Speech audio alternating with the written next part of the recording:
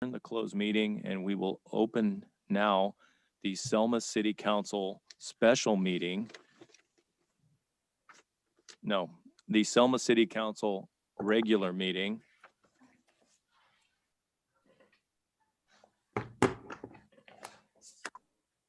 And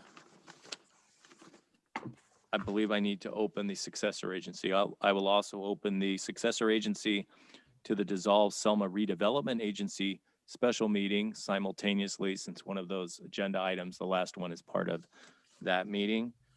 It is January 19th, 2021. It is 6:05 p.m. A note to everyone, this is a special notice regarding the COVID-19 about the attendance at public meetings per Executive Order N2520 issued on March 12, 2020 by the California Governor.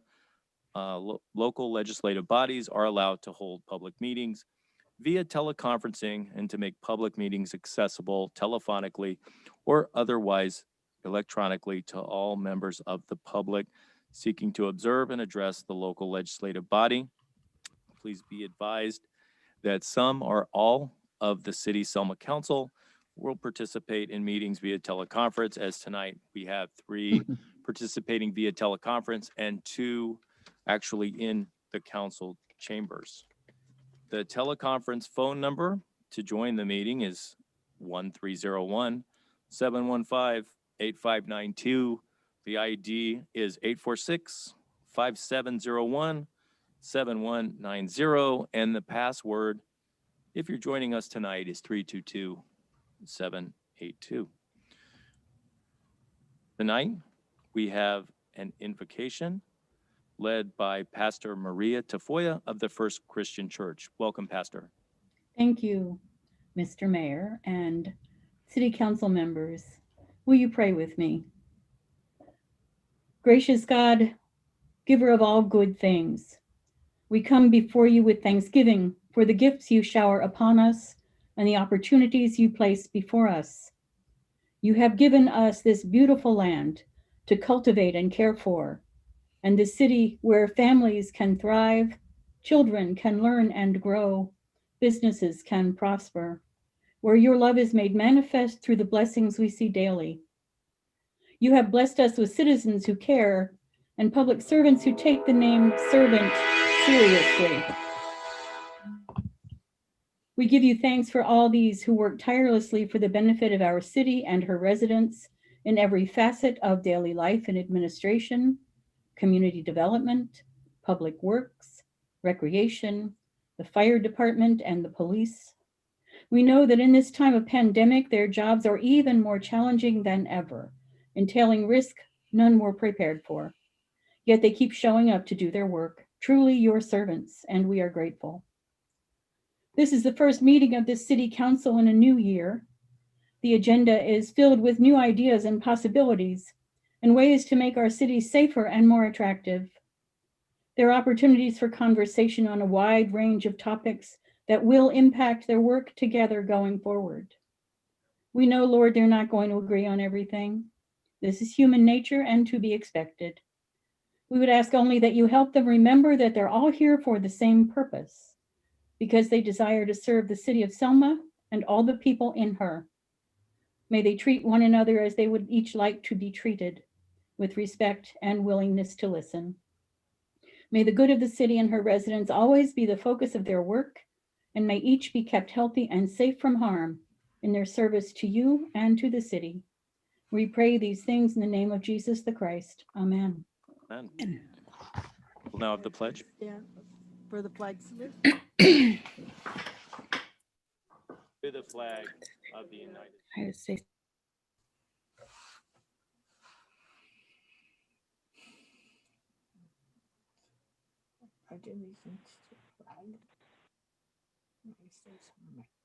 Call the roll, please.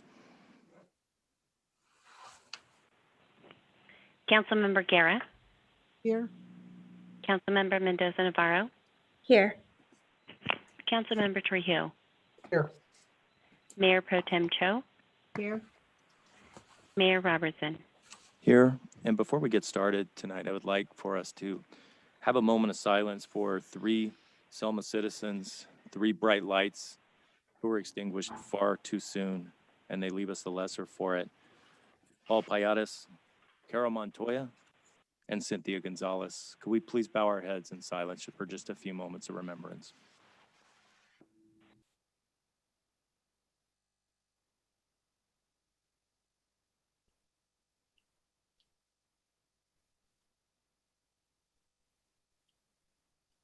Thank you for that. With that, we'll move on to potential conflicts of interest. Any council member who has a potential conflict of interest may announce the item now and recuse themselves from discussing or voting on the matter. Oral communications. At this time, any member of the public may address the council on any issue within its agenda, within its jurisdiction, but not on the agenda. No action or discussion will take place on any items not on the agenda.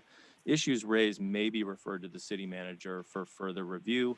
Speakers will limit their remarks to 3 minutes or less. City Clerk, do we have any oral communications at this time?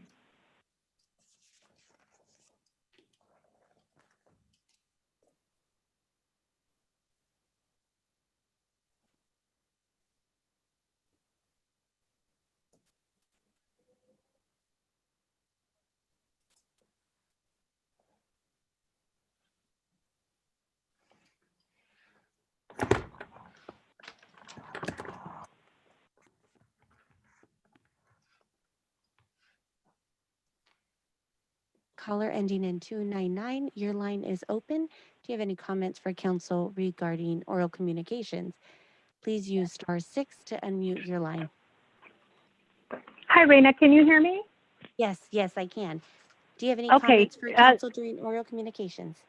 Yeah, really quick. I had pretty much a quick question. This is Yolanda Torres, and I just wanted to ask a question. Since we no longer have a city attorney representing us, the personnel committee, does this, are they still represented by an attorney, or do we no longer have an attorney if something legal was to arise? Can somebody answer that for me, please? City Manager? Mr. Mayor, the Personnel Commission. Thank you. We Hello, couldn't hear her. I couldn't hear.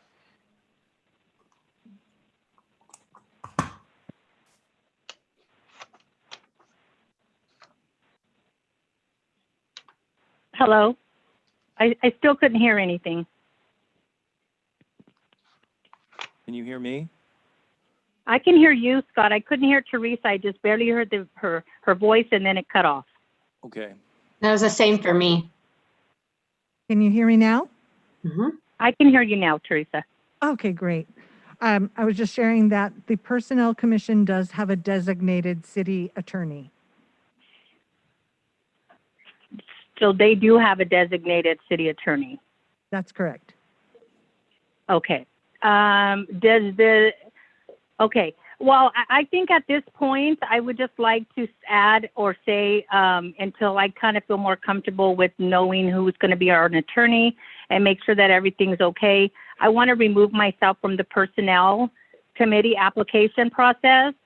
I'm just not comfortable at this time being one of the candidates until I can do a little more homework, if that's okay. That was noted by the city clerk. Thank you, Yolanda. Okay, thank you so much. Hi, caller ending in 315, your line is open. Do you have any comments for council regarding oral communications? As a reminder, please use *6 to unmute your line, and please state your name for the record. My name is Jesse Crouch, and I don't know if this is the time to bring up something downtown that I would love to see. And my kids and I love walking downtown, but we would also like to hear like some music down there. I know a little while back we were part of adding the lights downtown.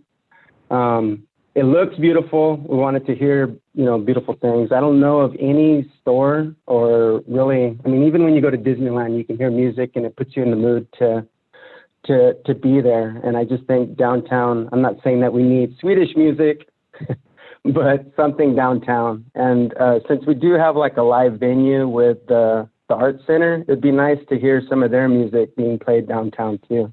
Another way of showcasing what we have here in Selma. Is there any thoughts or anything that we can do as not only a business owner, but part of the community to where we can get involved in that? Is there anything on the books for you guys? There's an agenda item tonight, Jesse, that will actually address that. It's CARES Act funding. So if you want to stay tuned for that, it's item number 5. Okay, I'll stay tuned. Thank you. Thanks. Hi, caller ending in 332. Your line is open. Do you have any comments for council regarding oral communications? As a reminder, please use *6 to unmute your line.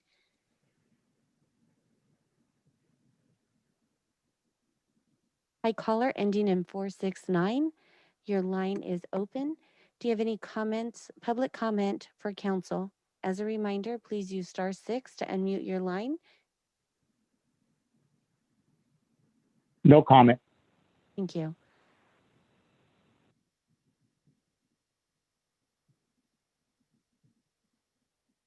Hi, caller labeled as FCF. Your line is open. Do you have any public comment for council? Just a couple of public questions. First of which is going to be, are we going to have some more PPP funding coming in for the businesses? We're going through, like myself, we're going through COVID. And the one thing I've noticed is that there isn't a whole lot of, aside from like DoorDash and other stuff, there isn't a whole lot of things that can be done for people in the middle of COVID. Walmart won't be ready, I think, until February. And Free For Less doesn't really have a pickup, curbside pickup unless you Instacart, from what I understand. And these businesses really need some money to help them get that established because we are seeing a rise. That took a lot out of me. May I have your name for the record? Mark Medina, also a Thank business owner here. Thank you, Mark. Did that come out okay? Because I'm short on breath. I could hear you. Can everybody else hear? That was my question. Thank you again. We will have an agenda item number 5 on CARES Act funding tonight. If you want to stay tuned for that agenda item, Mark. Sounds good. I know that like one of the places that I know a lot that could use a lot of help is some of our smaller restaurants, like Bomb Tacos, for instance. Usually she comes to the meeting, so I'm not sure if she's made it to this one. If she did, I might be going to ask her. But a lot of these smaller mom and pop shops that aren't part of chains tend to have a little bit more of an issue trying to get themselves situated for, Instacart, Grubhub, DoorDash, so they can get that delivery system set right. And having a little bit of the money to offset the cost might be nice for them. Thank you for that.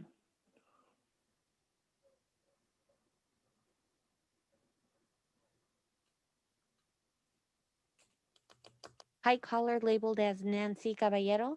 Your line is open. Do you have any public comment for council?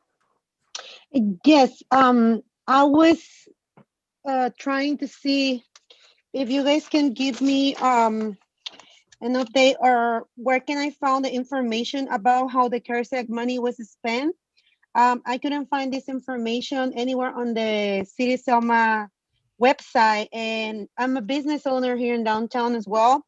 I would like to know more about the music you guys are planning to put on downtown as well. And for the CARES Act money, I would really like to know, since I was one of those business who got the grants the city was giving, for my understanding, there's still some money left, and I would like very much to know what are you guys planning on doing with this money, or how this money is going to help you to reactivate the economy for businesses here in Selma. Great questions. Nancy, stay with the meeting until agenda item 5. which specifically has to do with CARES Act funding allocations. Thank you. Thank you.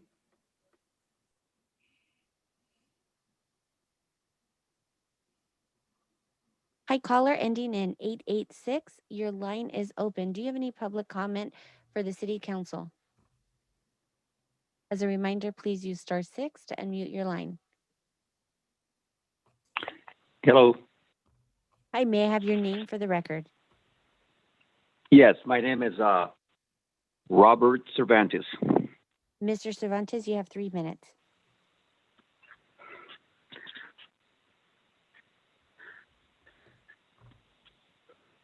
Yes, I do. For the all.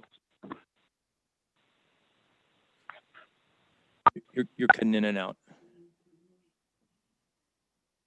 And Mr. Cervantes, your line, you muted your line? As a reminder, please use *6 to unmute your line. Did you have any public comment for the city council?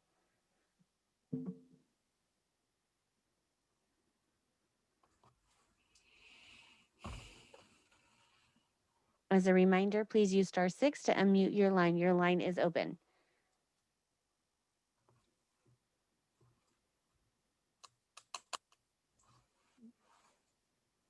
Hi, caller labeled as Jim Avalos. Your line is open. Do you have any public comment? All right, can you hear me now? Oh, hi, Mr. Cervantes. You have 3 minutes. Okay, I'm addressing the city council members of the an outgoing problem that we have here on Selma. I have a property right here at 3595 South Highland, and John Trujillo's got a property next adjacent to my property, and I would like to find out what's going on. He's had.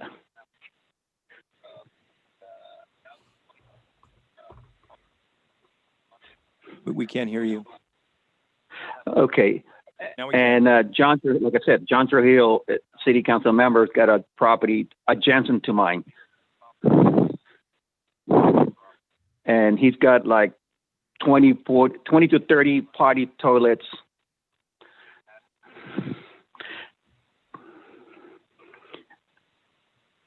I've been trying to address this issue for the past 30 days.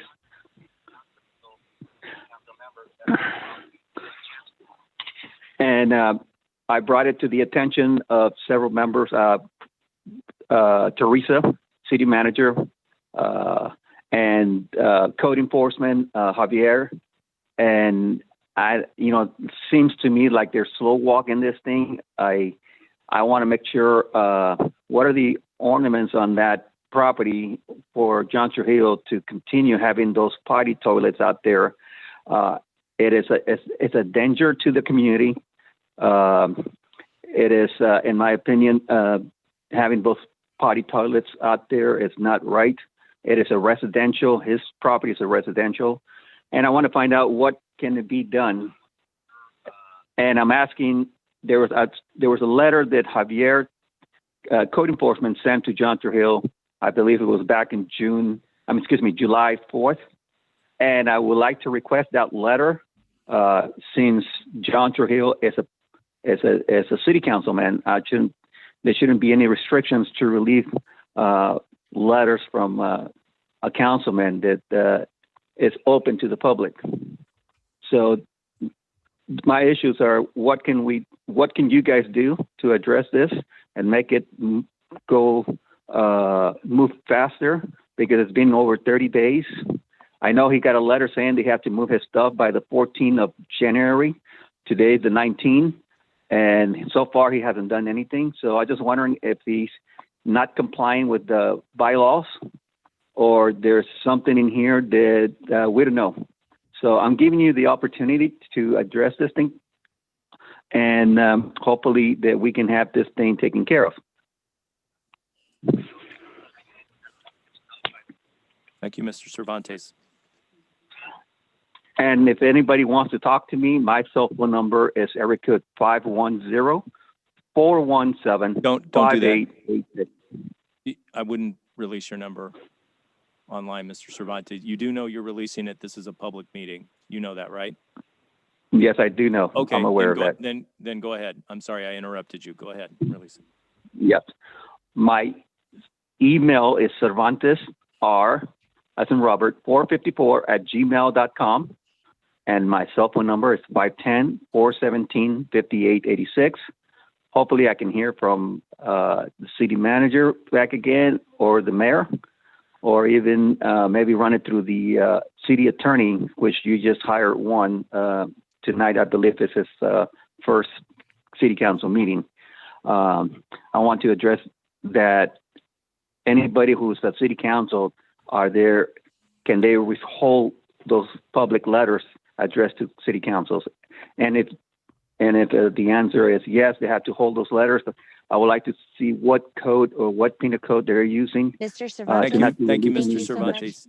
Thank you. You've reached your 3-minute limit. I'm sorry. Thank you. And this is one of those issues that will be referred to the city manager for further review. Okay, just for the record, keep it in there. Thank you. Thank you. We'll refer this to the city manager and ask for a report from the city manager to the entire council as to what transpires. Fair enough? Okay. Hi, caller ending in 299. Your line is open. Do you have any public comment for the city council? As a reminder, please use *6 to unmute your line.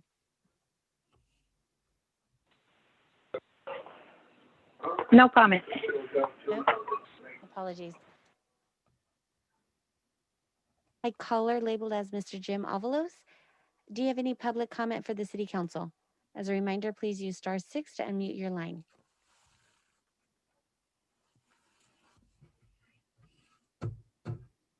Hello, can you hear me? Yes, we can hear you. Okay, yeah, I have no comments until we get to the other meeting on the agenda areas I'll discuss with the council. At this time, no comments at this time. Thank you.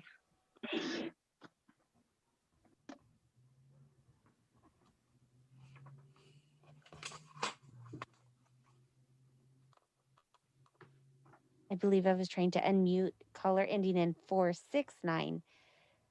Caller ending in 469. Do you have any comments for council? Do you have any public comment? Not at this moment.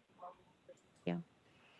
Mayor, those are all the calls we have at the moment. Thank you. Now, I want to speak. I would like to speak. They missed my number. May I have your name for the record? Elsa Gliba. You have 3 minutes. Okay. Hello, can you hear me? yes. Hi, this is Elsa Gliba with Bomb Tacos and Bears, downtown Selma. I'm calling regarding the CARES Act money. And I do agree with Jesse Crouch. I do believe music would bring a lot down to downtown Selma. And if we can get the shops to stay open a little later, we can get some things going down to have some more, get the farmers markets or something going on downtown. We just need to get more people to be able to appreciate our city more. With lighting and music, I think that's a big step to start with.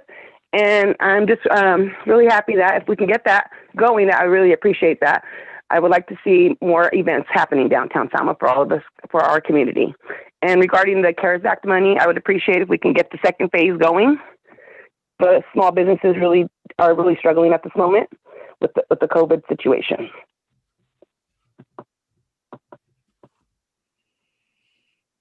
Did you hear that?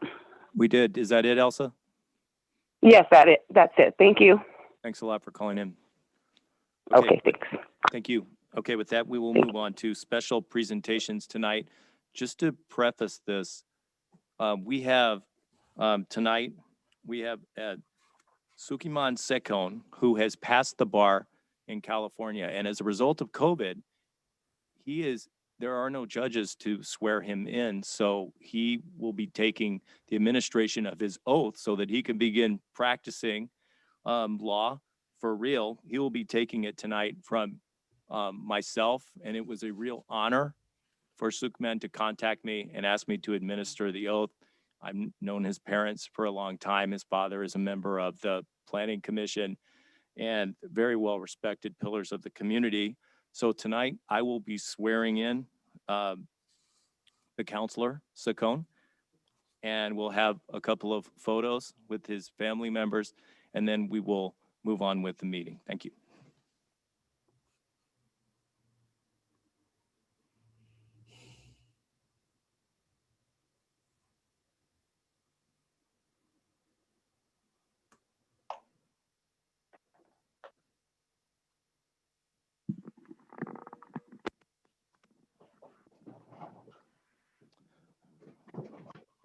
Speak into it.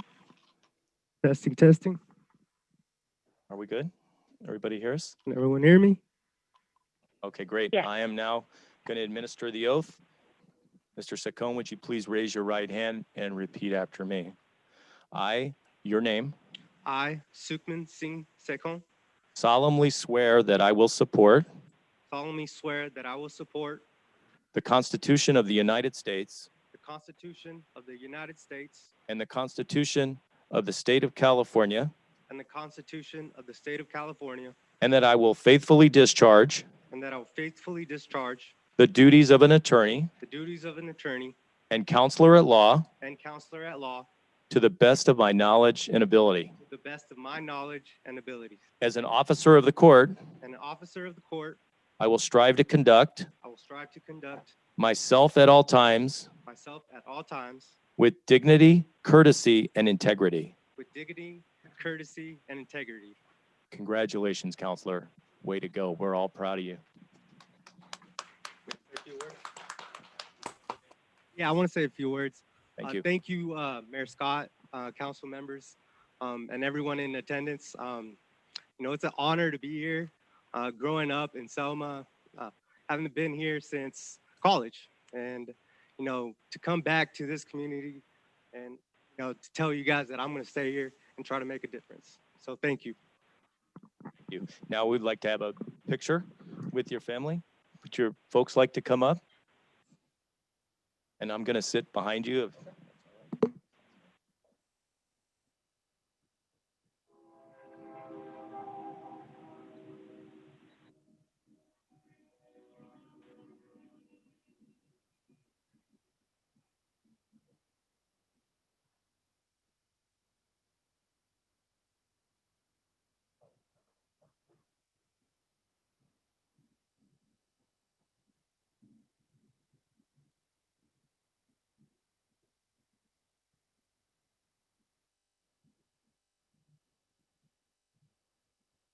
Congratulations.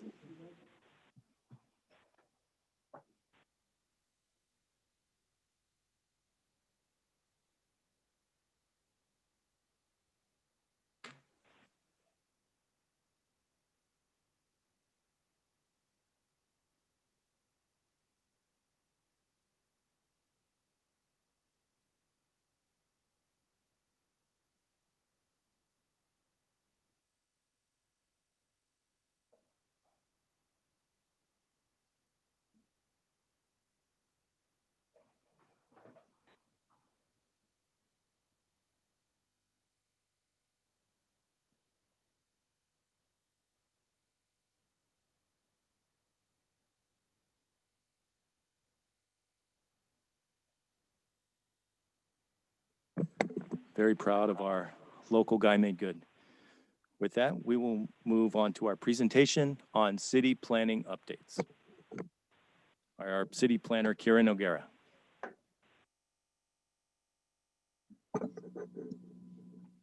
Thank you, Mayor, council members. Kira Noguera with QK, your city planner. And this evening, I have an update on our progress on our planning projects. So just a quick review, because it's been a couple months and we have a few new council members. I did want to let you know in your packet, you will find a spreadsheet. And this update is provided for projects that are processed by the planning department. Anything that is shaded in blue has been completed by the planning department, and their next steps are with engineering or building. So this update encompasses most of the community development process. Projects with no shading are still active projects with planning, so they're still going through the entitlement process with me. And then anything shaded gray has been completed or withdrawn, and it will be removed from the spreadsheet at the end of this meeting. But we did want to provide the update that it's completed, and so you know why it's not there next week. And this week I have noted all of my changes in italics so we can focus on what has changed. Any questions before I get started? Just read them, yeah. I'm sorry. It's, I think you're good. It's repetitive, but go ahead. Go ahead. Okay. Go ahead. The first project for diversified wellness, I did speak with the applicant on January 1st, 2021, and they are moving forward as planned. So they were waiting for one applicant to vacate their space before they can move into theirs, and that is continuing as planned. What's the location on that, Kira? They are located on McCall. I'm not sure of the other cross street. I'll have to follow up with you on that one, and I can put that in the spreadsheet so that it's there next time.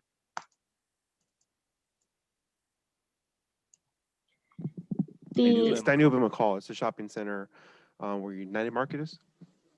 Thank you, Isaac. So currently the county, Fresno County, is occupying the tenant space that they wish to move into, and they have been doing renovations elsewhere. So that's the holdup for closing this one out. The next project was a tentative subdivision map, PUD, and density bonus for Nagra. And this one, the applicant is ready to move forward with finalizing that map, but they need to come to an agreement with an attorney for an HOA. So that's a special agreement that needs to be drawn up in order to ensure maintenance of the park and common areas for that development. The next project that has an update is a lot line adjustment 180040 for Nick Sahota.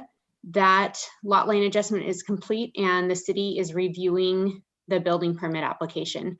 So the new homes and accessory dwelling units have been submitted, but we're also waiting on a landscape plan. But that should be done soon. Our next update is with the CUP and site plan review for the Van Horn truck stop. I spoke with the applicant and they are in the process of revising plans. They noted that due to COVID, the company that is writing the fuel island and canopy plans, or I'm sorry, designing the fuel island and canopy is taking a little longer than expected, but they are moving forward and hope to have that submitted soon. The tentative parcel map for SETI has been recorded. It was recorded December 23rd, so that one will be removed from our list. The site plan review 170017 for a service station on 2nd Street. They have begun construction with the construction of a block wall. So in January, a building permit was issued for that project. So they are moving forward. The next update I have is for a super drive-in. This is a site plan review. And we were in communication with Caltrans and they have revised their conditions of approval, making it a little bit easier for this applicant to move forward. Tracy with our economic development is helping the applicant with his questions and any information he needs so that he can move forward with installing his drive-through. The site plan review that we completed for Farney Automotive has been issued permits and they are currently under construction. So this one will be removed. We do have an active project for an annexation, pre-zone, general plan amendment, subdivision map at Highland in Nebraska.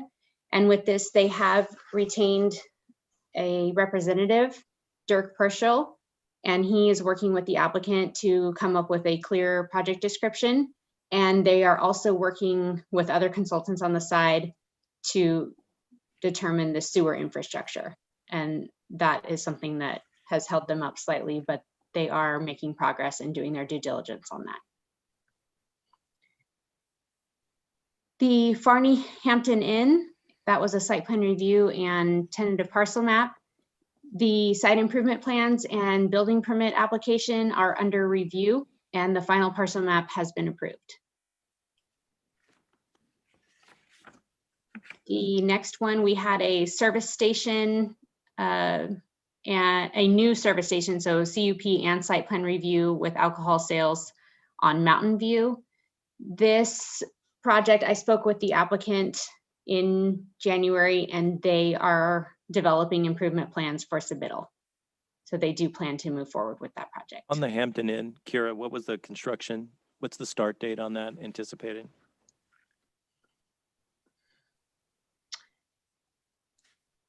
So my update has that site improvement plans and building permit application is under review. Isaac, do you have an update on that by chance? Sure, I can take that. With talking to Farney family, they're currently in the process of finalizing their financing. They're hoping to have that completed within the next 6 weeks.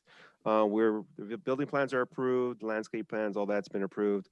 The last thing they need to do get approved is their improvement plans, and then they're ready to break ground after that. I think we were originally anticipating a March 1st breaking ground date. Do you think that the city will have the permits ready by then if everything's filled out correctly? Yes, they'll be way before that. They're looking to break ground It's moving after the forward 6 weeks. quickly. So they're looking in good shape to get that done. Is there any kind of term of how long it's going to take to get that hotel up? For construction, I have not heard of a time frame as far as construction phase. Okay.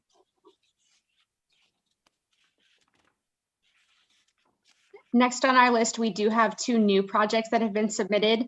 We have a site plan review for Dutch Brothers Coffee, and that is located at the corner of Floral and Highland. This project has been routed and it is under review by city staff. We do have a meeting scheduled with the applicant tomorrow to discuss the design and the queuing of cars.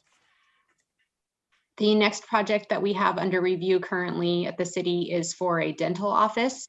This is located in the Walmart parking lot off of Floral. They plan to demolish an existing Pizza Hut building and construct a new dental office. And again, that is currently under review by city staff. So that area is zoned for commercial and medical. I know Dr. Boz is around there. Is that whole area medical and commercial?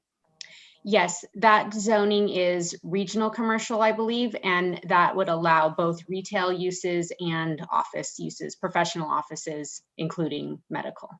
Yep.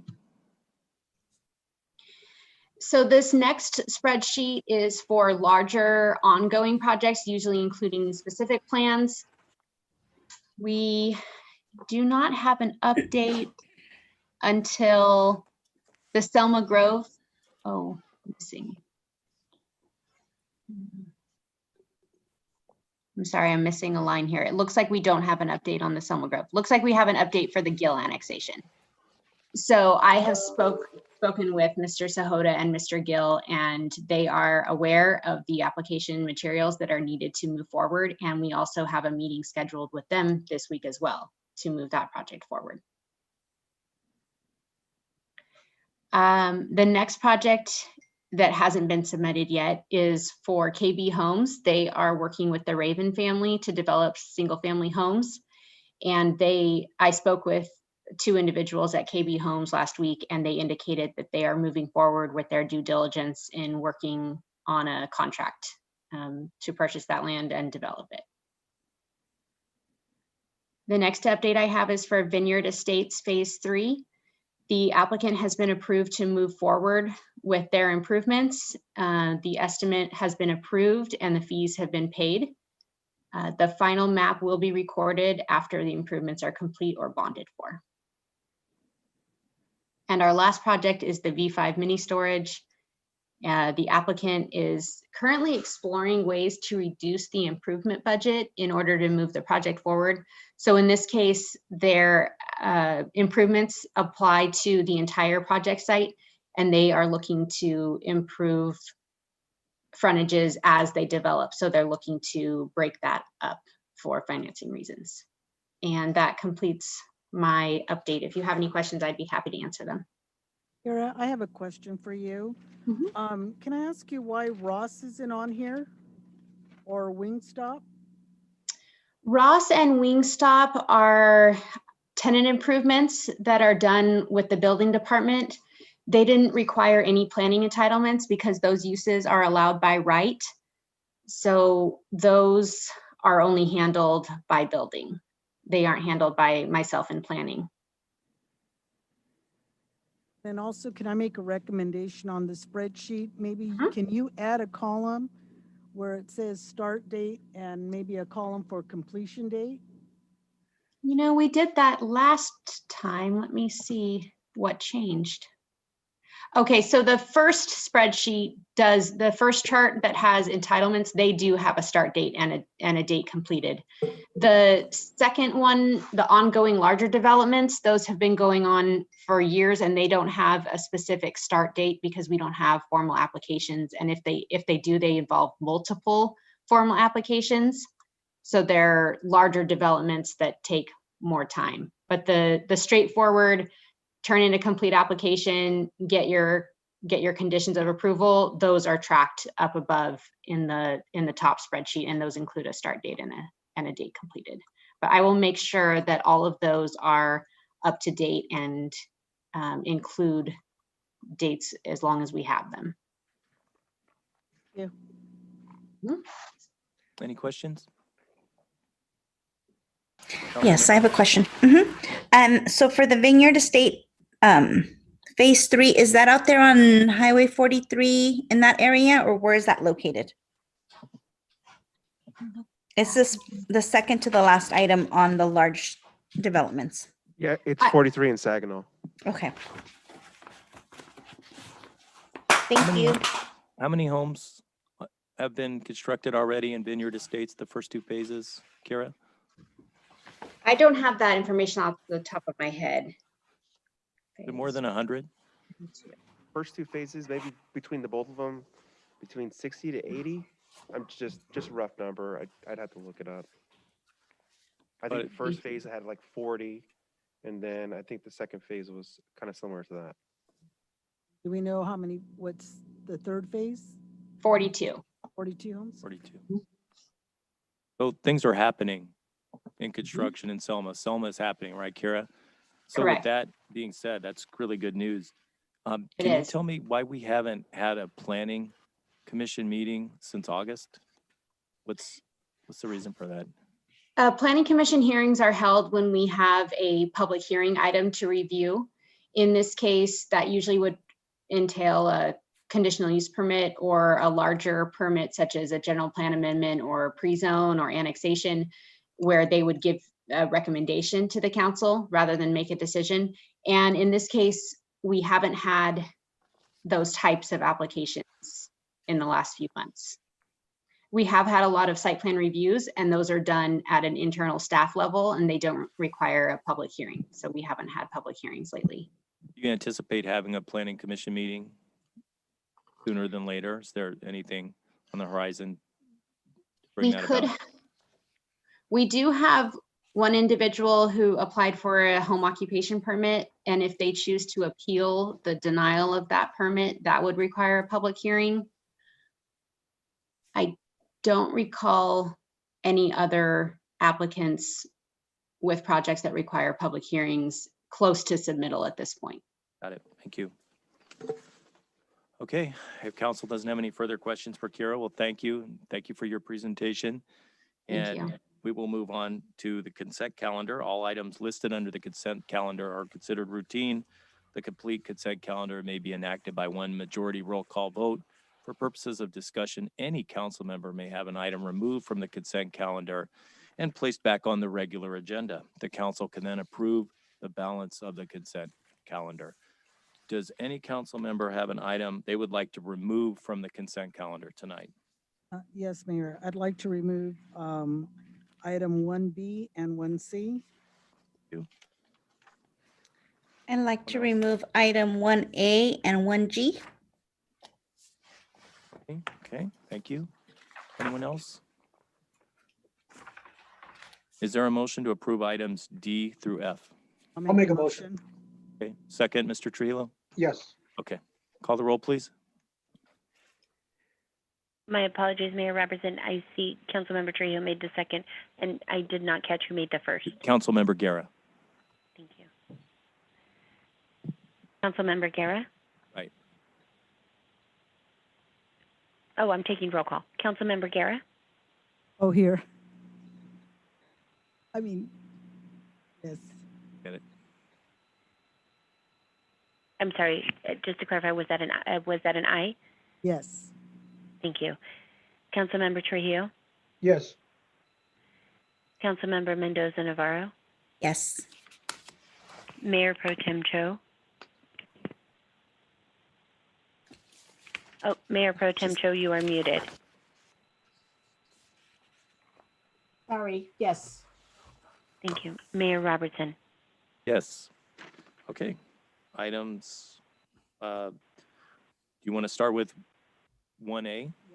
Councilmember Mendoza Navarro? Yes. So I just have a question. I read the minutes and they were fine. However, I'm just wondering, we're in January, and so these minutes are from June. So I just kind of want to know the process for that. Is there a reason why? I know the city clerk who does the minutes has been catching up on many different issues with the COVID environment. City clerk, did you wish to address that directly, or is that sufficient what I said? That is correct. Your comment was sufficient. Thank you. Thank you, Raina. Item 1B and 1C. Item 1B, I just want to know, I know the award went to RJ Berry, which is great. I just have citizens asking me, when are they going to start the project for the Huntsman Avenue widening project? So I'll go ahead and turn that over to Joey. He can answer, our city engineer. Hey guys, Joey. Good evening, Mr. Mayor, members of council. It's been awarded. The funding is in place. All we have to do is award the contract, and we can get started. We've actually been in talks with RJ Berry today, multiple times, just hoping that they'd have approval so they could ramp up and get it done. I mean, you could start within a month, assuming rain doesn't set us back. Is it fair to say sometime in February? Yes, absolutely. Okay, thank you, Joey. And then item 1C, same thing. The start date, this award was given to Don Berry. And same question, when would we have a start date? 1C, again, once we get it awarded, the next steps for me to do is to issue what's called a notice of award to the contractor. Then they get their traffic control plan in place, and we set up a time, and I give them a notice to proceed once we kind of come to a mutual agreement on their start date. And I'd say, again, 4 to 5 weeks is very doable.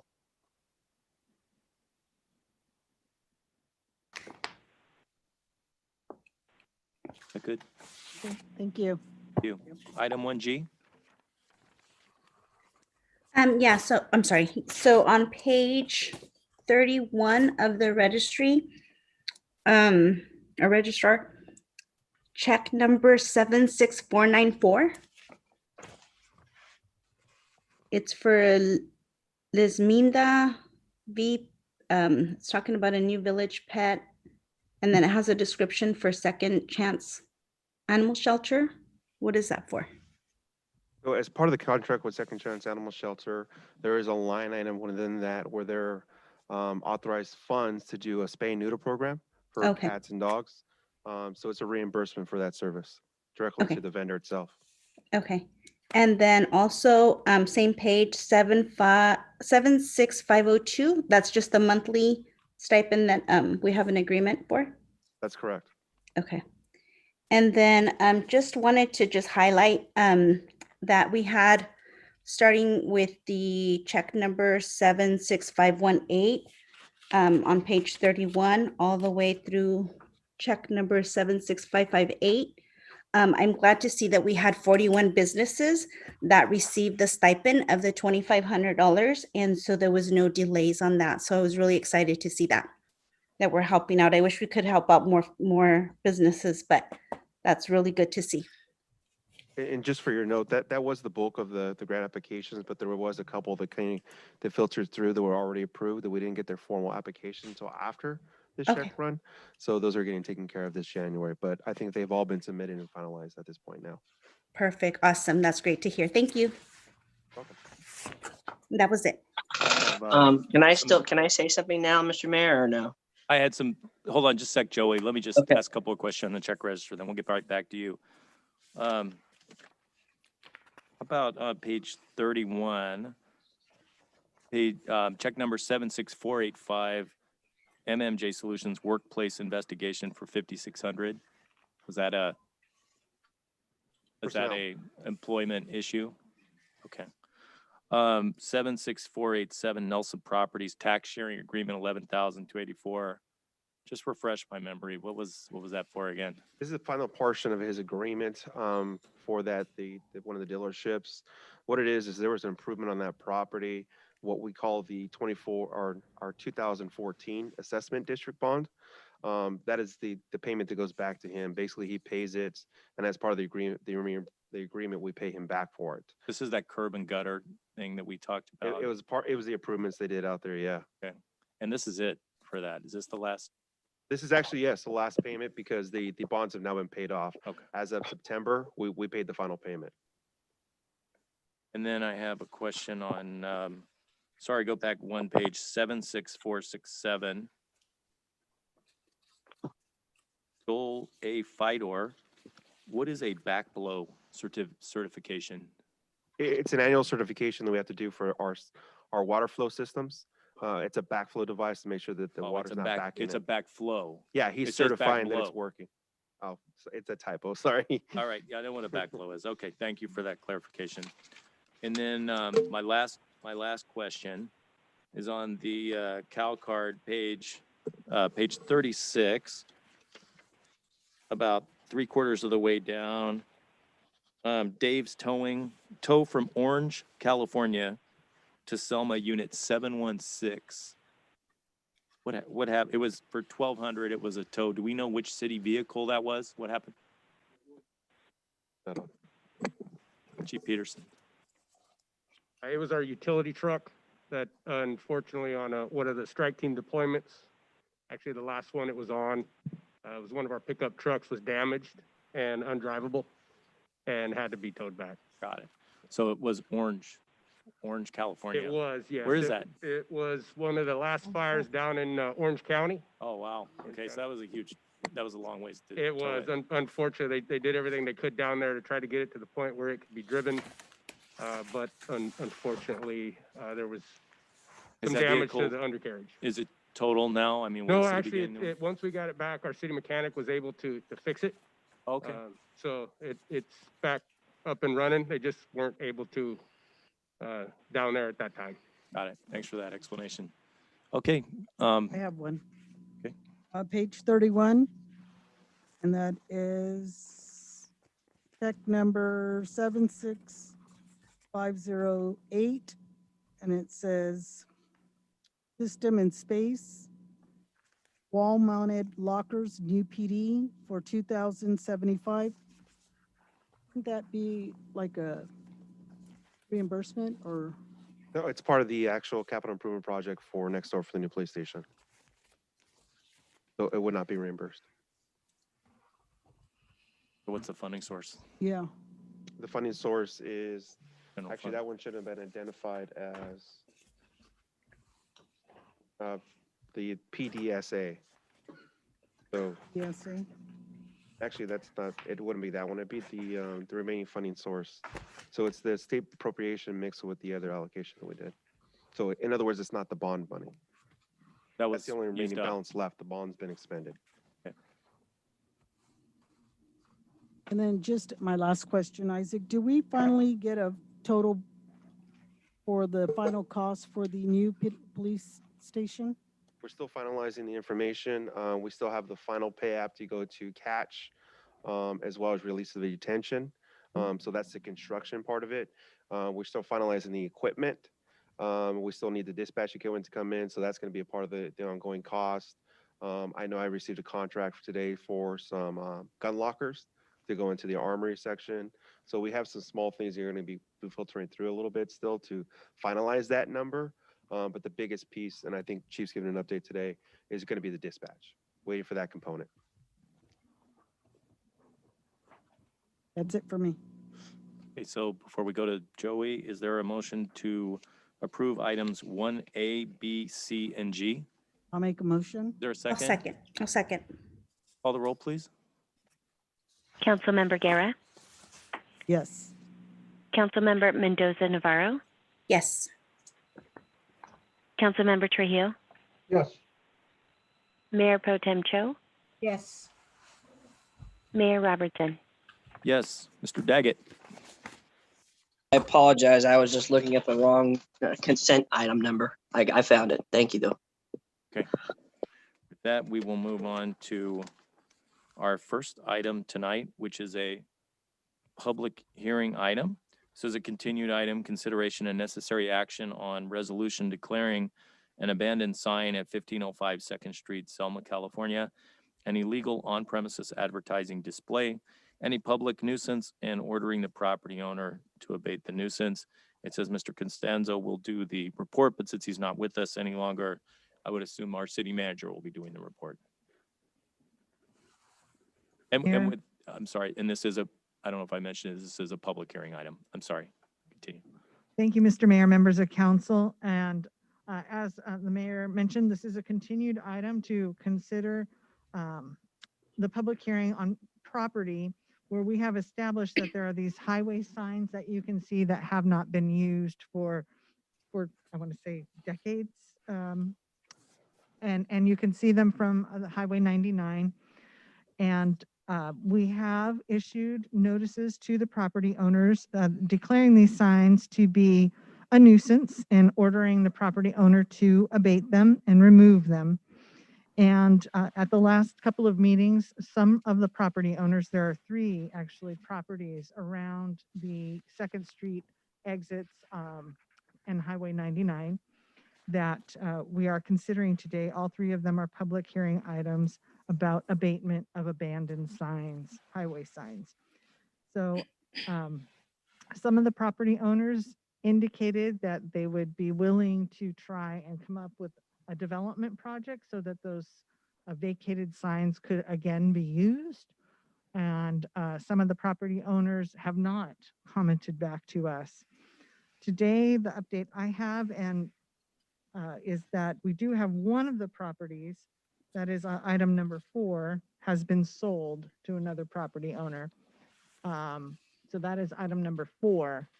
I don't have an update on item from the property owner for the address at 1505 or 1630. Do we have a caller on the line, or have you received anything else, Assistant City?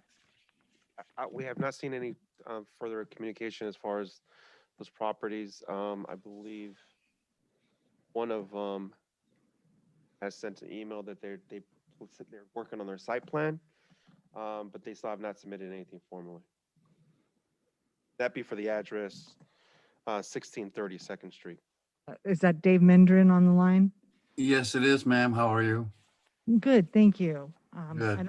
I don't know if Mayor, you want to consider all 3 of these, or if we Can can we do do that?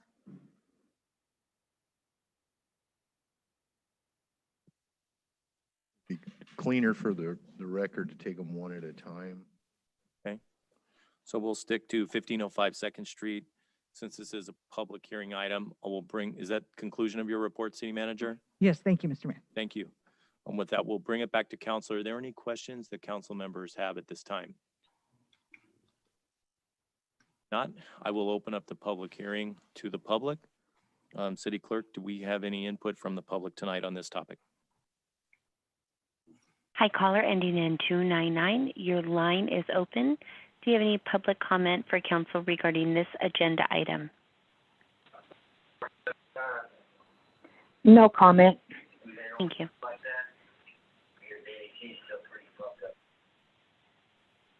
Hi, caller ending in 315. Your line is open. Do you have any public comment for council regarding agenda item number 2?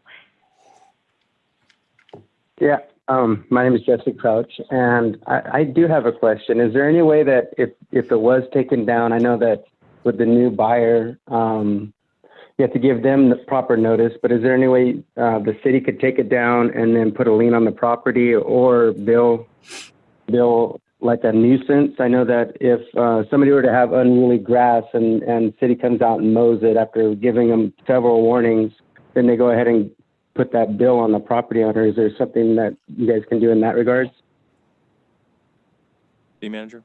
Yes, that is correct. We, if the property owner does not abate the nuisance, then the city can go in and do so and lien the property for the cost.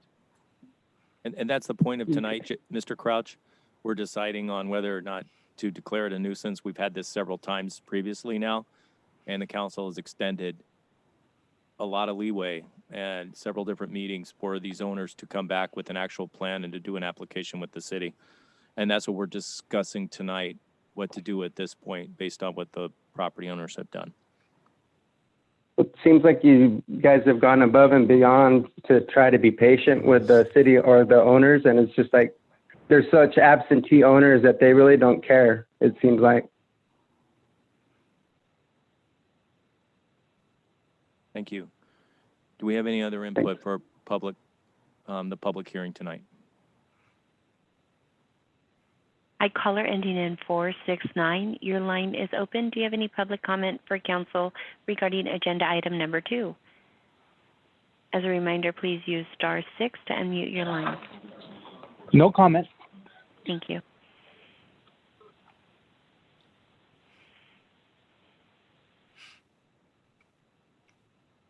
Hi, caller labeled as FCF. Do you have any public comment for council regarding agenda item number 2? No comment. Thank you. Are we still on 1505? We are. We are. Okay, thank you. Mr. Avalos, do you have any public comment for council regarding agenda item number 2? Hello, can you hear me? Hi, Mr. Avalos. Yes. Do you have any public comment for council? Yes, you know, as previous councilman, we addressed this issue in the past, and we're kind of moving forward on the agenda on this embankment situation for the Second Street situation. I'm in favor of moving forward on this process. Okay, guys? It was dealt in the past, and now it's in front of the council now, in front of you guys, the new council people. So I'm just giving my input to beautify Second Street. We have to make some changes and make it right, and continue to make the town look beautiful when people come off Second Street. Don't look into a eyesore. They look into something that's real nice, you know, not desert looking or drabby. So that's all I got to say. It's up to the council. Thanks, Jim. Any more comments? Hi, Mrs. Nancy Caballero. Do you have any comments for council regarding agenda item number 2? No, thank you. Thank you. Mayor Robertson, those are all the comments that we have. Okay, thank you. With that, I'll bring it back. I will close the public hearing, bring it back to council, and ask for council input at this point. Does anybody have input? I'll ask Input. Go ahead. I think I have to say that we've given more than enough ample time for these property owners to either clean up the sign, make them look really nice, or take them down. I think that continuing to give them more time is not going to get us anywhere. So I feel that their time is up and we really need to move forward. The city needs to move forward. So those are my comments. Have we heard from the owners of 1505? Anyone? Any response? City manager? Not recently, no. They actually were pretty good about attending the meetings too, and they didn't this time. They dropped that I could off this see. time. So I think the council was crystal clear at the last meeting on what would happen if there was no input from the owners, no applications filed, and it appears that there's been no response, no input, no app, and the most important thing, no application filed with the city for any work.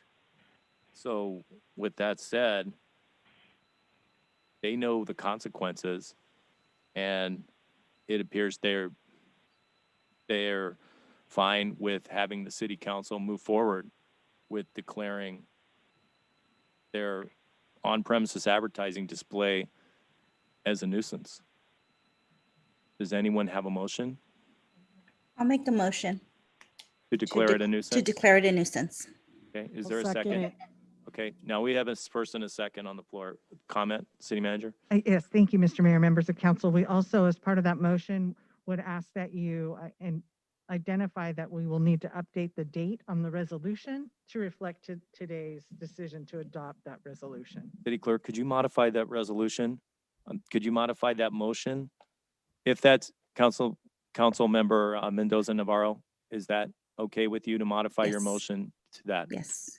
Councilmember Guerra, is that okay? Yes. All right, so with that, we would have a first and a second to declare that sign a nuisance at 1505. And to update the date on the resolution declaring it a nuisance. Just in terms of logistics, what happens from here if we vote to declare it a nuisance? Does the property owner then have a future time to come appeal this, or is this it? Mayor, if I may add, that item number 3 on the resolution actually sets the hearing date, and that date does need to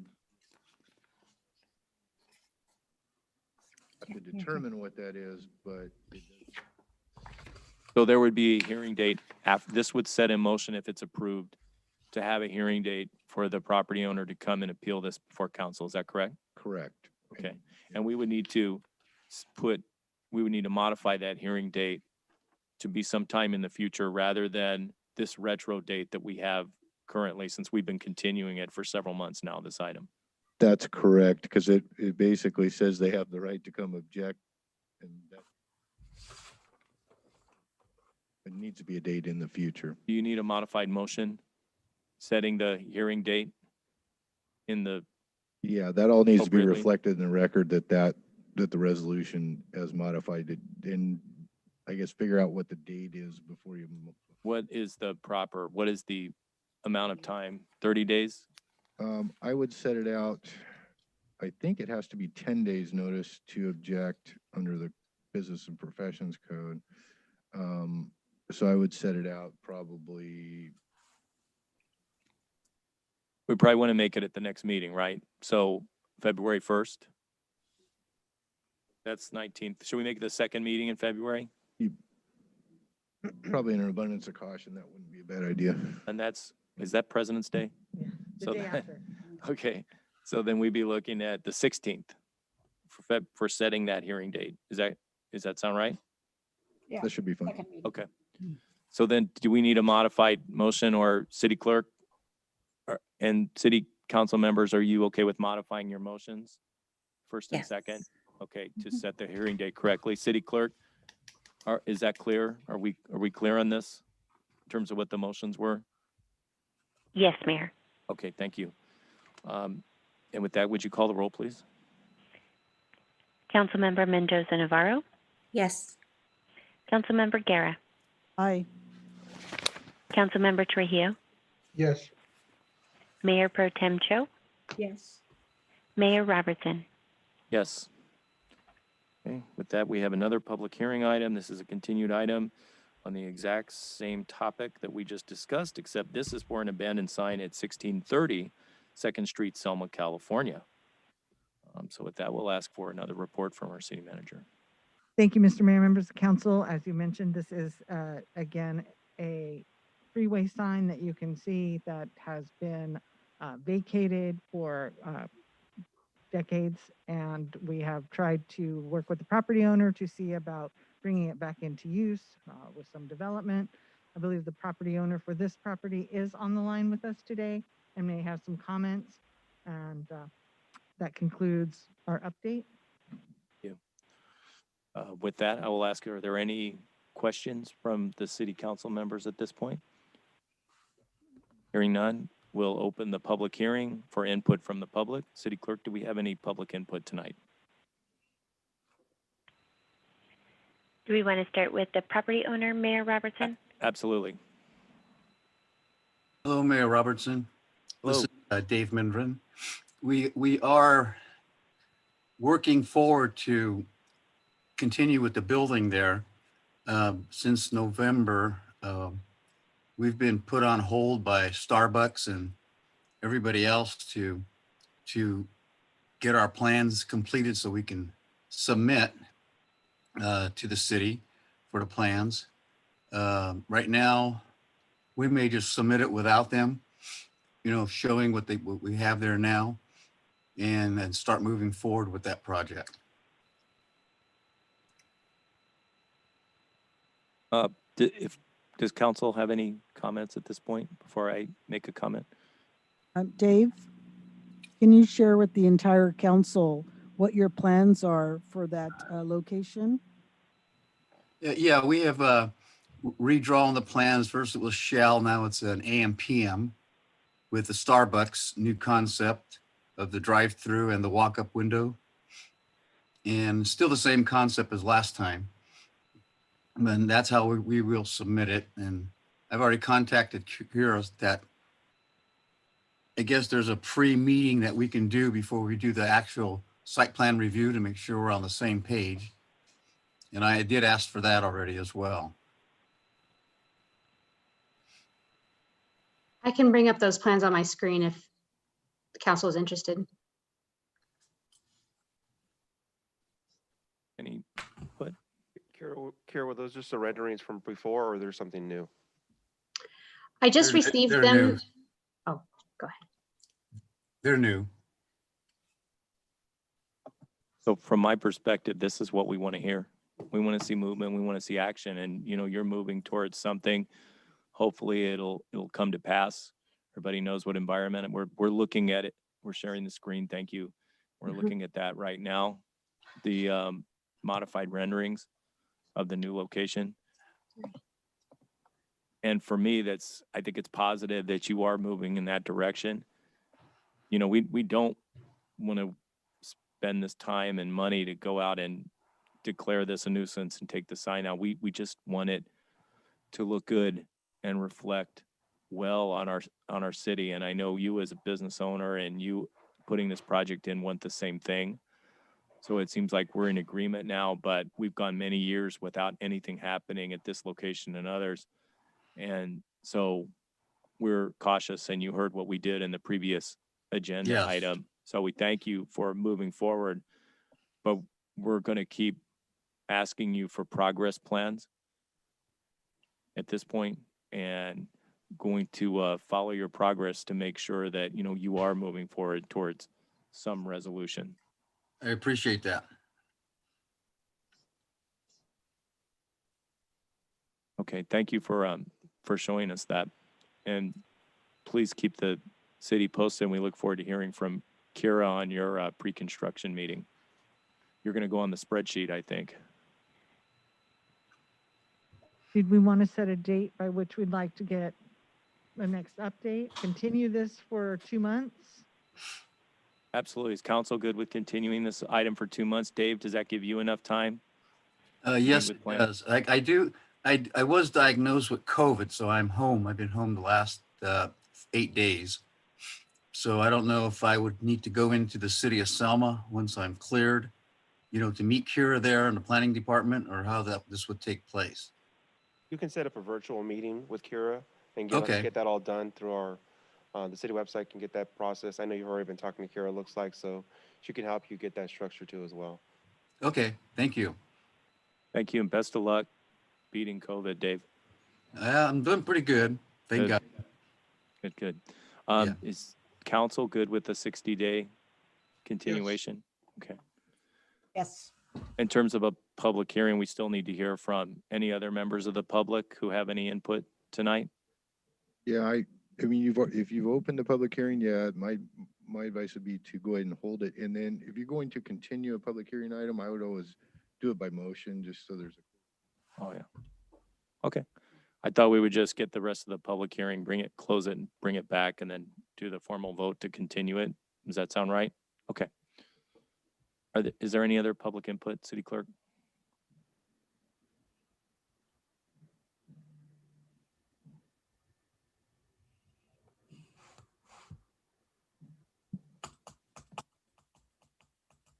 Caller, Mrs. Nancy Caballero, your line is open. Did you have comments for council regarding this agenda item? No, thank you. Okay, thank you.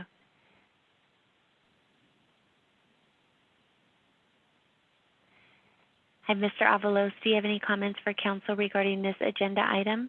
Yes, it's Dave, gentleman, I own some property. I thank him very much I guess it takes, as council move forward and try to invade property and improve it, it takes Mr. Dave, the property owner, to step forward and improve his property. And I commend him greatly. And also, I thank him for surviving out of COVID-19. If he didn't survive, he would be in a different situation again. He wouldn't be talking to us about improving the property. So I thank him very much, him moving forward and improving his property, and also improving City of Selma and development. I thank him very much, and I hope the planner can assist him in any streamline issues that he needs help with to help in Selma move forward quickly. Thank you.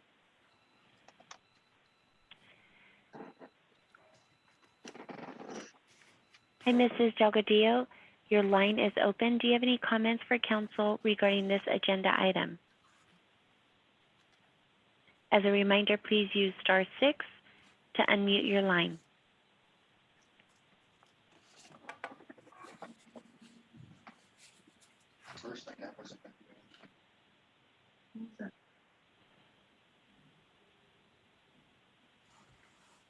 Hi, caller labeled as FCF. Your line is open. Do you have any comments for council? Just I'm happy to hear that the business owner is willing to show some plans and move forward, and anything that can improve Selma, especially with the line of sight lights when we see the old signs that haven't been used in decades, and getting those things fixed. That's the way we want to move in Selma. We want to move forward. Thank you.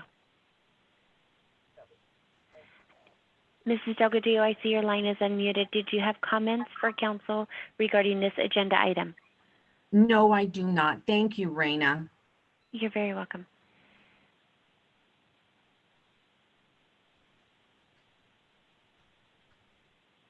Mrs. Torres, do you have any comments for council regarding this agenda item?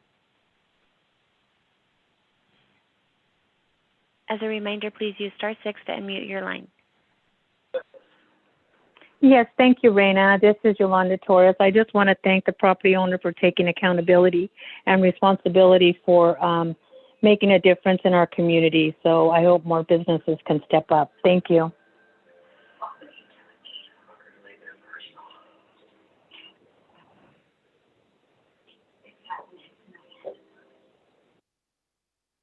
Mayor Robertson, those are all the callers on the line. Thank you. With that, we will bring the discussion back. I will now close the public hearing, bring the matter back to council. Given what we heard from the property owner, Mr. Mendrin, is there a motion to continue this public hearing item for 60 days or until our second council meeting on February 16th? I'll make the motion. Hold on. Oh, I'm sorry, not this one. Is there a motion to continue this item for 60 days? I'll make the motion. Okay. Is there a second? I'll second it. City Clerk, call the roll, please. Hold on. We have a first and a second on the floor. Is there any further discussion? I just No. wanted to say this is really exciting, especially in that area because it's right off the freeway, and I think it's going to bring a lot of business to our little town. So I have I'm one excited. question. We have a question. Mr. Marini, are you still looking to acquire additional property to make this project work? Or are you going with space that you currently have? I asked this for time-wise as far as what your scope for your work would look like. Oh, you're talking to me? Yes. Oh, yeah, we're still going to acquire the property to make it work, but we have a plan B if it doesn't work to still move forward. So your site plan that you've submitted or your sketches or rendering that you submitted, does that include that additional property? Yes, it does. Okay, thank you. That additional property would need to be rezoned and have a general plan amendment, just FYI. So that would increase the timeline significantly. Yes. City attorney said we should go to a date specific. Date specific, just because it is a public hearing. Okay. So are the two council members okay with modifying their motions to continue this item until our March 15th meeting? Yes. Okay. You. Call the roll, please. Councilmember Guerra. Aye. Councilmember Mendoza Navarro. Aye. Councilmember Trujillo. Yes. Mayor Pro Tem Cho. Yes. Mayor Robertson. Yes. With that, we'll move on to public hearing item and our last public hearing item tonight, number 4, which is about the same thing as the previous two topics, but this is declaring an abandoned sign at 1635 2nd Street in Selma, California. And with that, we'll ask for a report from our city manager. Thank you. As with the others, this is a property sign that has been vacated for decades. And the newest development is that this property has been sold. So I don't know if that means we would need to start the process over with a new property owner, or I'll look to the, thank you.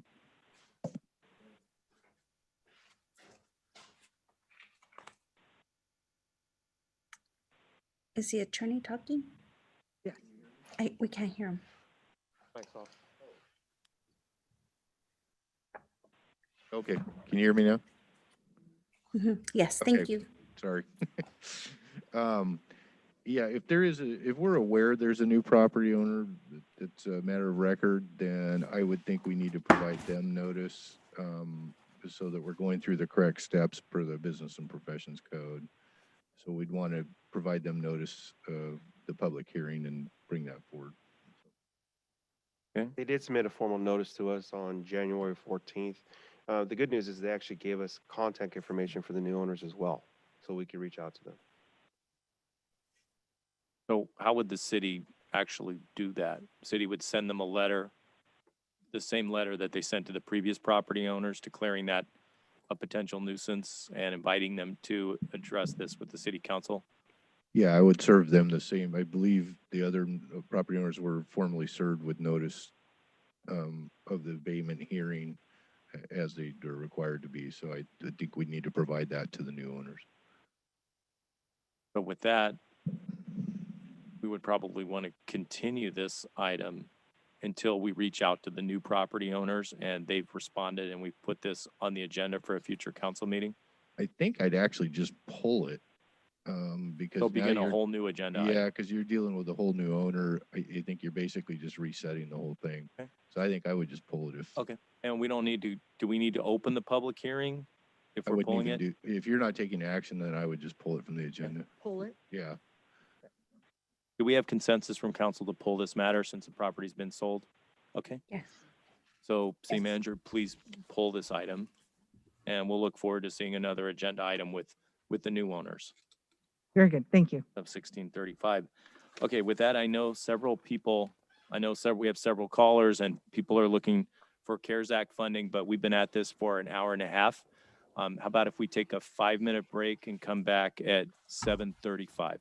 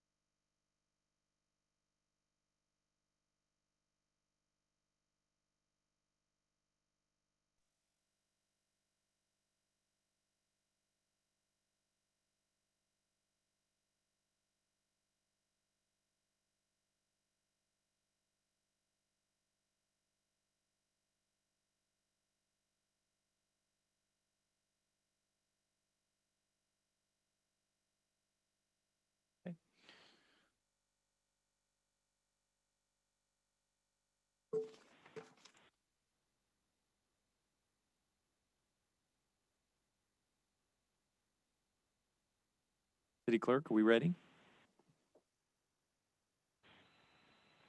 Yes, Mayor Robertson. Okay. Do we have all of our council members here?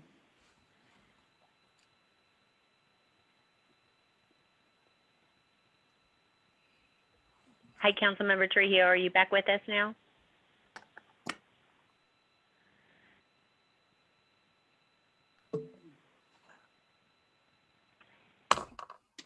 Yes, we have all our council members with us. Okay, with that, after that brief recess, we're back in session for our first regular business item. It is also a continued item from the last meeting. It's consideration of City CARES Act funding allocation from Fresno County and associated fiscal year 20 to 21 budget adjustments. Report, please, City Manager. Thank you, Mr. Mayor, members of council. As you're aware, the City of Selma received $254,521.62 in CARES Act funding from the County of Fresno. And we used that funding for public safety, which is a presumed dedicated payroll expense. By dedicating those funds to public safety, we have freed up that amount of money in the general fund that can be put to any number of purposes dedicated by the council. And based upon the feedback we've been receiving from council with our first CARES Act funding and additional comments that have been made, we have a proposal here to consider funding a business license fee relief program for the calendar year 2021. This would be, council had expressed the desire to assist businesses with some relief, and this would be something that could be applied to all businesses. And another item that came forward that we're bringing forward is a home occupation permit fee relief program for the upcoming calendar year as well. We've received some comments, and I think council's received comments about concerns of folks in the community that are doing wonderful things like selling food. However, they may not have their home occupation permit. And this might give all of the entrepreneurs, or many of the entrepreneurs in our community, an opportunity to come in and get those licenses without having that additional expense, so that they could be licensed properly in our community to run those types of businesses from their home. And if they have any other obstacles where they maybe, we can identify them and help them figure out, do they need a professional kitchen or something like that? So we're trying to find ways to engage the entrepreneurs in our community and assist business as well. So that's why we proposed that program. And then we have been discussing with the city council improvements that we want to make to our planning and building processes. And we'd like to use some of the funding to assist us with the acquisition of permit software and the implementation of those services. And that would help streamline our permit processing system. This additional funding will help offset the grant funding that we've received. So it's sort of a small match to the overall project there. And then additionally, council already approved the gift card program, and Tracy Tosta is on the line to talk to you about how that has worked and how that's going. So those funds are already circulating in our community. And we also have the OptumServe COVID-19 test site that has been approved at Pioneer Village. It is working really well. This was a proposal number 5 for $1,800 to cover the cost of those utilities, as the county does not do that, and we wanted to offset that burden for Pioneer Village and Enterprise Fund. And then the last item would be towards a capital improvement project. As you know, one of council's priorities has been revitalization of downtown, and we did a capital improvement program this past budget cycle that identified this as one of the items we'd like to budget for, and that is to have music downtown. This would be an allocation that we could put towards that. From our first estimates or previous estimates, I don't think this would cover all the costs associated with that, but it would be a portion that we could start to allocate towards reaching that goal. So those are the things. I think, Tracy, did you want to add some information about what's been working and what you're hearing? Yeah, absolutely. I did want to just squeak into this item since it's related to COVID. The demographics and information about these city grants. That grant program came from the first allocation of CARES Act funding from that trickled in through the state, through the county. That was $120,000 that went out to 48 businesses. 40 of the 48 were minority-owned businesses. Also want to note that 27 of those were also female owned and 30 of them were in our downtown area. So the funding from our city implemented COVID relief grant did predominantly go towards very small, very deserving businesses in our downtown core area. It also went to 10 restaurants, 14 barber salons and personal care facilities, 2 companies that were arts related, and 2 of our local gyms. And with the gift card program, that was again, $10,000 allocation. Most of that money is already out in the community. $8,125 are out there in the community right now, just waiting to be spent at the businesses that have signed up. And currently we have 14 participating businesses, some of which are on the call. Hello, everyone. Thank you for calling in today. And we're just waiting for the next event to sell some more gift cards. We hope to continue to promote this throughout the year. With Valentine's Day coming up and Mother's Day, we can continue to sell these gift cards year round and utilize the remaining funds within that pool to offset the fees for purchasing the cards. It has been pretty successful. I've seen a lot of purchases come in for Java Express and K&E Ranch, and I hope to work with the businesses that have signed up to continue to promote that. So that was just a short update on the funding opportunities with the CARES Act funding. Thank you, Mayor. Thank you, City Manager. With that, we'll bring it back to council. Does anyone have any comments tonight on this topic? So I have a question. Oh, go ahead. Okay, I have a question for Tracy. Tracy, out of the 41, you said there was 48 businesses, but I know there was 41 businesses that were awarded the $2,500. Were there businesses that did not get awarded the funding? So 48 businesses were awarded, and I had 49 applications. There was one business that I didn't receive any responses from in requesting documents and that sort of information at the onset with the application. So only one business was not awarded. Any council member Mendoza Navarro? Yes, so I have a question on for item number 7, $20,000 for the sound system. I'm sorry, I looked at the 7%. I apologize. Item number 6, the $20,000. So can you explain to me how the music system is part of the COVID funds? I mean, I totally agree that we need to have something downtown because, it would be nice to hear it, but there's a couple of things come to mind as one. I believe we used to have one, but I know there's licensing, probably issues with that. If you're playing certain radio stations or something, I believe that there's licensing involved in that. Do we have anything? Certainly, I'll answer. I'll have Michael talk about the licensing and the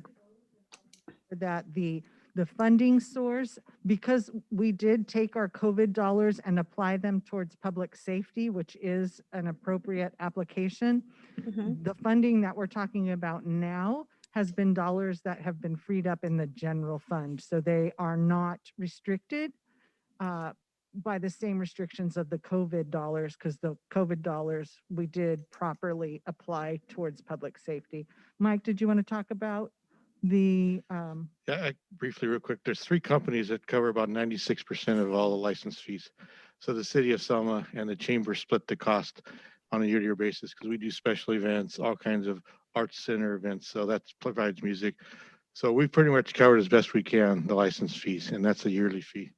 And how much is that? Each one's about $360 to $400 per per organization. And so you take roughly about $1,200. So the city pays 600, the chamber kicks in for 600.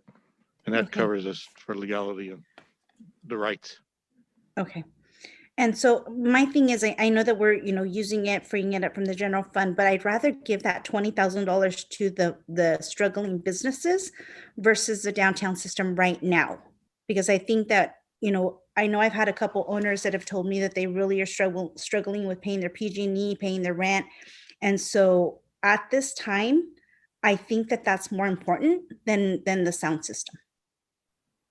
I also agree with Councilman Navarro, because since I am a business owner myself, and restaurant is the toughest one right now we're dealing with, and any amount of money they can help, like I say, if they can get, because they're doing they closed it down, so it's takeout only. And fortunate, like I say, I am, I can survive in that, but a lot of the businesses are not set up, people are not going in just to do the takeouts. So I think any amount, like especially like $20,000, if it could help some of the businesses, and just paying some bills, there's bills always going to continue on as long as they are open. The rents are always going to be there. They're not going to go away.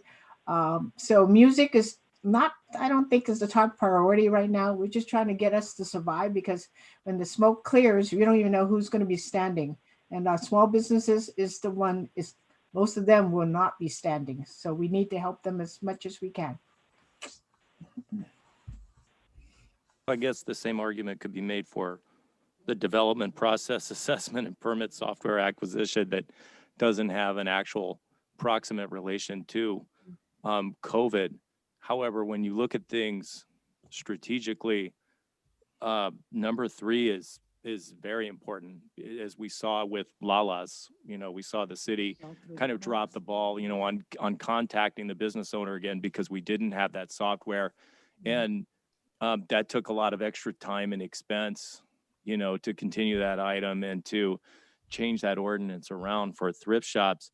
The same could be said of the speakers, which this council, I know your council members, Blanca Mendoza Navarro and Mayor Pro Tem Bev Cho, you're new to the council, but if you had attended some of the previous council meetings, we've been talking about this as a council for a long time now and been looking for a funding source for the music. And if you look at it strategically, this is a way to make our downtown successful by bringing more people downtown. And you, Mayor Pro Tem Cho, as a business owner, I think you would benefit as well, along with a lot of other business owners, from bringing more people downtown.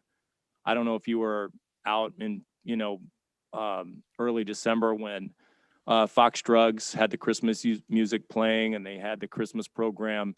It just created a nice environment with that light, with those lights. And there are other cities that we could look to that have done the same thing by using music as a draw for people to help attract people and make their downtown more shopper friendly, which we badly need. The city manager is the person who put this on, and I was pleasantly surprised to see this as an outlet for the CARES Act funding, and I believe in it, and I think it's very important for our town to use this money to grow in the future. And I know that COVID has hurt a lot of businesses, especially the restaurants and the gyms, and the movie theaters and the hair salons.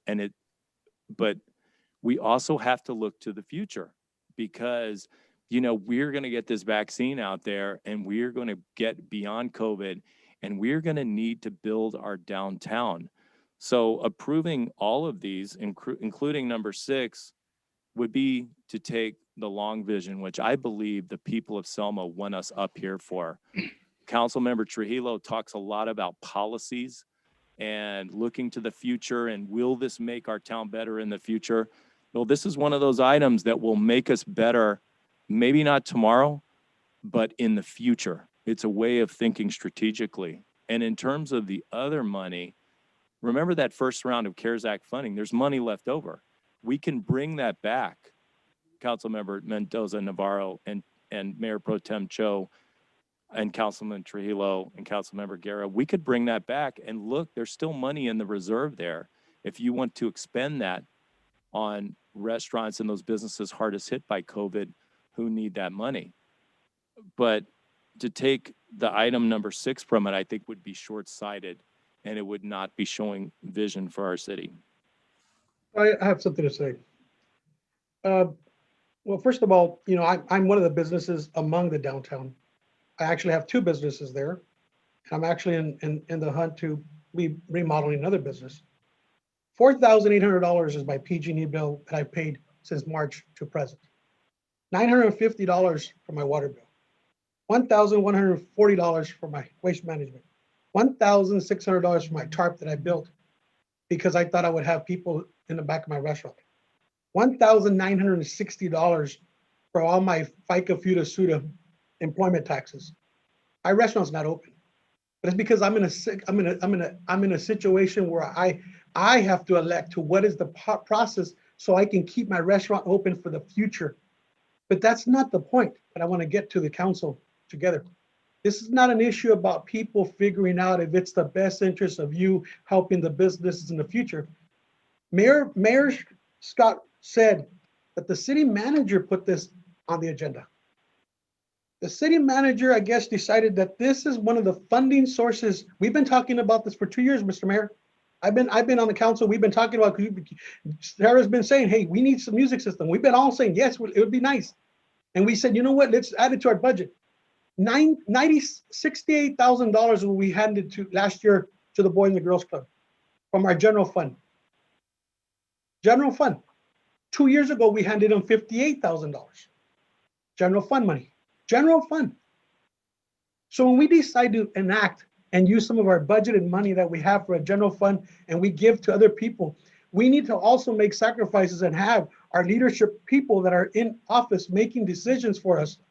And yes, I'm proud that the city manager decided to put this on the COVID, but I think that, you know what, COVID, even though the city added the money and it comes back around and it's a way to say that, you know what, we're not really using the COVID money for this.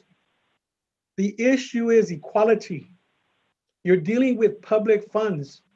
If a restaurant on McCall and Dinuba doesn't get any assistance, we're not being equal. I choose to close my restaurant to make sure in the future I will be growing for the future. But I'm worried that I see Bomb Taco not open, only opens 2-3 days a week because she's trying to make money. If she can't make it because she doesn't have other resources, and I can actually say, I would rather right now tell my city manager to look, and me as a legislator, look for funding for the sound system and give them an extra $800 to pay their PG&E bill. I would rather do that. This is not about picking and singling out people, because we've been talking about this for two years. We've been talking about this issue for 2 years, but when you start talking about funding, let's go back to the general fund and what we've been spending our general fund on. We can spend the general fund and we can turn around by July, we can say that, you know what, we can have a mechanism. Today we can say, 5 of us can commit that we'll get from the general fund and put a sound system, a nicest sound system, but make sure it's equal. Make sure every business, and right now for the CARES Act money, I would love to see more city staff getting involved and really not just taking something from other city, really getting involved and calling in businesses and seeing how we can help businesses that really are in need. There's some businesses that they can't even call us because they don't understand, the language. All I'm asking for is equality. When we represent the city of Selma, we're representing the city of Selma. We want to make sure that we fund everybody in equality. Everybody has to get the same. And by buying speakers for downtown only takes care of downtown. I understand it brings more people. I understand if we are committed as a council, let's set a budget and talk to the city manager and say, you know what? Let's set the money aside from the general fund and let's buy the speakers. But let's let the COVID money go to the businesses that are really in need, that can't pay their PG&E, can't fund putting money in their, you give them $800, they pay their PG&E, they're good. Waste management is $120 for a restaurant. $120 just to have a dumpster. That's a lot of money when you're not making any money. So my opinion is, I'm not picking on nobody. You said the perfect sense. The city manager put this on the agenda. It should be taken off. We should find the funding source. We as a council should make a confirmed commitment to allocate some general fund, like we allocated money to the Boys and Girls Club, $68,000, allocate $28,000 from the general fund in July, build a system, and we're done. That's all I gotta say. That conclude the comments from the city council for now.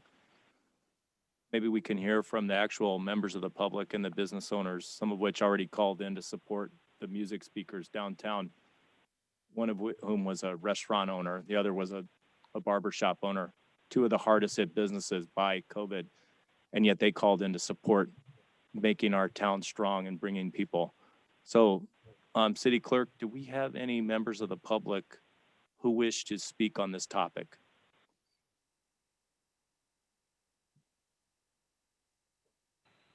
Mrs. Delgadillo, your line is open. Do you have any comments for council regarding this agenda item?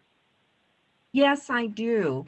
You know, I had to go with my husband to River Park for an appointment. He had a massage, and I'm on a walker, and I walked from one part of River Park down, and the entire time that I was walking, I told myself, I can't really walk this far, but I was able to because of the music. That music, believe it or not, it really creates a different type of ambience. And it gives you a really nice feeling when you're hearing music.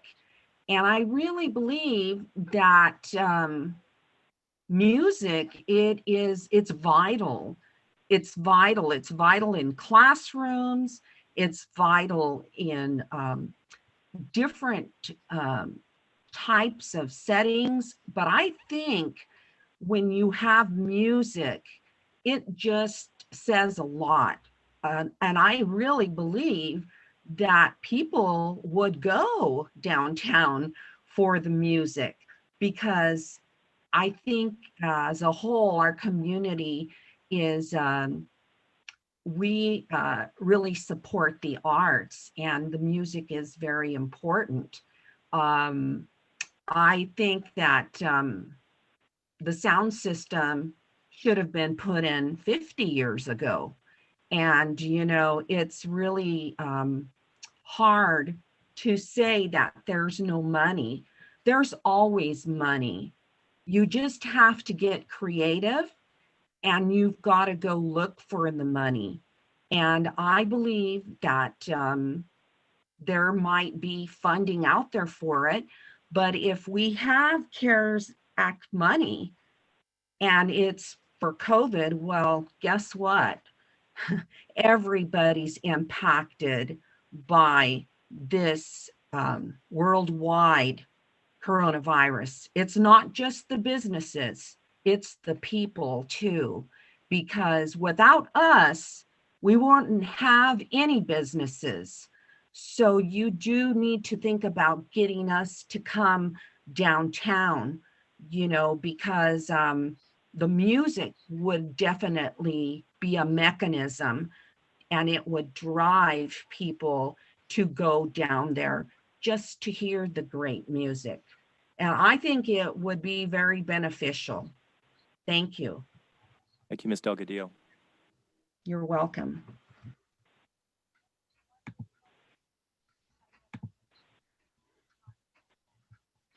Hi, caller ending in 299.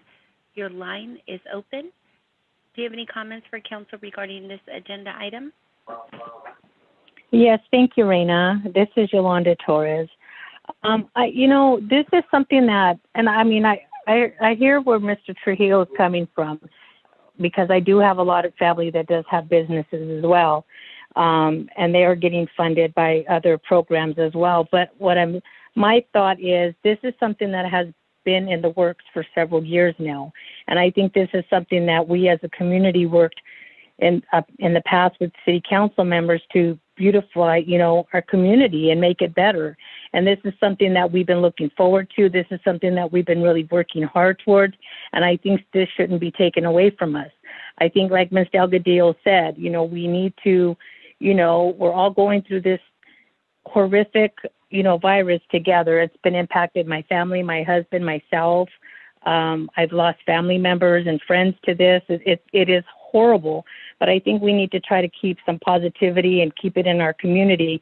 And I think, like I said, this is something we've been all looking forward to. I think it would be, you know, very beneficial to have something so positive down in our downtown area where we can come out and, you know, and visit Fox Drug Store and visit Bomb Tacos and visit Bloomy's Floral and, you know, other places that can be open right now.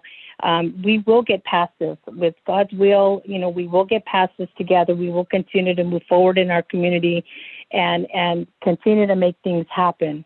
So I really hope that, the city manager can find other funds, like Mr. Robertson said. You know, if there's more money that we can take and give to our businesses, then let's do so. But I don't think this should be taken away from us, because this is something that we've been working on for the last couple of years. So I really hope that you can take that under consideration, and I thank you for your time. Torres. Thank you.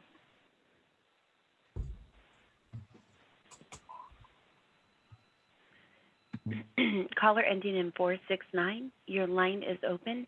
Do you have any public comment for council regarding this agenda item? As a reminder, please use *6 to unmute your line. Yes, I have a comment. My name is Louis Franco, 1064 Mill Street, here in Selma, California.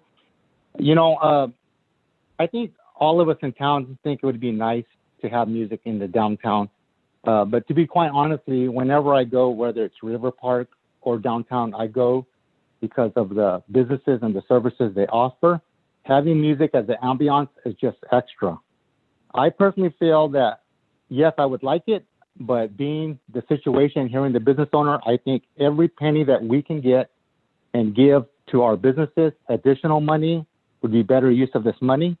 Hey, if they want to find it from the general fund in the budget process, that's fine. But the only reason this money is available right now is because of the CARES Act money. It's even labeled CARES Act funding.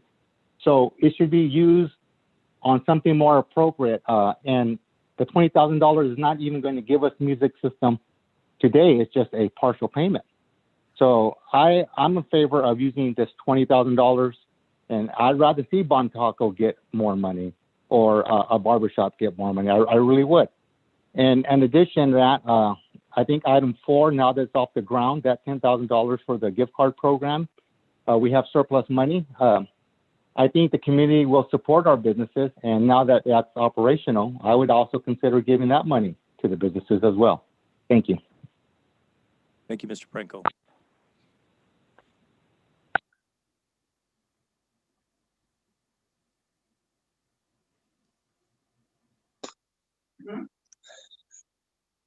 Hi, everybody. Do you have any? Hi. Do you have any comments for council regarding this agenda item? I always have comments for council. So, Mark Medina, and it's nice to hear this type of conversation. And I'll get to the point why. There we go. Okay. Music in like River Park, like Lewis was saying, and a few others, it's a great way to create ambiance and to create a relaxing feeling that causes the person to want to spend money. Now, it doesn't sound like it's a big deal from the sense of you just have slight music you can barely hear, but it does have a psychological effect. That being said, we have three big issues here. And the first is, how long are we going to be locked down? This affects everybody in that downtown area and everybody who's not in that downtown area that's here in Selma. If the businesses are locked down, then, we can't make money. And that means the speakers won't do a darn thing for anybody. They won't make any difference. Now, it's not going to be like that forever. Vaccines are out. Those of us who are going through COVID will get past it, hopefully, and we'll move on. But we have to look at two other things, the short-term and the long-term future of Selma. Now, the short-term future, like I said earlier, with Bomb Tacos and stuff, is that a lot of these businesses aren't set up for delivery or for places like DoorDash to do the app driver thing. And those are things that need to be worked on now. On the long term is the growth of the community. Yes, our city manager has a great idea, putting in the speakers and helping grow that community feel to drive in business. And speakers are one of it, because aside from music, we can also make announcements, advertisements, and we can run that through like the Chamber of Commerce, where Chamber of Commerce members could go ahead and advertise what they do. That creates more sales. In the end, the question is, do we spend the money now or later? Myself, although I love the idea of the speakers, I think in the short term, we got to look at getting these people to make money. They have to bring in money. And that's priority. If we need to spend that 20 or 10,000 to help people like Elsa be able to facilitate quick delivery, those are things that we should look at. We have to cut down electrical costs or put in more solar panels. Those are things we should look at first. Let's get those businesses to become more efficient so they can stay alive, so they can grow. And then as we get to the upcoming budget, we start looking at the speakers. We start looking at farmers markets. We start looking at growing the night scene. I know everyone would love to have us look like Visalia on Friday night in old downtown Main Street, Visalia, or it's packed, people are eating, people are watching bands and having fun. Okay. We will get there, but we have to make our priorities first. That's all I have to say. Thank you, Mr. Medina.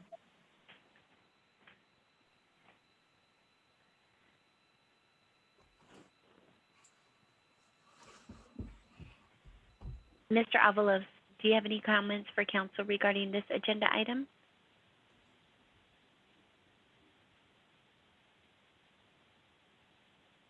Yeah, can you hear me? Yes. Hello, you can hear me? Yeah, it's, like anything else, being on the council, and I've survived the Asian flu, the Hong Kong flu, and everything. Like anything in life, we will get past this. Okay, we have the vaccine rolling out. Even though it's delayed right now on the downside, but it is being manufactured at mass production right now. You'll see some changes in the next, I would say, probably in the next 2 or 3 months. You'll see some dramatic changes in our workforce. People, being vaccinated. The seniors are being vaccinated now. The mass production of this vaccine is rolling out. So you're going to see, we will going to get past this in the city of Selma and other cities in the Valley, even California, other states in this country.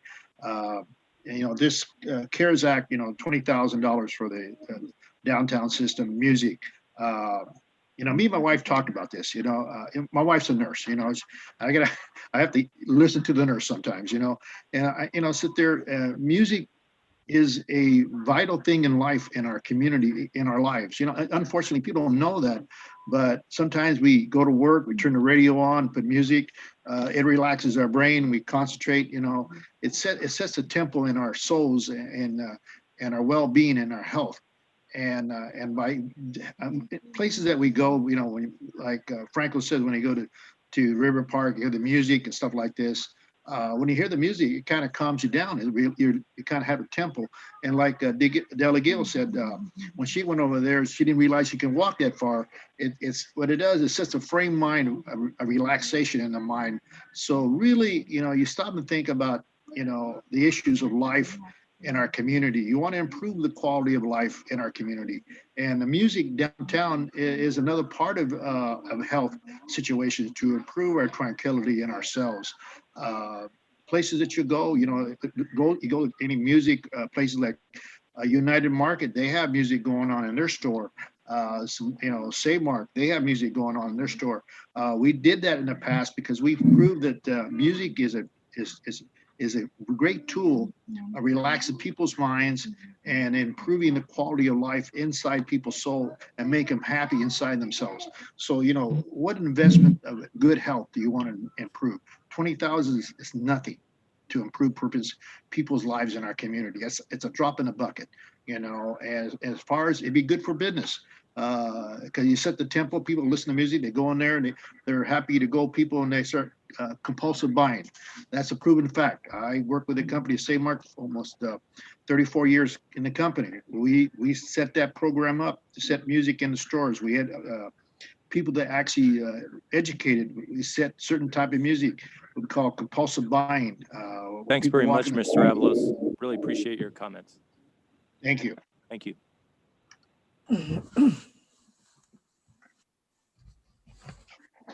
Oh, time is up.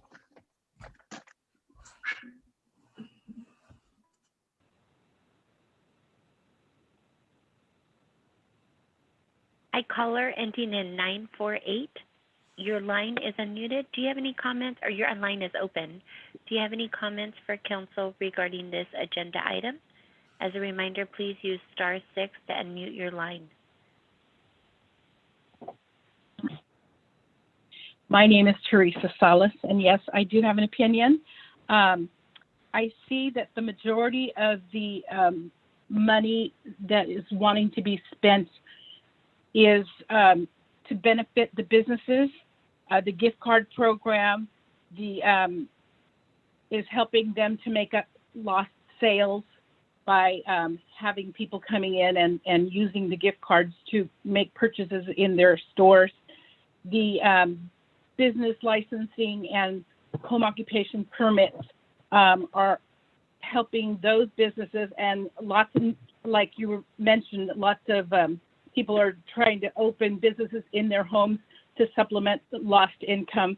And so the money being used for those purposes, I see it having a benefit to the businesses that are struggling. I just, as was mentioned, that $20,000 for a music system is not the entire cost of the music system.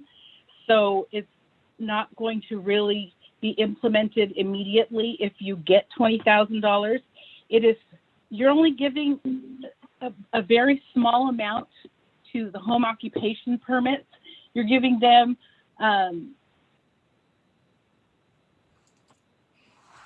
the $2,500, and you're wanting to give $20,000 for a music system. I just see such a disparity in that amount. As was mentioned, it's not just the downtown businesses that are suffering, but you're also mentioning that the downtown businesses would be the ones who would benefit from the music system. So I don't see a lot of fairness in that. I would, that money is coming from the general fund because it was freed up because of the COVID money. So in keeping with the COVID guidelines, I think that money should be used to continue to help those people and businesses that are struggling due to the COVID situation. In June, when you start the new budget, in May, April, when you start doing your budget sessions for next year's budget, as Councilman Trujillo said, bring it up at that point. Find the money from our regular sources and make it enough to pay for the whole system and not just part of it. But this money right now, I can see it benefiting so many other people who are struggling with day-to-day expenses to keep their businesses open. It's a very big struggle. I see it, and I have talked to several people who cannot understand why the city would spend $20,000 to put speakers downtown and not help other businesses that are struggling. Thank you.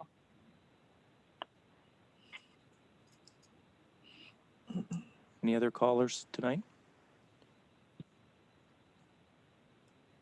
Mrs. Caballero, your line is open. As a reminder, please use *6 to unmute your line.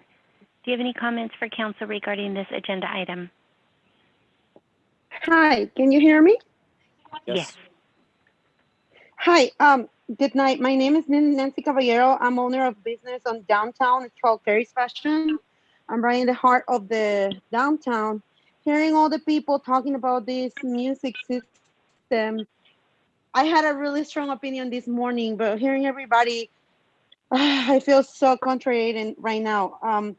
as a business in downtown, I would really like to have the music going because it's gonna have more it's going to bring more people to downtown, definitely. There's no doubt about it. But I also side with the rest of the people who is asking for more funding for other businesses. I was one of the lucky businesses who were able to get one of the grants, and $2,500 did really make an impact on my business, especially during these hard times. And I would like for more businesses to have the opportunity to get this money.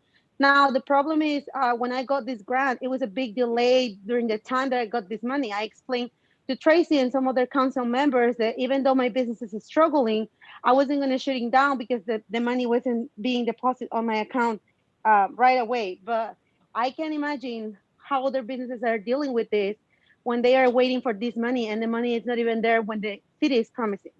So there's a bunch of issues that come with giving money to businesses. But if you guys are really committed to solve those issues first, then I feel like we can find the funding for this speaker system and then at the same time give more money to other businesses that are struggling. I'm agree with the mayor. We have to look for the future, and because certainly we're going back um, to normal. Probably not normal as we knew it, but we're going back. And then things are going to get harder once we get back to normal because then PG&E is not going to give you any break. Or if your landlord is working with you, once things are normal, your landlord is not going to be waiting for you. So things are going to get harder when everybody's on to this. People it's actually going to go and buy at your store physically, or things are looking more online now. So we have a lot of challenges coming. I will really like to see the speaker system on the downtown, but at the same time, I would like to see more money go there. So I would like to know why we're not using that money to help more businesses instead of being fighting for a speaker system. And I think that's it. Thank you. Thank you.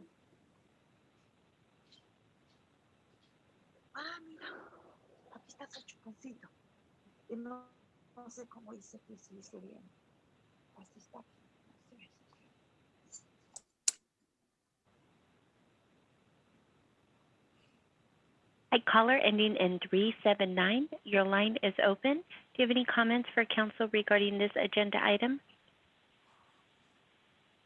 Yes, buenas noches, council members.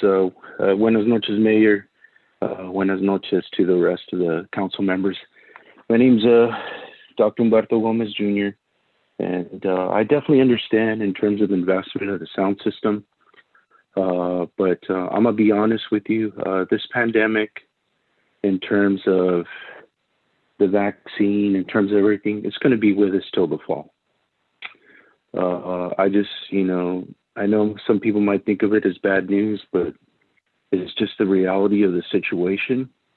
When I look at a lot of small towns, I think the value of information is tremendously great. For example, California just had the Cal Relief Grant for many of the businesses. It was due on January 13th. And this was just the first round. I know the second round will come up. And hopefully the mayor and I talk to our legislators, every now and then, but hopefully we'll also be getting relief federally for our state and city and local governments. So hopefully the general fund eventually will be able to make that investment in terms to have the sound system, in terms of promoting events. But, for a lot of the small businesses that I talk to, just having $300, $400, $500 is a blessing. And I just think in terms of, what the moment, and it's for our business to survive. I've heard other callers in terms of definitely helping them with the apps. There's actually programs that the governor's office can help with that. And I think we have a wonderful advocate, Selman, who works for the Small Business Administration for the state of California. Her name is Leticia Corona Gomez. I think she's a wonderful person that we can look in terms of having information. for our businesses so they can definitely thrive in these tough conditions. But I'm still with definitely making the investments. But I think the timing right now, specifically because it's still going to be tough for our businesses. We're not going to be opening up soon.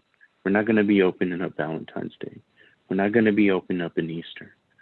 Okay, and that's just the reality of the situation. Right now, I'm talking to some of the folks that hope we could have mobile vaccine clinics. And I definitely would like to, I don't know who to speak to, Mayor, for that, but that's definitely my interest, because for us in the rural communities to go all the way to Fresno or Clovis, that's a really long drive and inconvenience for folks that in Selma and everything still work in agriculture or in packing houses. Thanks very much, Dr. Gomez. Yeah, I appreciate your comments. Thank you, and Mayor. That would be, and you would want to follow up with our Fire Chief Peterson on that, and Tracy Okay, Toasty. perfect. Thank you for that question. Thank you so much. Thank you so much, Mayor. Hi, caller ending in 515. Your line is open. Do you have any comments for council regarding this agenda item? Yes, am I on? This is Richard Smith. Do you hear me? Hi, Yes, Mr. we can hear you. Smith. Okay, I'm going to start out with Humberto. He's had the COVID. He's tested negative. He's had a hard time with the radio station. I've had that radio station permit since 1988. I own an old house that my mom put in the trust. I haven't had time to do a thing. I want to put the old KMAK was across from Fresno Distributing. There's a tower. If they light it up, it says KMAK. So if I even had one of these gas stations, one of the towers or something, put a microwave on it with a test shed, I could microwave from Selma to the Bear Mountain and then have some studio in Selma. That's what Humberto wants to do by October. And as far as the sound system in town, John Howard, the Selma TV Center, had that. It was all over town. It was on East Front and on High Street. I know this Jamie Singer at Broadcast Supply Worldwide. I talked to him before I gave Raina a book. I think the city crews could put up wire and speakers, and you'd have an automation system. It wouldn't be elevator music. I have the Buckle and Crystal Palace lawyers for my LLC and my trust. And then I have my federal communications lawyers. And we possibly could, for cancer or something, could get Buck Owens' sons to come and do something at the Pioneer Village. That's been my dream. And I do belong to Broadcast Music Incorporated out of Nashville. They're real good to me. And if they needed some, young people to come and do concerts, it's possible. But, I would like to, put a microwave tower in Selma. Even a tough shed or something would work. And then, we could put the studio somewhere else. But on the freeway, if I had a sign that said KMAK, it could have message sign. It would help the city. So that's just my ideas. Oh, and also, if Gary Coca-Cola was going to buy one of the gas stations over there on 2nd, I don't know if he's purchased one, and he wanted to do the other one, the one you're going to do at Rallies, Dutch Brothers. And then some of the TV transmitters are off at Meadow Lakes because of the power stuff. And my Bear Mountain is pretty secure, so there's cameras I have up there. It shows the PG&E and the Sheriff's Department's up there looking one Saturday. I don't know what that's all about, but anyway, I just hope you guys could do this music system a lot cheaper. You do your own automation, do your own. It wouldn't be all elevator music. You could have Calba Columbia, Spanish music I like, and that gal that sasses her dad, Don Cheeto or something's on that. You guys could do a lot just doing that. But I know that it's really bad with this COVID. So that's about all I have to say right now. Thanks a lot, Mr. Smith. We appreciate your input.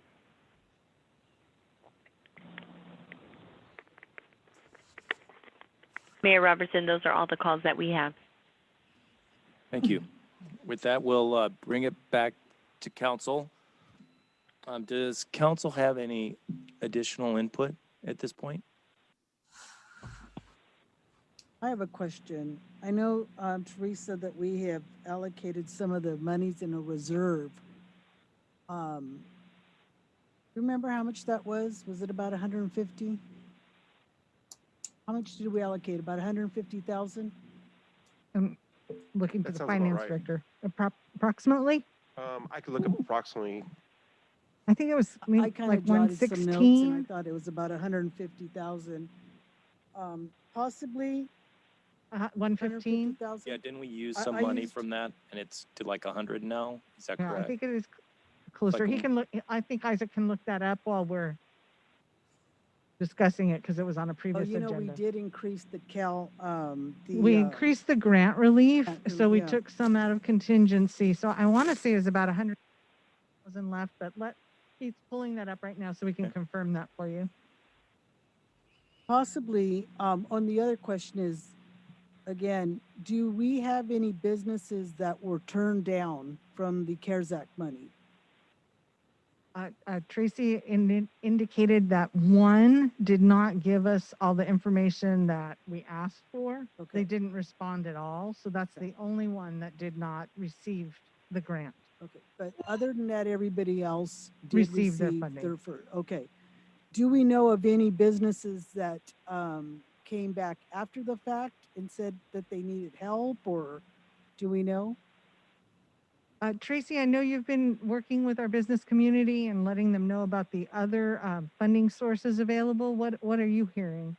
Correct. There just has not been enough resources for the businesses. Overwhelmingly, the grants have been very small for our small business community.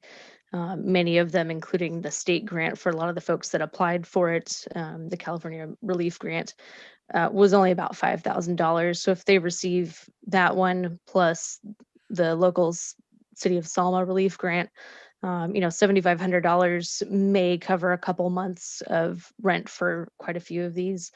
There are some that are struggling. We have had some closures already. Predominantly, I'm seeing issues with being able to cover their rent expenses. There has been somewhat of a well, not rent relief, but an eviction moratorium, which we will see by the end of the month if that gets extended. If it does not, we could see some more closures as the landlords ask for the rents that have been held off for a few months. Quite a few are really getting creative with bootstrapping and being able to pull funds together from wherever they can, robbing Peter to pay Paul, as far as, prioritizing which bills, which ones are, not as important versus which ones are incredibly important. They all have to make that decision on their own. A lot of the requests I am getting is for rent relief, and I do see that as the next kind of wave of assistance that would be needed. I have identified a couple of businesses that are very, very close that have told me specifically that, another 6 months and they won't be here. Okay. Okay, so with that, can we look at bringing that additional reserves to allocate monies to these businesses to give them another $2,500 or something just to help them out, instead of keeping that money in a reserve? Because if we have businesses that are suffering, which it sounds like we do, I think that we need to utilize that money now and try to help them out. We can certainly take that contingency that was dedicated to contingency because we weren't certain how it might also impact the city's budget, but certainly it is there for the council to consider. We can bring that back to you if you want to bring that item forward at a future agenda for an additional wave of some grant relief. You're making that Is that request, correct? Yes, I would like to make that request. Bring it back as an agenda item. Can I put it on the next agenda? Certainly a Put it on council the next request to agenda item? discuss that. If we have How a about, majority, how about, go ahead. I have a request. what do we take, line 1, 3, 4, and 5 and 6 and just dispose of those and just go and just start talking about that? That gives us almost $80,000-$90,000. Why are we talking about taking from reserve when we have this money, this allocated money right now that we're actually voting on to actually make a decision now? We have these items right now that you guys, people are talking about. I just got told people are robbing Peter to pay Paul, and right now we're making a decision to buy speakers. We're making a decision to cover the cost for right now we're making a decision of cost for assessments for some software that again pertains to us. And I understand, but going back to our management, we can go back and say that, they're dealing with the software right now that we have now. Why can't we go back and allocate that software that's going to cost us $70,000 and allocate it in April and May in the budgeting session and just pay for it ourselves? And why can't we just take that money right now and start giving that $70,000?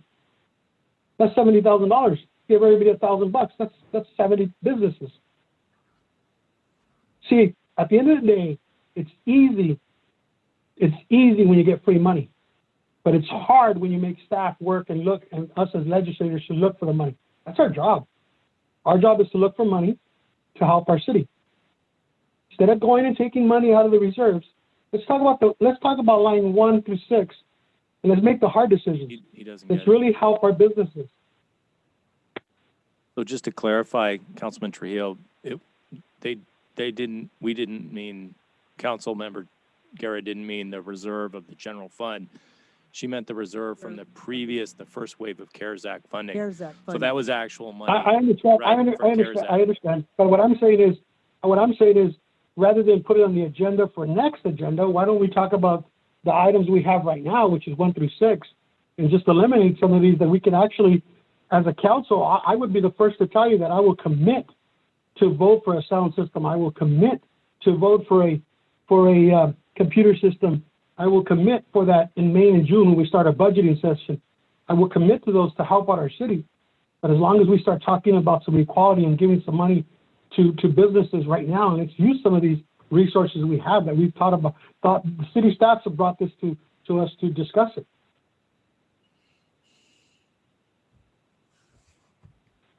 Okay, so we're looking at eliminating items 1, 3, 4, and 6. Is that correct? Mr. Go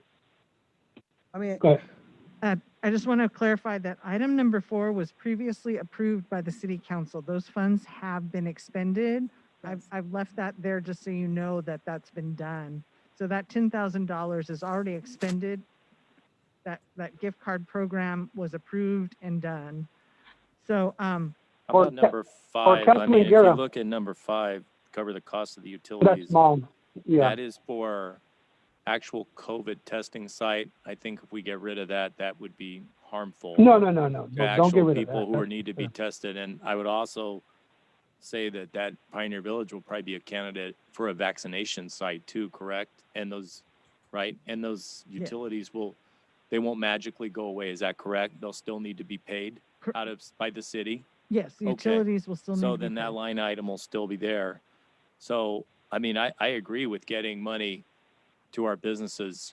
We, Sarah and council member Guerra and I, we were partners in a business downtown as well. And, that's to be, there are operating difficulties right now.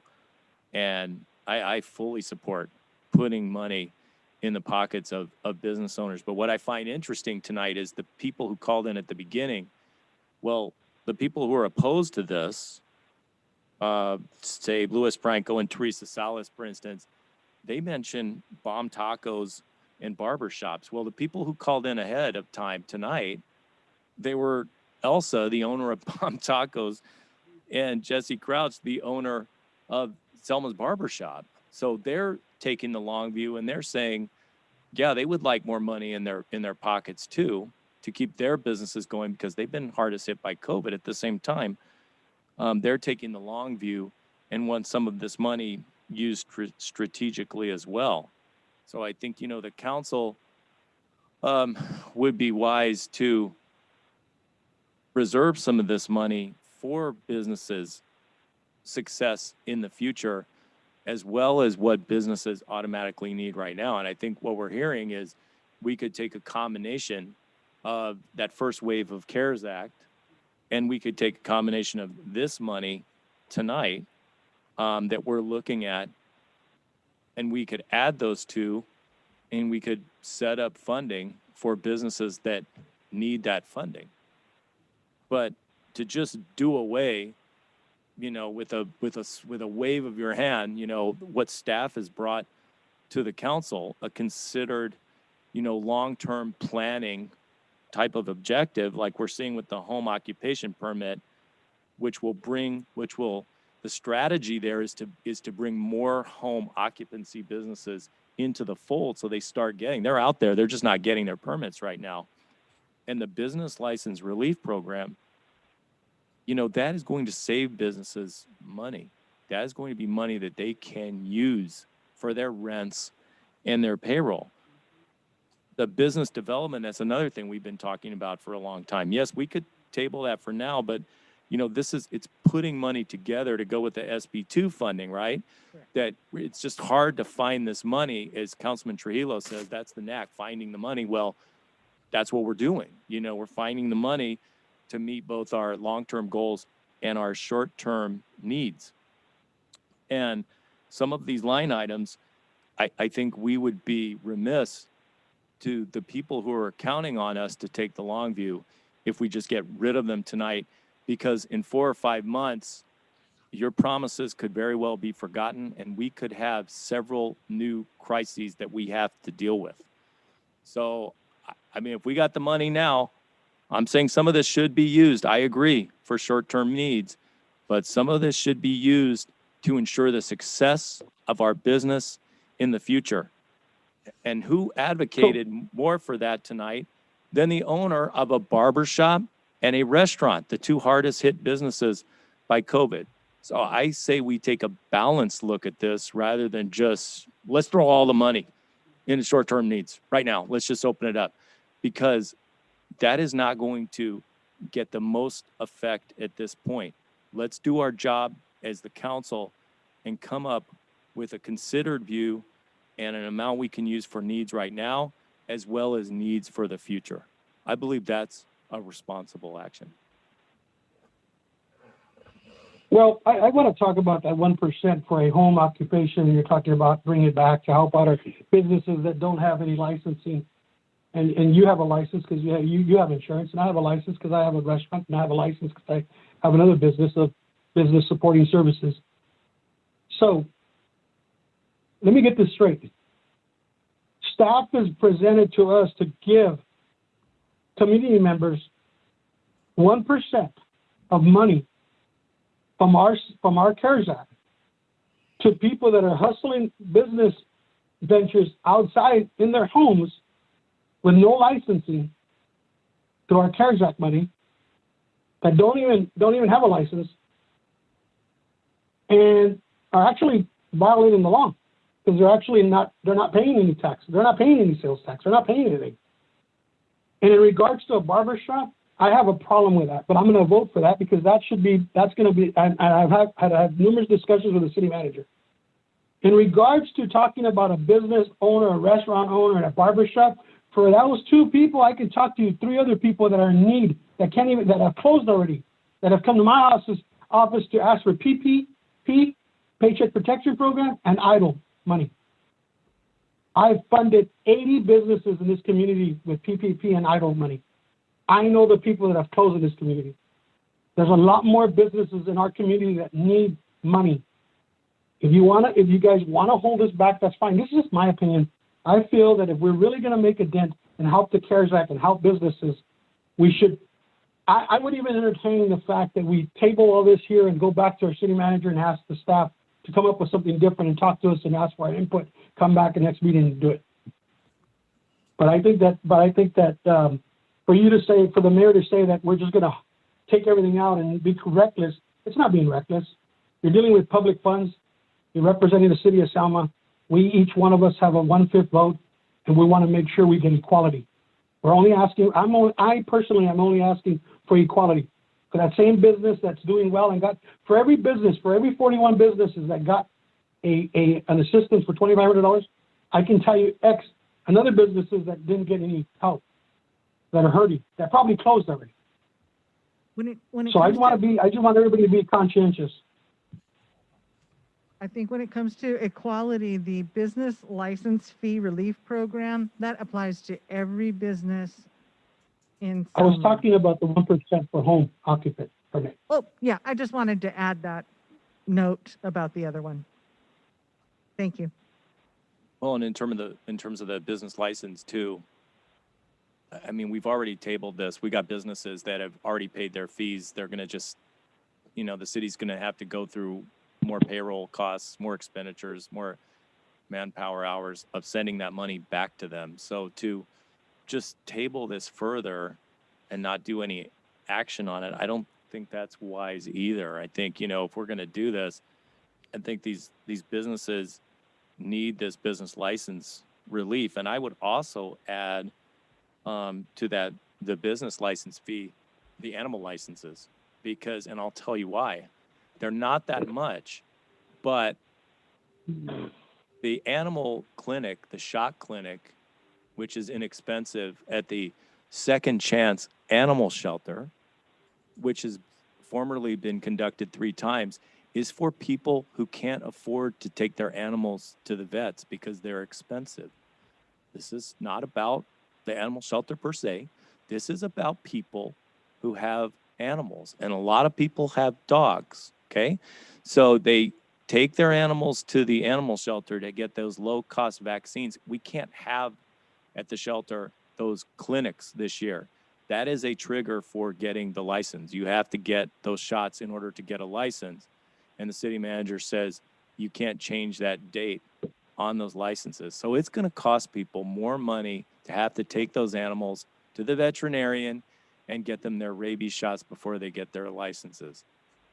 I mean, to you, Councilman Trujillo, maybe, the $10, $20, $30 might not sound like a lot. Or to get your dog Max vaccinated or your animals vaccinated, that might not be a big deal. But there are a lot of people in our city that have issues with that.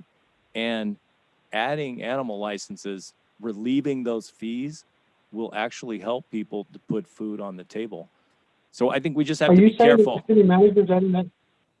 We just have to be careful Did we not add that throwing to- out, excuse me, I'm not done. We just have to be careful throwing these things out just, because we feel like it, and harming people who can use this relief, such as the business licenses. That will relieve a lot of businesses of that expense, which they can put into their rent and into their payroll. That's what I'm saying. Okay, I agree with you, Mayor Scott. Number one, the business license fee is very important. I'm thinking item 2, 3, and 6. Okay, that's like $92,000. That could help some businesses and get somewhere. Like I said, I agree with you with the music. I love music myself, but right now the way that the people are feeling, they're not going to be, they need to survive first, and listening to music is, not quite what's going to take this round, because, they got to get through this illness, and they got to make sure everybody's safe, and they're not going to go out and listen to music right now. I really don't think so, because there's a lot of, there's like more mental health right now, because there's people been locked up for so long. I mean, not locked up, but home so much, and people really need to make sure we're surviving, because I'm working a lot more, because in a way it's good, because people are worried if I shut down or something like that. People want to keep the local businesses alive, and I like I say, I'm very fortunate, that Selma people are very supportive of my business, and I've been here that long. To me, this is just a source, and I agree, totally. I would love, that's one of my thing. I really want to work on the downtown, but right now, it's just not not there to be able to do it, then I would like to, like I say, get into with the budget and hopefully we will get some money to work on the downtown area and make it, nice like the other cities around. So if we took off items 2, 3, and 6, Mm-hmm. that would be That's $92,000. 92 grand, 93 grand. Yep. That would be available. Are we saying is council saying to put that money towards CARES Act grants of $2,500 a piece? That would be great. To allocate that like we did on the first wave of CARES Act funding? Is that what council's saying? I would like that, yes. Okay. So is there a motion to approve items 1, 4, and 5 as written, but to strike items 2, 3, and 6, and instead, city attorney, can we put that towards a CARES Act, or is that an agenda item for another meeting? Okay. So is there a motion to do that? Oh, and to include dog licenses in item number 1. Is there a motion? Mr. Mayor, members of council, if I just might add, to include dog licenses, we would need to give you a new estimate. That 150,000 is for business licenses only. So, Mr. Assistant City Manager, Finance Director, how much are dog licenses? How much do they bring in a year? I think we budgeted close to $9,000 to $8,000. Okay. add that to that. Yeah, I mean that's pretty much what we budget for revenue streams, for our annually. What was the actual? Was it 8,000 or 9,000 for animal licenses last year? Or the adopted? I can look it up. If you give me one moment. And to answer your question, Mr. Mayor? Oh, Go ahead. Councilman Trio. If we add the 9,000, is that gonna, was there gonna be a letter sent out to all the community members saying, hey, for this year, your licenses will be, or how's that gonna work? How are we gonna do that? we have a formal mailing list because we do send out the renewal invoices. So yes, we can send out some. Oh, good. Okay. So, and the reason that would be because the shelter can't have those low-cost vaccine clinics this year. It just can't with COVID. We can't have gathering events there. We would have had one this weekend and in February and in March like we always do, but we can't.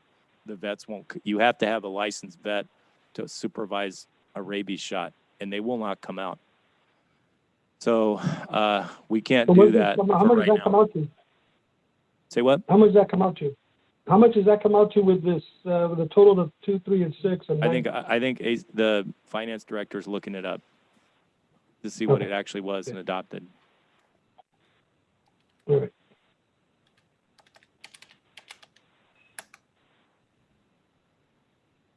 Two, 3, and 6.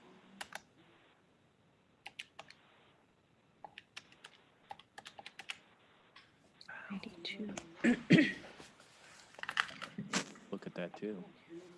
So items 2, 3, and 6 come up to $92,721. Okay, then you had 9 grand. What if we brought? So for last year's actual revenue streams we brought in for dog license, it was actually 5,900. So you would have to add 5,900 to the business license number. To item number 1. Mhm. Item number 1. Yeah, so 155. To make it 98,000. Yeah, and for this year we budgeted 5,500. So the ones that you're looking to approve would be item number 1 at 155,590, and another 1,800 for the Pioneer Village, right? That's what you're looking to approve. Yes, items 1, 4, and 5 would be approved. So that's $157,390 for items. Is that with the dog licenses? 1 and 5, and that includes the dog licenses. Okay. so, City Manager, I have a question. Yes. Did we not already approve item 4 on We a did. previous? We did, so I wasn't counting that. So really, you're Oh, okay. approving, you're approving items 1 and 5, I think is the motion under development. Mhm. And then you would you're directing us to take items 2, 3, and 6 and apply that $92,721 to another $2,500 grant relief program for small businesses. Yes. Yes. Okay. You need a motion? Is there a motion? I'll make a motion to do item For a C. second? I'll second. Any more discussion on the floor? No.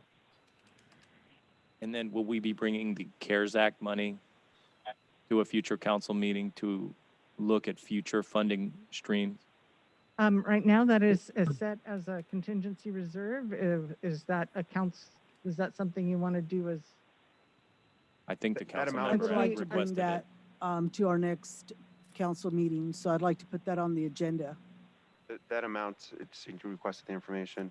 It initially started at 151 or 151,715. There was a reduction of 60,000 from that to put into the small business relief grant, which made up the 48 total grants that we actually awarded. So your reduced number is now 91,715. 91,000? Correct. Okay, we have a first and a second. Call the roll, please, City Clerk. Mayor Pro Tem Cho, Yes.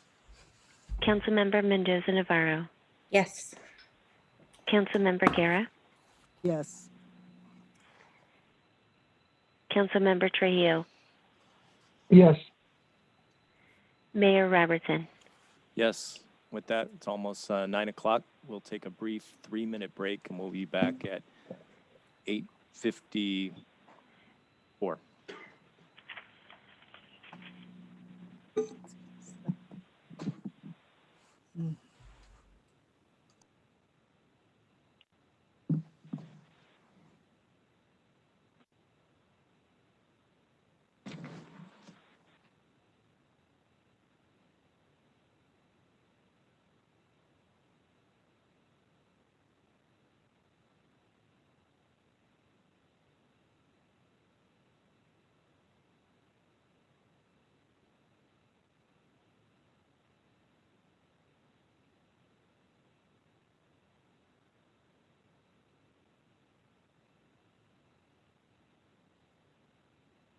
Contradicts itself, huh?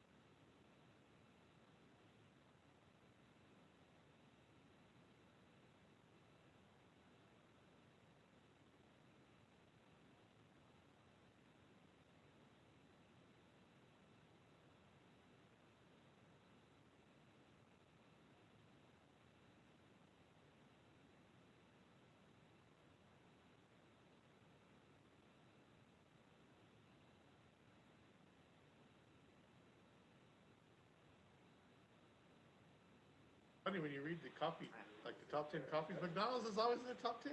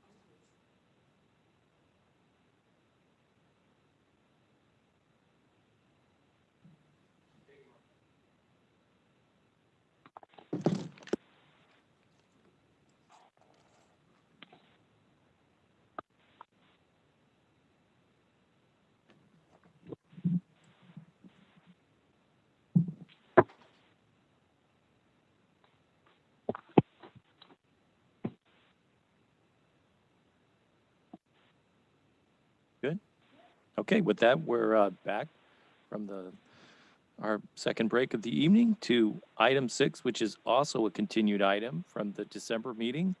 The discussion of changes in certain functions of the city council created by new 4-district council member election with at-large elective mayor. Report, please. Thank you, Mr. Mayor, members of council. This is an informational item, and I was brought forward by a former city attorney wanting to just make some clarification on some changes that occur as a result of having an elective mayor. Some of these things actually aren't changes, but areas where there's an opportunity for the city council to update its ordinances to affirm how they want to handle these items. For example, item number 1, the elected mayor may administer oaths, take affidavits, and certify them. That does allow for the appointed mayor that we previously had to do that as well. However, the function is typically carried out by the city clerk because it's just not always practical to have the mayor appointed or elected do that. Next item is that the elected mayor can sign warrants, sign checks. Again, that is something that has been done by city staff because it's not always practical to have the mayor come in and sign the number of checks that we go through on a regular basis. So staff here is recommending that the council, if it wants to confirm that it would like to continue to wish to vest the authority in that with the city staff. The third item, the elected mayor shall sign any subpoena issued by the city. Typically, again, this is something that the city clerk has done, and staff would suggest adopting an ordinance that codifies that the city clerk would continue to do that. So again, the mayor's not put in a sudden position of having to come in and drop everything to sign those types of documents. Item number 4, this one deals with the fact that the mayor may be provided with compensation in addition to that which is received by other council members. Currently, all council members receive the same compensation, and the mayor receives a stipend for the cell phone. So the last one, this one is the more significant one, which in particular, there's been some confusion about, and we have another item, a council request agenda item later on in the meeting about this as well. This is outlining that the elected mayor makes the appointments to the commissions, committees, and boards. And what is somewhat different from what we used to do, let me clarify. There's 2 categories of committees, commissions, and boards. There's an external group of commissions like the Fresno Council of Governments or the Selma Kingsburg Fowler Sanitation District that appointments are made to. And those have been made by past practice by the mayor at the beginning when they are come into office. They make mayoral appointments to those external boards. And there was a memo explaining this a little further from the former city attorney. That is a past practice, and it is something that the city council could change if they adopted or updated an ordinance. However, any changes in that regard would have to comply with the governing documents of the board you're appointing to. For example, Fresno Council of Governments requires that those appointed to the policy board are the mayors from the member cities. The other component is the internal cities, the city's committees, commissions, and boards, like the Planning Commission, the Personnel Commission, the Pioneer Village Commission. Those are the ones that this memo is saying change. There's a slight change in how we make those appointments.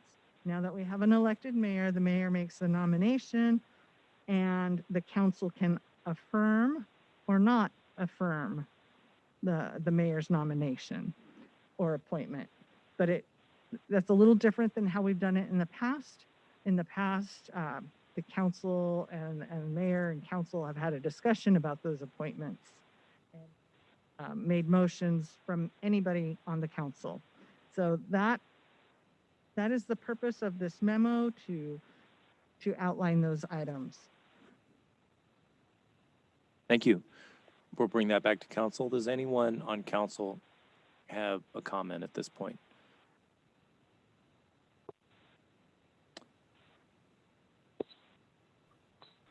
Sorry. Yes. Sorry, I had to unmute myself. So on these, city manager, can you explain to me, are we not a general law city versus a charter city? So, oh, sorry, go ahead. Yeah, we are a general law city. This was information that was changed by the fact that we have an elected mayor, from my understanding. Okay, so I've been looking at the government codes, and specifically with a couple of them, but more specifically with item 4 about a compensation. So according to government code 36516, the compensation is actually capped for 35,000 for a population of 35,000. It's capped at a maximum of $300 per month. So there is no, I didn't see any room for that amount to be increased because we have an elected mayor. The other things is my understanding when we went to this mayor at large, the role and the power was not any different than any of the other elected officials. The weight was still going to be the same. It was just, the city was able, or the citizens were able to elect their mayor, which, I know a lot of people that I spoke to, they were very, wanted to do that. And I think that, we do need to have representation. However, my understanding, it was the weight was still the same. It was still a fifth of the vote. That is So correct. I'm not sure how any of these changed because we elected a mayor. You are correct, Councilmember Mendoza Navarro, that every council member and mayor all have 1/5 vote here. And I think this was something that was being brought forward just to share some nuances and things that might want to be affirmed in the practices of the city council. Anything else additionally?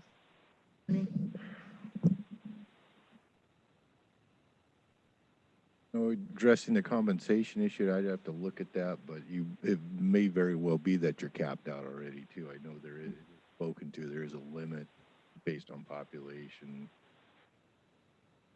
I do know the government code section also as to the appointments does say that the mayor makes them with the approval of the city council, so. And there also are various criteria, like you said, for outside agencies when you nominate certain board members to those agencies, and you do have to comply with those. So. Yeah, and according to the joint power agreement, it just said that typically it's the mayor pro tem, or anybody on council. So, it could be an alternative. It doesn't necessarily have to be the mayor. It doesn't necessarily have to be the mayor pro tem, but it's, those are the people that represent at that committee. What committee was that again? That was for Fresno Cog. Well, The JPA, unless I read it wrong, but I thought the That's not what I JPA read. said. Yeah, I read it differently. The JPA specifically says it has to be the mayor, or in a mayor's absence, such councilman as may be present. And it was done a long time, so it's gender specific as councilman.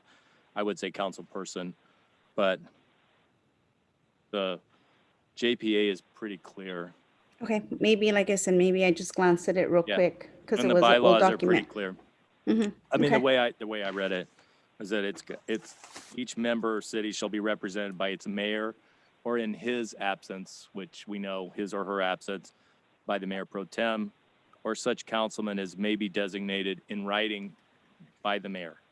Okay. And I, So it's, yeah, past it's, experience for me, I know past city that I dealt with had designated alternates. I don't know if you do that here, but, we've done that here ever since I've been on council for 8 years. I'm going on my 9th year. Okay. And the mayoral appointments have always been the mayor. That's what we've always done. And a lot of these other items we haven't done, and the commissions have been voted on by the council. That's what we've always done. So it looks like the only difference in this, well, I mean, we can go through it one by one and decide, but it looks like the only difference is the mayor would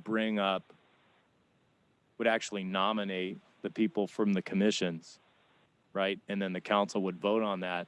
But if you don't have the way the city's done it, which is include their, all the applications in the packet, how does the council know what they're voting on? It's not like the mayor could just, bring up a name and just put it in front of the council and they don't know anything about that person. That, to me, that wouldn't be practical. Well, no, I'm not talking about the applications that we receive. That's totally different. That one I understand. And I know that this is just informational. So, but for me, I say we leave it as it is because there is no wait. Well, yeah, I mean, we should get is everybody okay with getting public input right now? And then we can bring this back and discuss it? Or does any other council member have any more input at this point? Okay. I just go with we've been doing. I think it's good too. Okay. Do we have any input from the public tonight on this topic?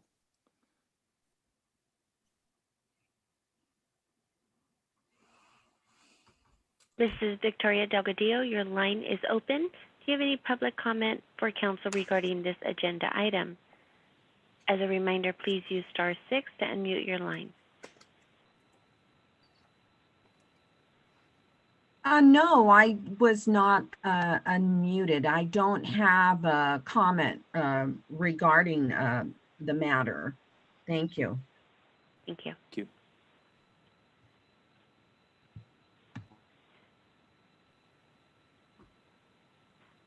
Hi, caller ending in 379. Dr. Gomez, do you have any comments for council regarding this agenda item? As far as not really too much comments. I know, like I said, I know for COG, I've been to other councils, and it's been the mayor or they elected the pro tem or a council member, but I'm not really sure on that one. But I know I've been to other councils where they did, it was the mayor or was somebody else that the council selected. In terms of, compensation, I'll be honest, I think, being an all hands mayor, for my opinion, but it's up to the council. If he's compensated a little more than the other council members, I don't really see anything wrong with that. And so that's just my opinion. I just hope that I know eventually they'll work together, and in terms of the other aspects, I'm very happy that they all voted for some of our businesses to get more funding. I know they will really appreciate that, and I thank the council for that and the mayor for that. Thank you. Thank you.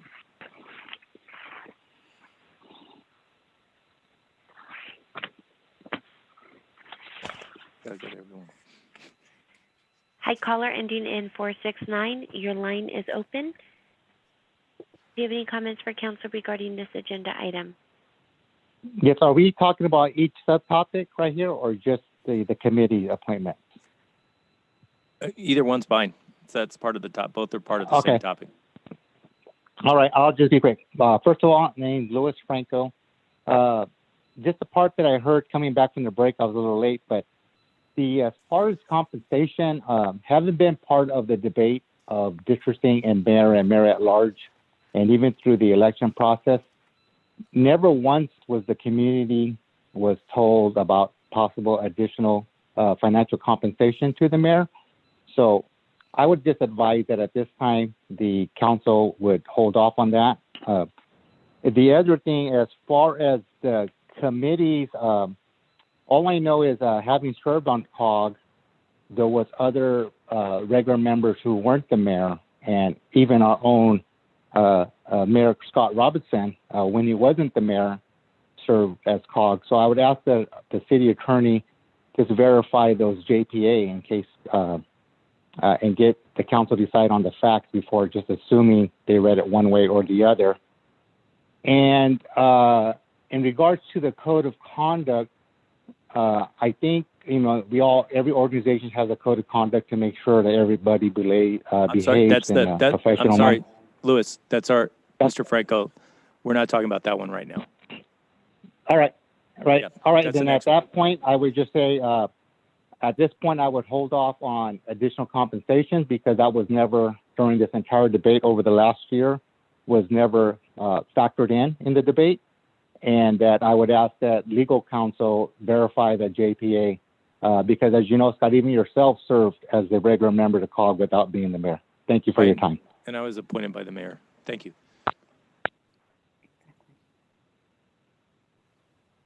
I'll bring it up. I mean, it's in writing. It's in writing. Hi, caller ending in 948. Your line is open. Do you have any public comment for council regarding this agenda item? Yes, I do. In regards to the compensation portion, when our mayors were appointed appointed amongst themselves, however that was done, they never received additional compensation. And most of these duties that the elected mayor is taking over or doing are duties that our appointed mayor also did, and they did not receive any additional compensation, even though they had the title of mayor at that time. And so I really don't feel that giving the elected mayor more money is something that we should be considering at this time, going back to the budget, going back to, the city is in dire financial straits because of COVID for the last 10 months. And so, even if it doesn't seem like that much money, it's still more money that's being asked to give an individual when we could use it for other things for the city rather than paying the mayor additional funds. I do have a question about the commission appointments. I believe you said that the mayor would nominate someone and then the council would vote on that. So it will still be up for council vote on who is appointed to the commissions. Is that correct? That's correct. Yes. Okay, yeah. Then really it doesn't change other than the mayor calls out the name that he wants to put in that spot, but then the rest of the council will vote yes or no if they are in agreement with him or not. So that's really not changing the appointments to any of the commissions. And as far as the other committees, in the past, the mayor has always appointed for those. I would just like to see a little more equity with all of the council involved, not just giving the good appointments to your favorites and then sending the people that you maybe don't get along so well with to obscure committees. I think everybody should have a hand at all of the committees so that the whole council in general is familiar with everything that's going on at any given time for the city and how it's impacted by these committees. Thank you. Thank you.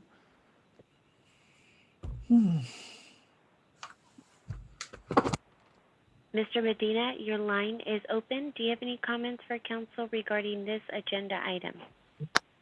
No comments. Thank you.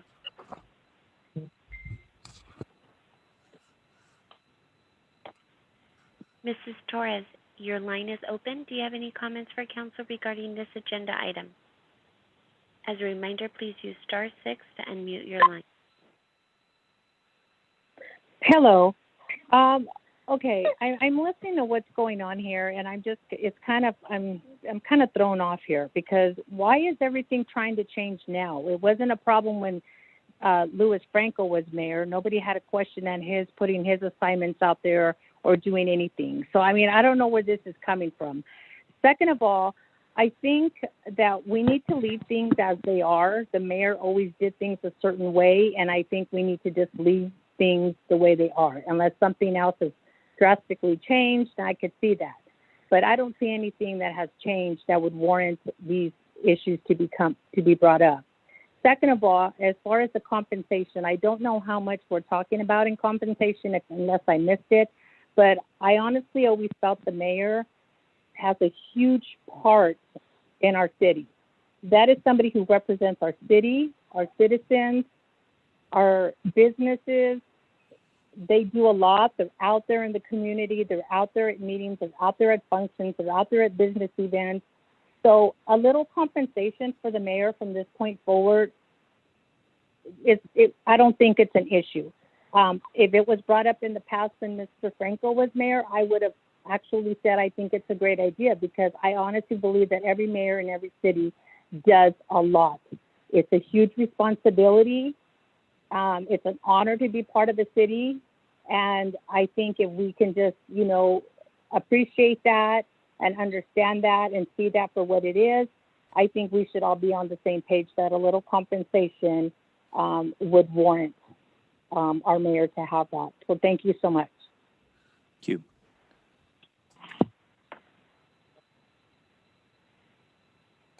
Mrs. Caballero, do you have any comments for council regarding this agenda item? Your line is open.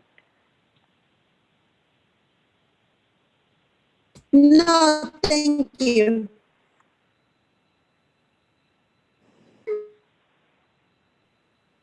Mayor Robertson, those are all the calls that we have at this time. Okay, thank you. We'll bring that back to council, and I would suggest at this point that we just address each of these items rather than just kind of going around them. So we'll start with an elected mayor may administer the oaths, take affidavits, and certifies them. This simply allows the mayor to perform a function that is reserved solely to the city clerk.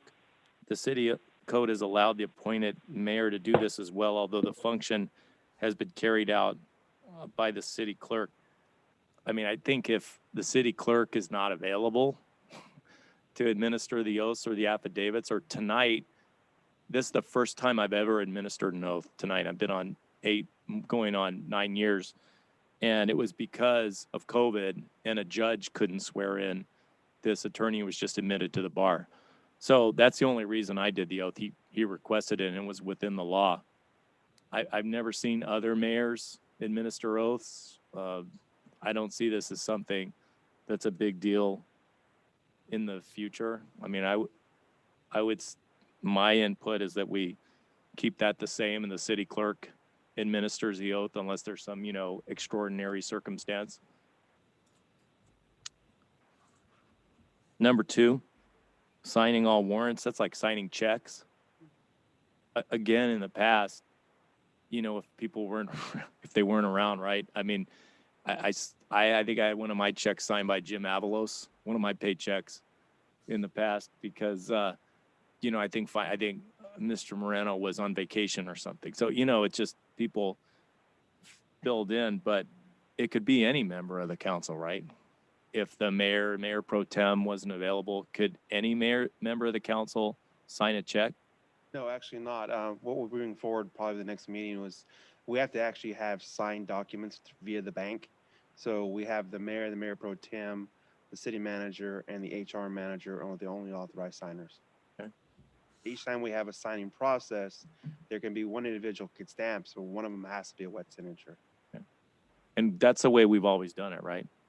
Yes, as far as my knowledge, yes. It just changes as the elected officials change. Correct. We put it on the agenda and the new mayor and the new mayor pro tem That's are correct. passed to be able to sign the checks.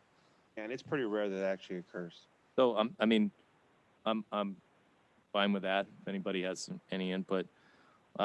Signing subpoenas, I mean, why wouldn't the city clerk do that? City clerk works here, 5 days a week and is here all the time to sign a subpoena, unless, again, the city clerk is on vacation or for some reason can't sign it. Right now, can the mayor sign it and the city manager subpoenas? Does the city issue all that many subpoenas? Well, yeah, okay. Can the city manager sign the subpoenas or just city clerk? I think it's typically would just be the city clerk. Okay. Yeah. So yeah, I'm unfamiliar. I didn't request this item, this council agenda item. This appeared on the December agenda. I'm working my way through it too, looking at this as an elected mayor, our first elected mayor in Selma. But I think the city clerk should continue to sign the subpoenas, unless the city clerk's out. Who would sign in their absence? The mayor? Question, well, the mayor would certainly have the authority to under the government code, so that would seem like the logical person that would do it, unless. Do we have to codify that, or is it already in the city? The government code? code actually provides that. Yeah, it actually provides that you have that. Yeah, so it's already there, right? Yeah. So we don't have to really do anything. And Okay. it's, sometimes you'll have a deputy city clerk, but I was one, but We don't have a deputy city I also clerk. haven't, in 15 years of doing it or whatever, I haven't seen a whole lot of subpoenas issued by cities either. So. So, well, okay, we won't get into that one, but number 4, I do have, seeing this and looking at this, I do have an opinion on this. Compensating the mayor differently than the members of city council. So right now, the mayor and city council members get how much every meeting? Is it 140? Okay. So, and also the mayor, from what I've always seen, again, in my years on the council, the mayor's always gotten a cell phone stipend of $30 a month, $20 a month.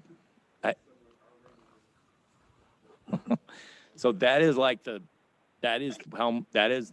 the mayor gets that I've always seen, in excess of the other council members. Now the mayor is going to be on the board and serve on these other boards, it's compensated. Like if mayor's on COG is compensated already. Same with SKF. And we'll get to this in the next item, but I want to see the SKF bylaws. I'd like to see their bylaws, and I'd like to see their JPA agreement as to who can be elected to SKF, because COG is very clear on whichever council member requested the bylaws and the JPA, that is a mayor's group, and it's up to the mayor whether or not they want to serve. Yes, as Mr. Franco said, I was on COG because Mayor Avalos appointed me. The mayor can appoint someone else to be on COG, but it's the mayor's call. That's what I see, and that's what I see in writing in the JPA. And it's also clear that you cannot contradict the JPA or the bylaws. The city cannot contradict the bylaws or the JPA of the group, of an outside group that they're appointing to. Is that correct? Right. A JPA is essentially an agreement between all the entities that you're going to do things a certain way, and it's spelled out, so you would be obligated to abide by So it's already spelled out that it's the mayor's group. Okay. Back to the compensation. Here's why I don't think additional compensation should be given to the mayor. Because I think that it would attract people who might want to run for compensation and might want that. And I don't think we want people to run for the mayor position for money. I'm not saying that these problems that some are having with the appointments to these paid, commissions are because of the money, but I don't think that the mayor should get any extra money, the mayor's no more important than anybody else. And this should be about serving your city. And by the way, we're a 25,000 member of the city, so the number might even be less for what the mayor can be paid. But I think right now the mayor's comfortably being paid within the legal limit. I think this should be something that people do from their hearts and from their souls, and they want to do it. They want to serve, not because they can make a little bit of extra money. I don't think that should be part of the incentive at all. That's my opinion. Mr. Mayor, just one clarification. So the government code specifies, like, you have a population of 35,000, you get paid X amount of money. You have a population of, this to this range, then you get X amount of money. So the code actually specifies like the tiers of how many people are in your city, and then that's how you're compensated. That's the What is maximum it? that you're Got you, councilperson. What does it say about 25,000? It doesn't say anything about 25,000. I said the cap was 35,000 citizens. If you have 35,000 citizens, that's where it starts. Up to 35,000 citizens, that's the first tier. It's $300 a month. And then the next tier is, I believe, like 500. I actually have it on my surface. We're doing okay. We're within Yeah, that we're cap good. then. We're within that cap. Awesome. We're doing good. So then my last topic, I'll open up to anybody else who wants to talk. The boards, the mayoral assignments. Again, the way I've always seen it done is the mayor appoints people to these assignments. I know we have another, the next agenda item is to change that around. But I mean, I'm just, I guess, a little surprised that the person who wanted to change that around didn't have why didn't they have a problem with Mayor Franco when he made, his mayor appointments last year. But anyway, I wouldn't be in favor of changing that. But in terms of the commissions, I think the council should vote on it. It's always been done that way. If it's a statute that the mayor's got to put the name forward, to me, that's formal. That's like a form. Like the mayor just has to say the name of the person who's up, and then the council votes on it. And then the mayor says, if that doesn't go through, then the mayor says the next name, right? And the council votes on it.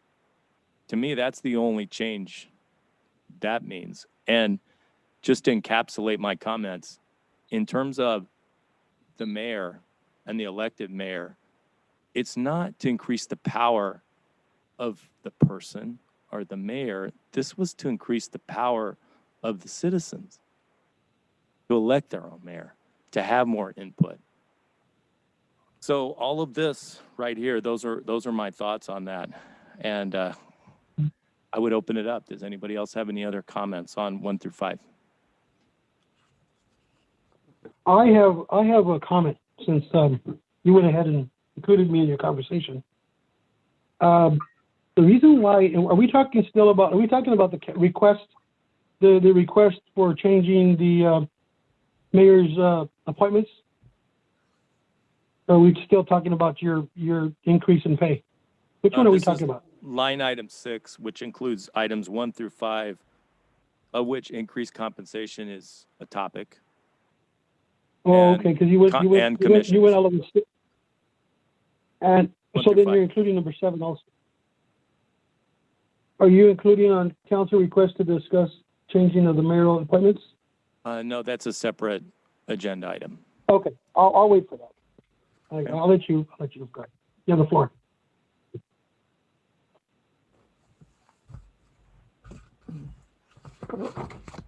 Okay. If no one else has any input on this item, this is informational. I do have a question on if this is a statute on the form of commissions, and we have some commission appointments tonight. Do I need to go by that statute and actually say the names, change the way we've been? Because the way we've always done it is we get the item and somebody nominates somebody and somebody seconds that and they vote on it. Council votes on that person. Do we need to change that tonight to meet the statute, or do we keep going the way we've done it? Statutes in place, it should be complied with. So that should be the way you do it. Okay, so does council is council aware of that? And do they want me to change it and just bring it up, and just bring up the name and then council votes on it? So I think there's a confusion on like which part. So because the commissions, if you want to bring up the names and then we vote on it, that's fine. Or if we nominate the names and, you know, we vote on it, however it is, I don't have an issue, or I mean, not, I don't have an issue, but I think there's two separate things here. There's one is the planning and the personnel commission and how those are done. And I think these other external committees are where I think there was some questions on what past practice has been and what, you know, is being done now. I think that's the question. I think it's two separate issues. No, that's the next agenda item to talk about that. This one is, if this is a statute, can you confirm, city attorney, that is a statute that where I have to bring up their names? Because we're not doing mayoral appointments tonight. We're doing commissions. So when we get to the commission, you know, later on tonight, do you want me to bring up the names and then we vote? Is that what we need to do legally? That would comply with the statute, yes. Okay, then that's what I'll do if that's the legal way of doing it. Does council have an issue with that? So basically, you're going to bring up the name with the people that applied, right? Correct. Okay. I'm not inventing names. Okay. At first, earlier, you just said you were going to pull a name out, and I said, okay. Yeah, no. Yeah, No. and No. Mayor, I just was pulling up the language of the code section. Okay. The government's code section, just to understand. double check, and it does say it uses the term shall make appointments with approval of the city council, so that pretty much makes it mandatory. And if I bring up their names of the people who've applied, we're complying with that statute. You're making the appointment, and then they've got to approve it. That's the way. It's like I'm making the appointment if I bring up the name. Right. And then they vote on it. Right. Okay. So, Okay. All right. That was informational. Can we move on to the next agenda item? Yes. Okay. Item number 7, council request to discuss the process of changing the mayoral appointments and the appointments to city commissions. Report, please. Thank you, Mr. Mayor, members of council. This is a council request from Councilmember Trujillo to discuss the process of changing the mayoral appointments and the appointments to city commissions. Attached is a copy of the memo that was previously provided to the council by the former city attorney on this topic, and this kind of dovetails. So I'll turn that over to Councilmember Trujillo since this was his request. Thank you, City Manager. This was requested because if you guys remember, December 7th, our first city council meeting was a blur. It was fast, furious, and we did a lot of moving and shaking, and there was a lot of questions, and we went back and we were asking, hey, what happened? Yeah. There were things that were tabled, but we still went back and we still appointed some appointments. And in speaking to our previous attorney, he went back and he went back and he went ahead and put everything on detail, and he stated that we still in his report, he stated that the council would have to, or would also, the practice would be because we would approve them, and if we would not approve them, we could change it. So rather than discussing this, I'd like to entertain the fact of maybe changing the ordinance and making a resolution where we could have the council actually appoint these appointees and make them 2 years. That's open for discussion. It's not anything else. It's just my opinion, and I'm 1/5 of a vote. So you could say what you want, but at the end of the day, I have the voice. And that's where we're at right now, and that's what I'm feeling. So I'd like to bring it to the council and talk about it. Okay. Do council members have input on this agenda item?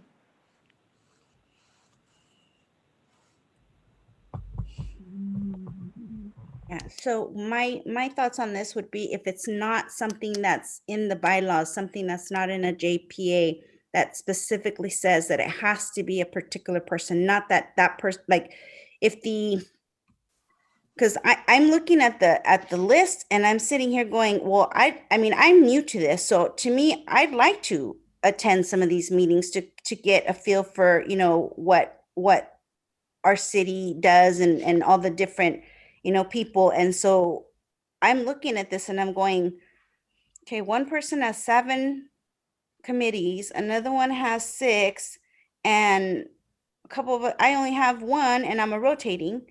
You know, again, I mean, I know I'm new, but I'd like to attend some of these and learn and have, you know, some experience, get some experience with some of these instead of just being on one. And so I'd like to have the chance to be able to vote. Um, you know, just my biggest thing is to be able to vote on the appointments. Like you can make all, you know, you can make the I mean, if it's a statute or what have you, then fine, but I'd like to have whatever our past practice has been as well if there's in the absence of a statute. Any other input?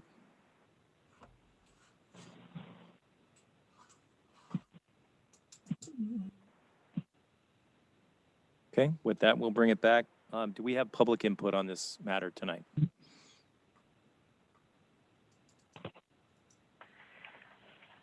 Mrs. Delgadillo, your line is Yes. open. Do you have any comments for council regarding this agenda item? Yes, I do. Thank you, Victoria Delgadillo. You know, statutes are there for a reason. And it's unorthodox to be flippant and think that they should be changed. They're there for a purpose, and they were written and placed there for certain reasons. And a mayor has to do what the law says, not necessarily what the council wants done, but the law. And the law is pretty clear. My uncle's brother, Robert Silva, was the mayor in Mendota. He passed away just this year, just this past year. And he always used to say to me that one of the biggest responsibilities that the mayor has is to make sure that he is following the law.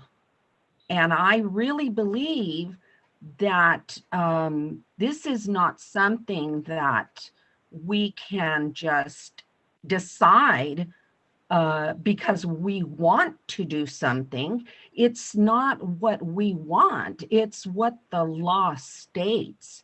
And our role as a council is to work together and to follow the laws that are instituted there by our government. And it's not to take these lightly. And when I hear of changing statutes, it raises a hair because, again, it's unorthodox. And I believe that laws are there for reasons and for purposes. And the role of a council is to follow those laws and to support their mayor and to work together to get the work done. And it isn't going to be what we want sometimes, but that's not the issue. The issue is, again, that we have lots and lots of laws there for a reason, and they must be abided by. Thank you very much. Thanks very much, Vicki.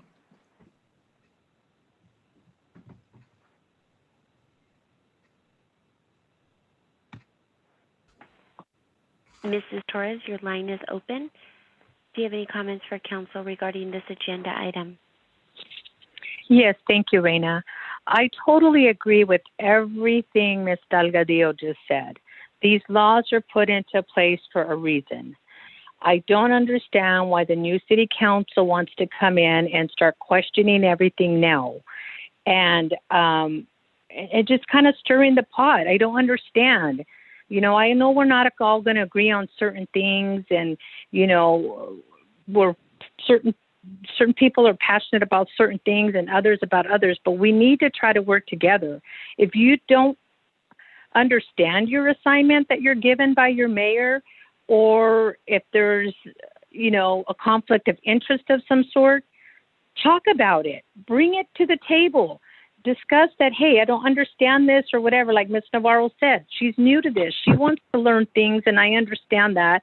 But Mr. Trujillo, if you, like, just for instance, because you brought this to the table, you know, if you have an issue with your assignments, talk to the mayor, talk to the other city council members. Maybe assignments can be switched up or something. But to come in and want to just change the laws that are set into place, it's not acceptable. That's not right. We already got rid of our city attorney. I know we have to start new with that, and we all have to accept it and move on. But coming in constantly to every city council meeting, which we've only had a few, there's so much change that wants to happen. And I don't think we need to do that. We need to slow our roll with all this shaking and moving going on. And we need to just take it easy and work together as a council, with the mayor, with the community, with the citizens and our businesses.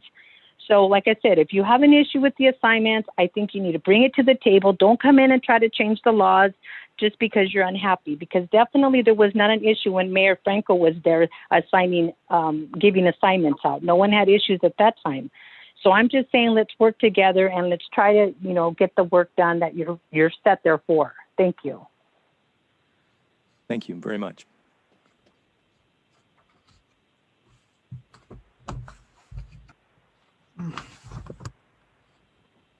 Dr. Gomez, do you have any comments for council regarding this agenda item? As a reminder, please use *6 to unmute your line. Okay, thank you, Raina. I appreciate it. I mean, not really much comment. I just feel that a lot of times, you know, I think whoever's a city attorney or whoever's your legal advisor would advise the city council and the mayor up to what is legal or not. I mean, I'm not an attorney, but I do work with a lot of attorneys, but I'm never the decision maker when it comes to legal.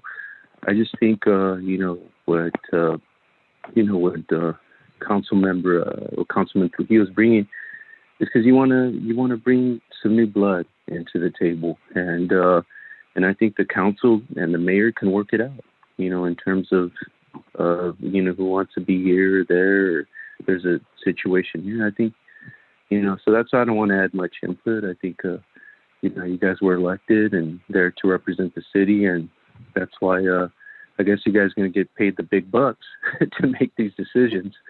But anyways, that's just my perspective, and thank you again. Thank you. Thanks for your input.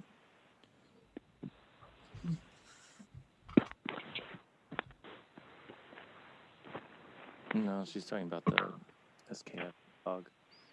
Mr. Franco, your line is open. Do you have any comments for council regarding this agenda item?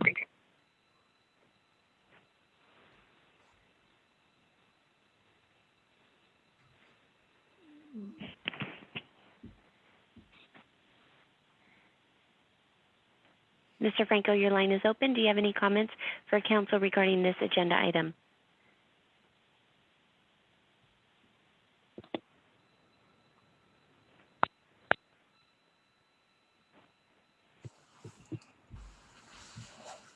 Hello?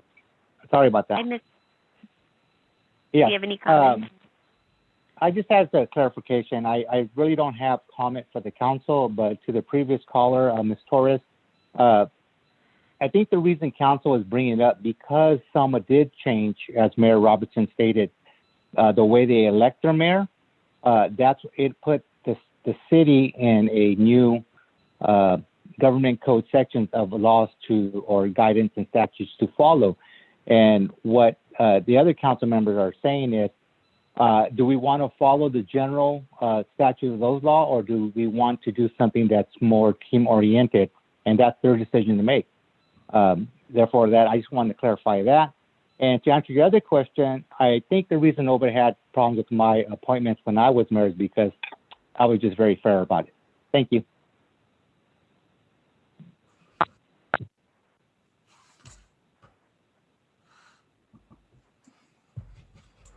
Ms. Salas, your line is open. Do you have any comments for council regarding this agenda item? As a reminder, please use *6 to unmute your line.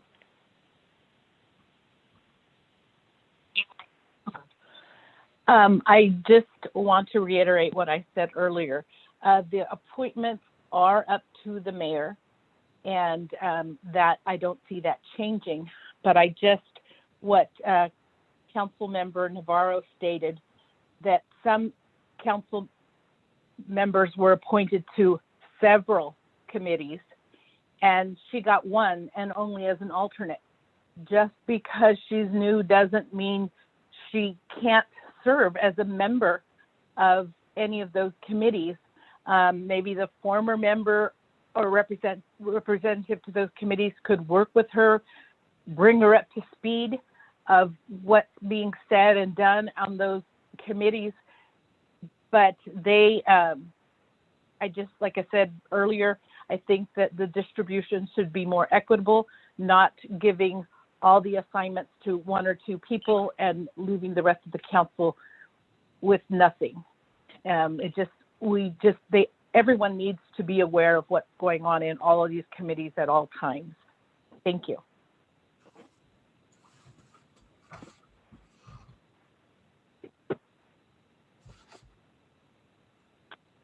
Mr. Medina, your line is unmuted, or your line is open. Do you have any comments for council regarding this agenda item? Well, I'm trying to comprehend what's being talked about here, and it sounds a lot like we're in new territory. Yes, we have an elected mayor. This is a whole different ball game than what we used to have. With it, some towns do things with an elected mayor a certain way, and like Mr. Lewis was saying, we're trying to figure it out. That's what it sounds like. This whole discussion is trying to figure it out. My word of advice is we tread cautiously. If other cities, and it's a very well-defined statute in other cities, that an elected mayor has the power to do this, this, and this, we may want more of a team effort, but it may not bode well for us legally. This is a bad time not to have a city attorney. And it's one of those things where we need to kind of tread lightly, get these questions out. These are good questions to have, and to define what the position of mayor is. Because it's a brand new world. It's not like before where we could rotate mayors. This person's name is going to be the de facto person people are going to go to. They're elected. They are the fall guy for everything that goes wrong. They are also the rally point for everything that goes right. All the other council members, whether we want to believe it or not, politically, can kind of wash their hands of things. Because the only person that's ever getting remembered by any media is the mayor. Let's look at Fresno. You probably name mayors more than you can city council people, especially from 2, 3, 4 councils ago.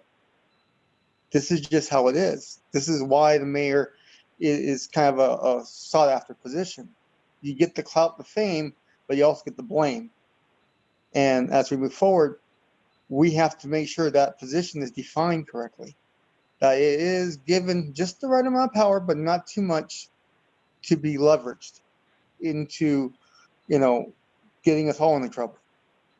Like I said, this is something we should talk about, clear it, and that's good, but it's also something that we could really use the lawyer for. That's my 2 cents. Thank you, Mr. Medina.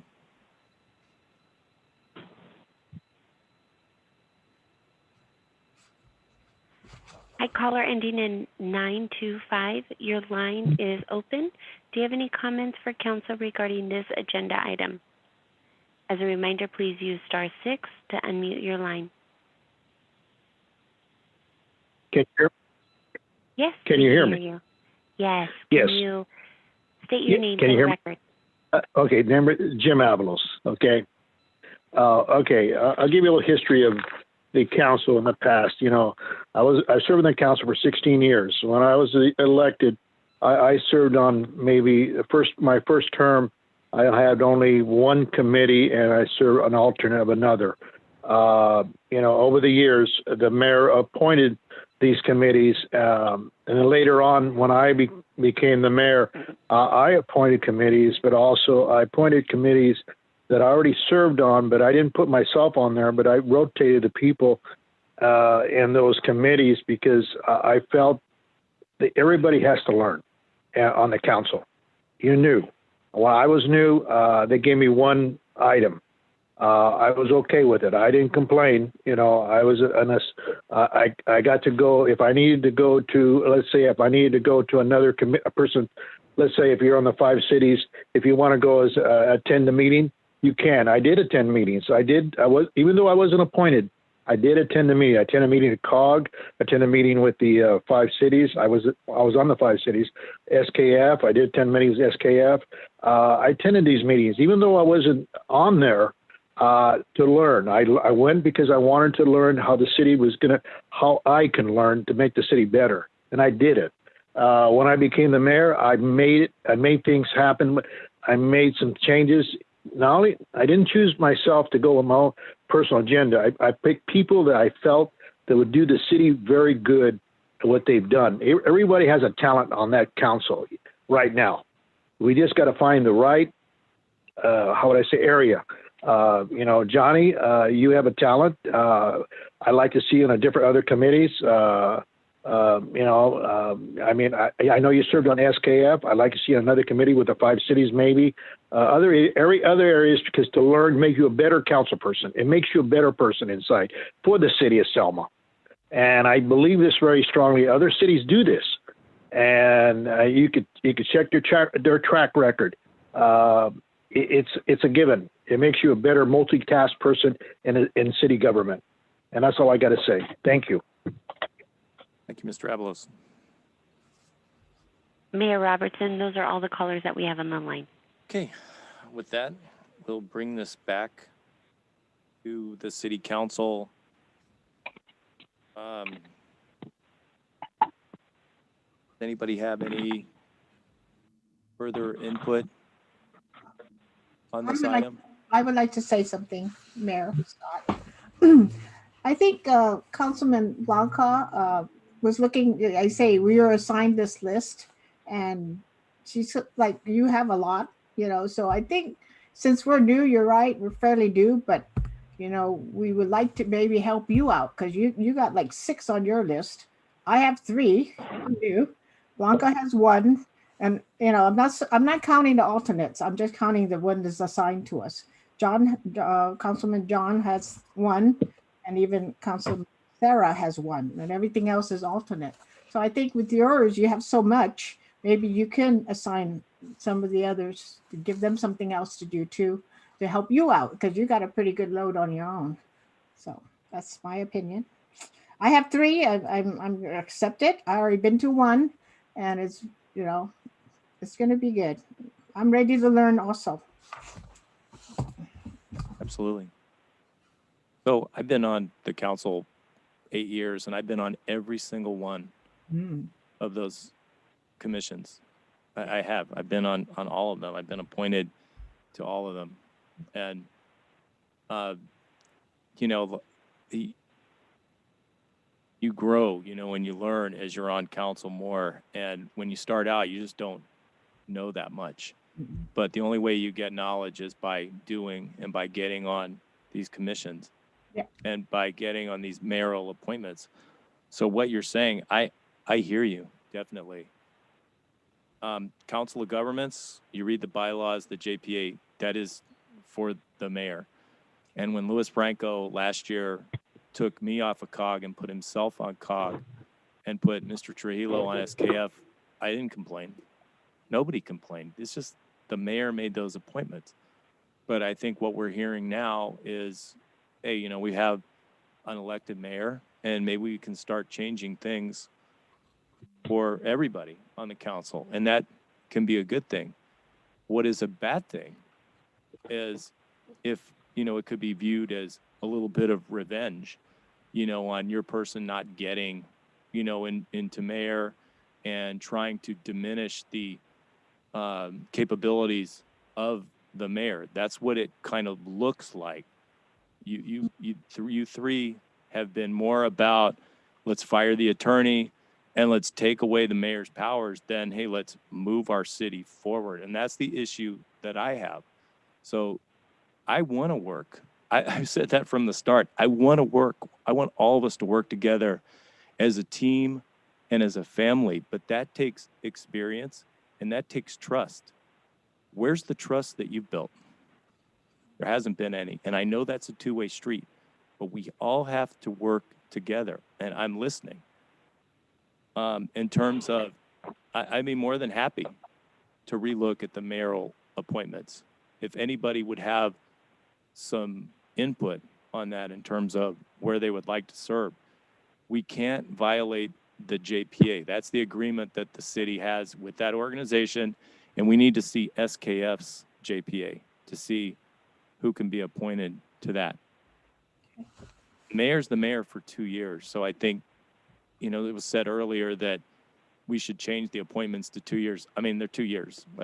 They run with the term of the mayor. So they're going to be 2 years for the appointments. And then that'll be looked at again. A couple of appointments that I have, LAFCO, Local Agency Formation Commission, that you put in my 6 or 7. I'm an alternate on that. Yeah. And I've been to like 2 meetings. But I have stayed up on the issues, and it's very important to be part of LAFCO. It's a very good thing. People should have a knowledge of that. Calvans, I was actually elected to that by COG, and the same for LAFCO. I was elected to it by the Council of Governments. That's not a city council appointment. I mean, you'd have to be elected by COG to be on those 2 groups. Not saying it. Yeah, so that's, I mean, they're just irrelevant at this point. But you keep working, you know, you stay on the council. There are definitely other groups that you can get on. You can attend the meetings. You know, you don't have to be an actual member. You can actually zoom in on the meetings as a member of the public too. So you can get more knowledge like COG and like SKF. COG is every Thursday, 5:30 p.m. And then the Fresno County Rural Transit Authority, you put that in my 6 too. That's the same thing as COG. It meets right after COG. So you're 5:30 for COG, and then right after that, you go into the Fresno County Rural Transit Authority meeting for that. And you can attend that. You can take a look at that. I would highly recommend that you zoom in on that and take a look at that meeting. And if you go to some of these meetings and you come back and say, I really want to be a part of 5 cities. Maybe, you know, Councilperson Navarro says, I want to be a part of 5 cities. And then, you know, Mayor Pro Tem Cho says, you know, I want to be a part of SKF, you know, because she's looked at that. And the JPA is consistent with that it's not a mayor appointment. It can be voted on by council. Then we can look at that. But I really think there should be more steps taken. You know, take an interest in a committee and get into that and get some knowledge on it and then come back, as opposed to the way it looks here, which is, well, you know, the mayor's always appointed these commissions before. Let's take that away. We're going to do that, not the mayor. Don't forget, there are going to be new mayors elected and there are going to be new majorities. We always have to keep the long view on council of what's the best thing for the city. What are we doing best long-term for the city as well? And do we want the mayor to be able to make these appointments? And do we want the council to vote on the commissions? And it's a good dialogue to have, but let's, you know, make our decisions for the right reasons, in my opinion. So this was an item placed on the agenda by Councilman Trujillo. Is there a motion? What would council like to do on this?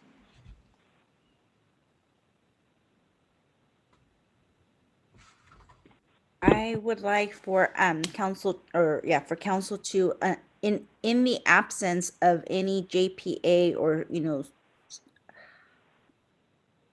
um if it's appointed by the mayor and it's a JPA and that's who that person appoints, and that's fine. But if it's something that we can vote on, if there's no JPA and the mayor will appoint it and then the council will vote on whether or not, or if somebody says, I want to be on this council or on this committee, then we voice it. But I'd like to see a little bit more diversity on this list.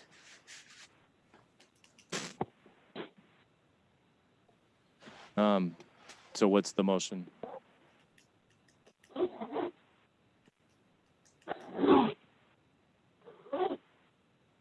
The motion would be that if there's any mayor appointments, if it's absent the JPA or any other governing, then council would have a vote on who goes to those committees.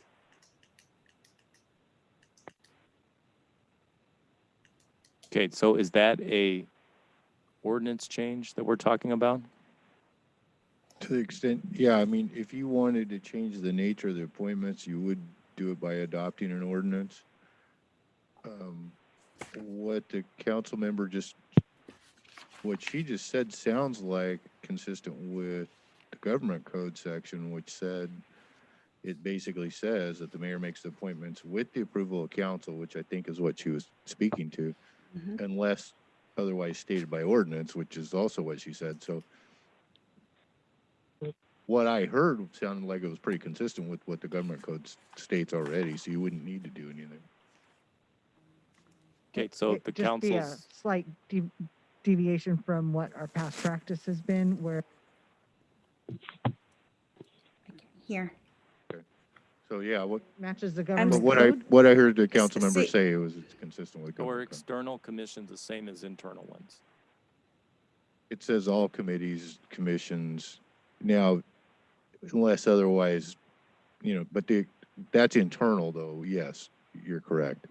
The JPAs, those all have their own organizational documents that So do we speak know if to 5 that. cities, so this would be the ones that the city council nominates, like LAFCO and Calvans, those are nominated by COG, so that's a different governing board altogether.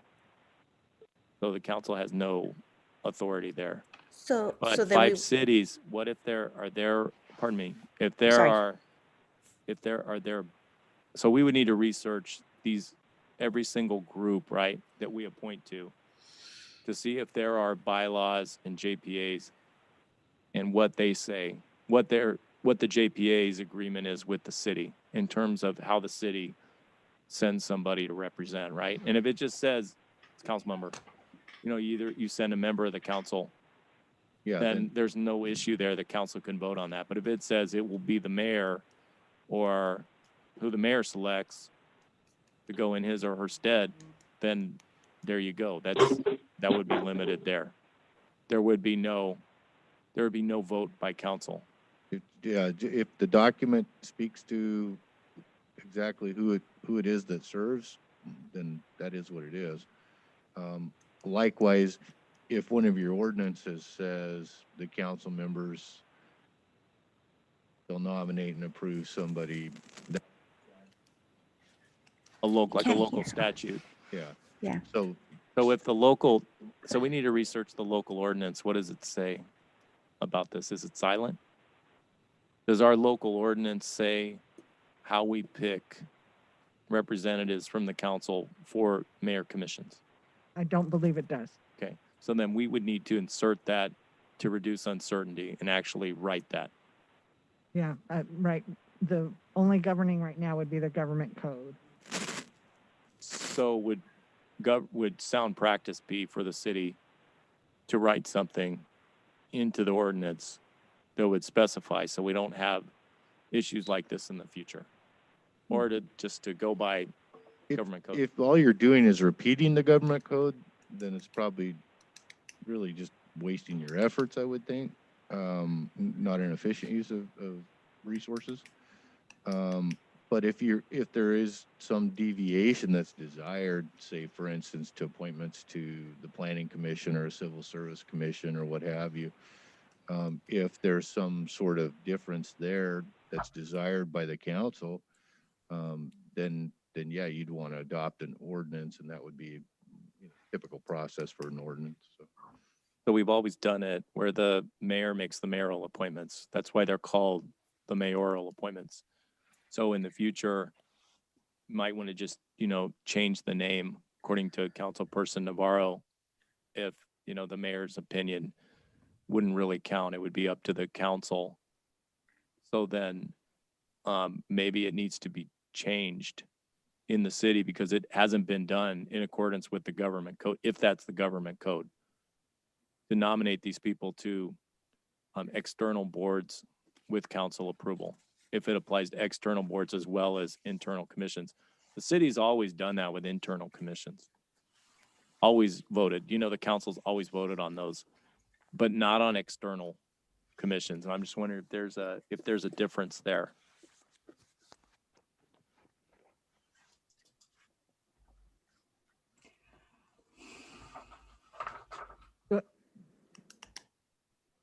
I mean, it sounds like we can do some research to, It just says makes all appointments to boards, commissions, committees, and committees unless otherwise specifically.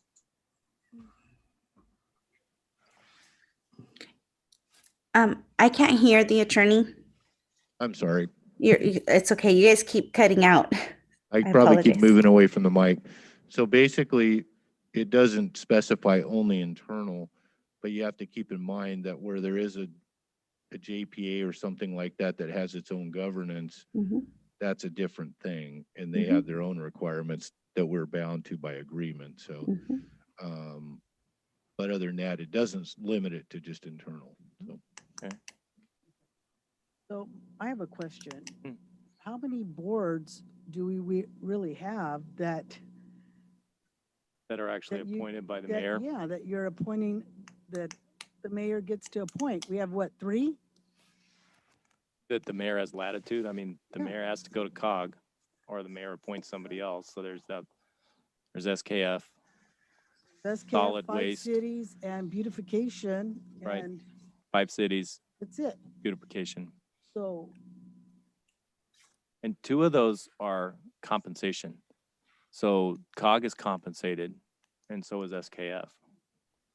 The rest of them aren't paid. so we'd have to look at their JPAs to see if they dictate something specific. And the ones that don't would go by the government code, which says you would nominate and they would approve, just like we do with the internal commissions. Yeah, I mean, what he read was a little vague in terms of not clarifying external and internal. I mean, maybe it's important for the city to specify that or not. It's gone by past practice for 20 years. It could go by practice for the next 2 years or 20 years. Who knows if council starts voting on mayoral appointments, which could very well just change the name, right, to commission appointments or council appointments, because then in effect it would be a council appointment, right?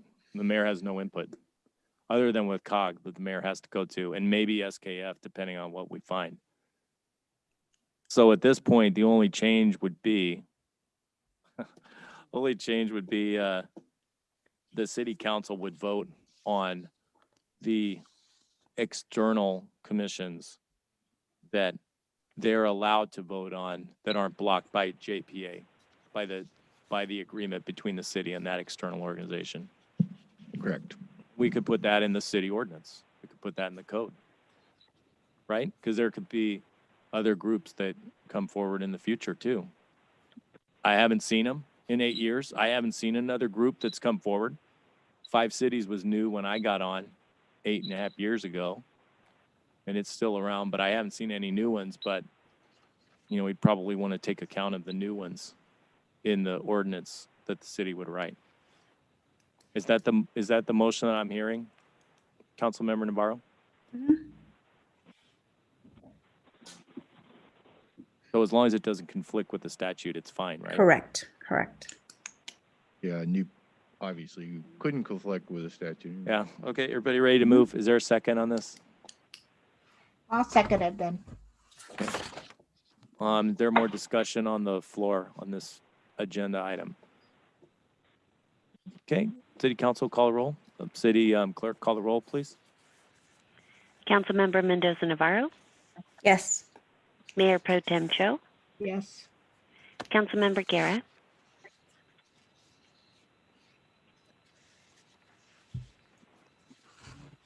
I'm sorry, Councilmember Guerra, I did not hear you. No. Councilmember Trujillo, Yes. Mayor Robertson. No. Okay. We'll move on to agenda item 8. Council request to update council's code of conduct. Report, please.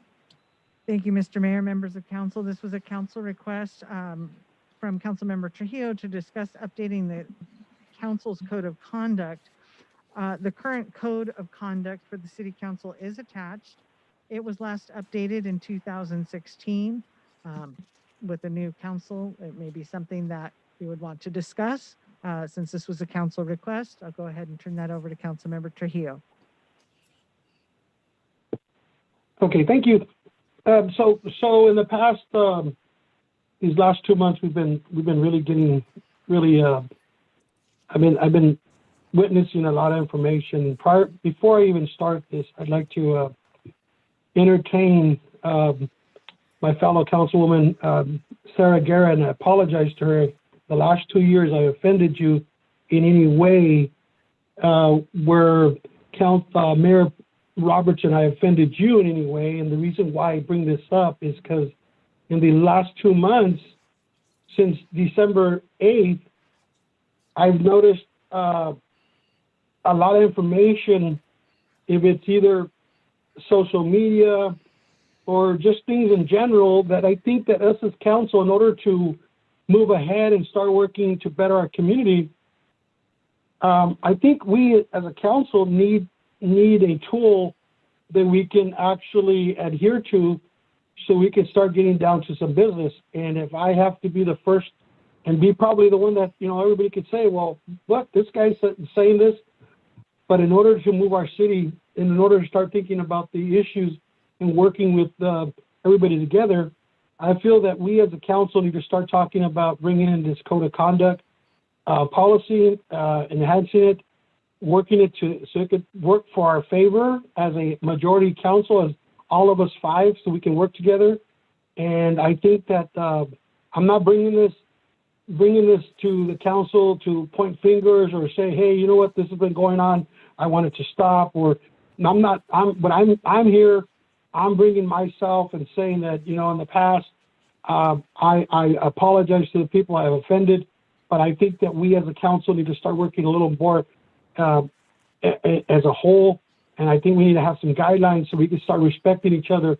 And I think that if we start respecting each other, I think we'll be able to work together. And I'm bringing this to the council to have a discussion. I'm not pointing fingers. And I humble myself to you guys and ask you guys for some opinions and to see if we can bring this to somewhere where we could start off strong and right. That's all I have. Council have any further input on this issue? No, yes, I have this, the same. I want to make sure that if this is something that code of conduct, I've experienced some things, haven't been very nice. And I'm new, and there's been a lot going on in the back end. with my election and everything. And so there was some things that I witnessed and I experienced, and I was not, I was very disappointed with some of the things that have been on social media, some of the attacks that I've had, some of the bullying, some of the harassment. And so I feel that we do need to, as council, work together and not bring each other down. And instead of, saying we don't have experience or just telling one side of the story, I think that we should really work together. I come with a lot of knowledge, and I come with a lot of experience. I've been in the public sector for over 20 years. So I understand the importance of, transparency. And I've held a lot of positions at my day-to-day job. I'm currently doing compliance. I do compliance every day. So, I know a lot of policies and procedures. And so me to be told, yes, I'm new at this political world.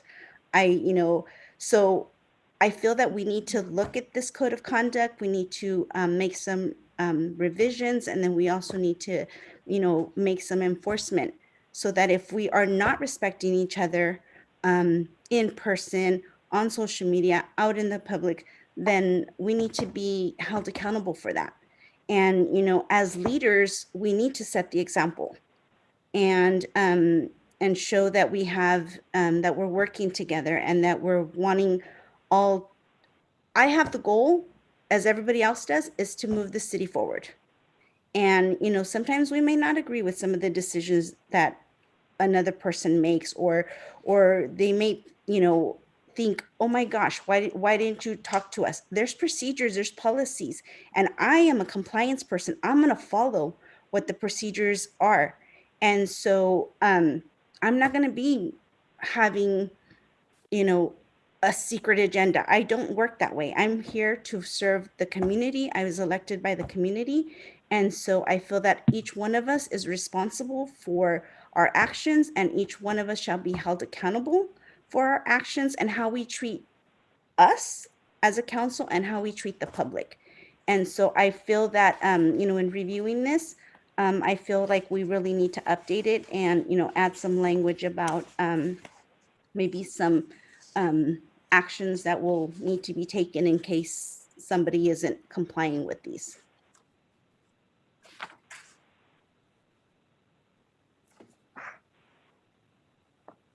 Any council members have additional input on this topic? I'd like to say something in reading the code of conduct. As a businesswoman and a council member, and I've been born and raised here in Selma, I've always treated people with dignity and respect, and that's what I expect. I don't need someone to talk to me abusively or a threat or anything like that. I don't treat you that way. That's how I was treated. So when you're not, it's easy for someone to speak to that when they're not in the receiving end, okay? But when it happens to you, it's a whole different ballgame. I don't accept making harassment, anyone being harassed. I don't accept anyone, any homophobic slurs. That is just not acceptable. I don't treat my workers like that. I don't treat anybody that way. That should not be accepted with anyone. I mean, I don't think any member should be talked to that way. But again, if it happens and people are being abused, then something does need to be done. That's a whole different ballgame.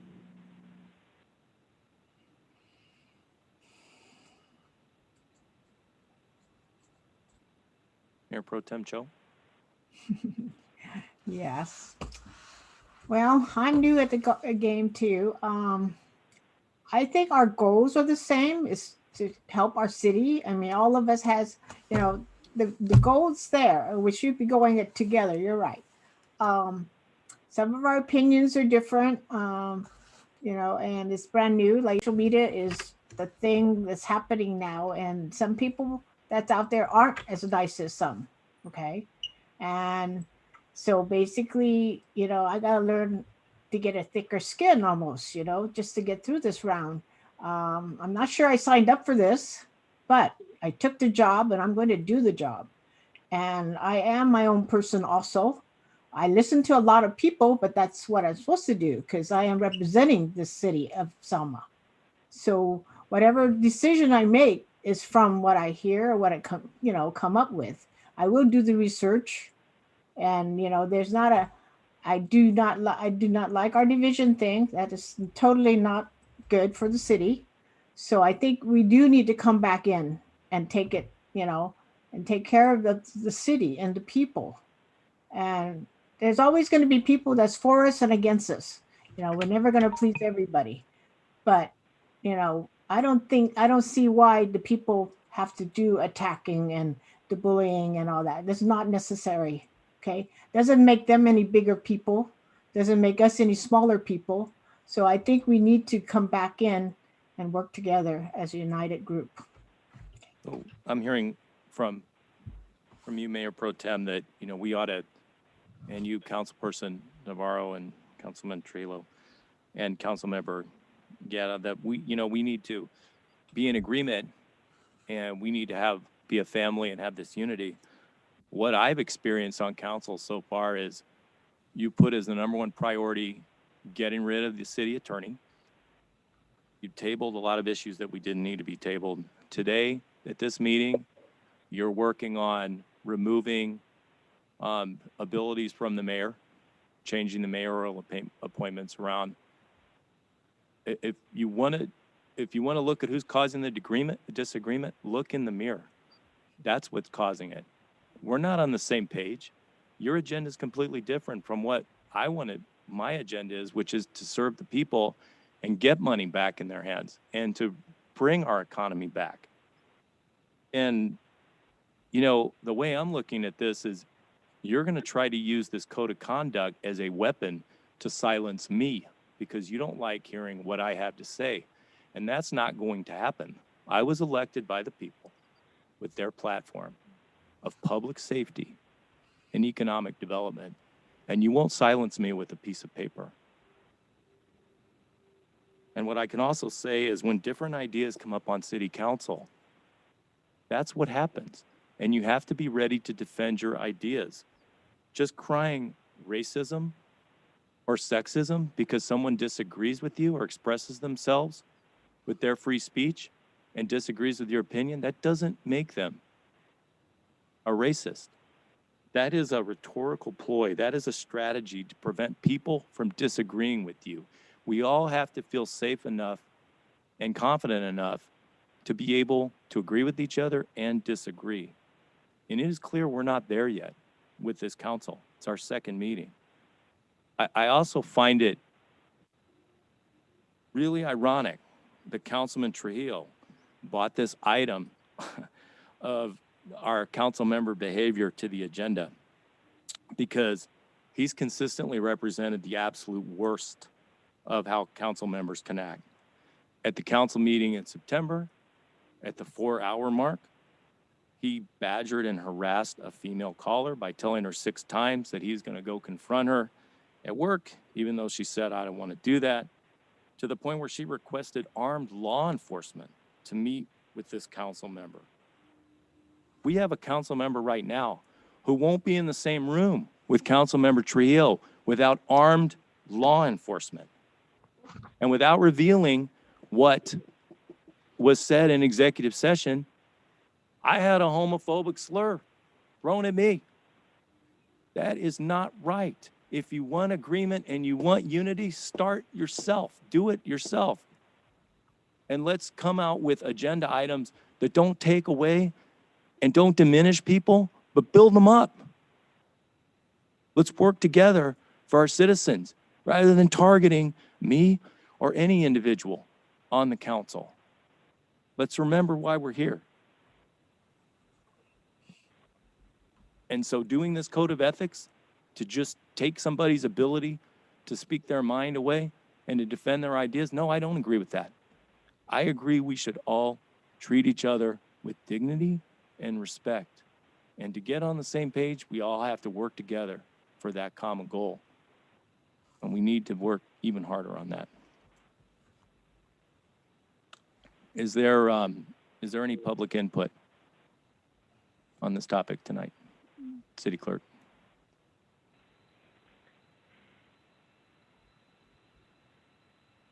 Mrs. Delgadillo, your line is open. Do you have any comments for council regarding this agenda item? You know, I was never going to bring this up, but I do feel like it's very necessary to do so at this time, especially because when you're talking about a code of conduct, you are setting rules and behaviors and expectations of what you want a professional person to do and how to behave and how to speak. And you are put there to use your mind. I think that we have to really understand and communicate better. And a lot of times when you are communicating, you are not listening. You're already coming up with what you want to say without even listening to that person. So a lot of times, a code of conduct is necessary for people because they cannot have an open mind and they are not able to articulate exactly what their point is. And a lot of times when people can't do that, they will hide, they'll backstab each other, and then you have all of these hates and resentments and jealousies, and none of that is good. You need to be ethical, and you need to be honest, and you need to have character, just like we teach children. I've taught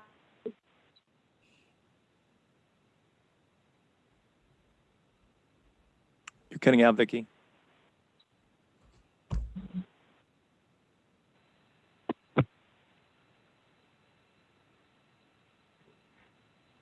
behave the way I have seen you guys behave, boy, they would get a come to Jesus talk from Mrs. Delgadillo. And what I am saying is that you're being watched. You're being watched by the city, by children, and shame on you guys if you think you're going to run the council with all of this nonsense. Appreciate your comments, Mrs. Delgadillo. Thank you. Thank you. Thank you.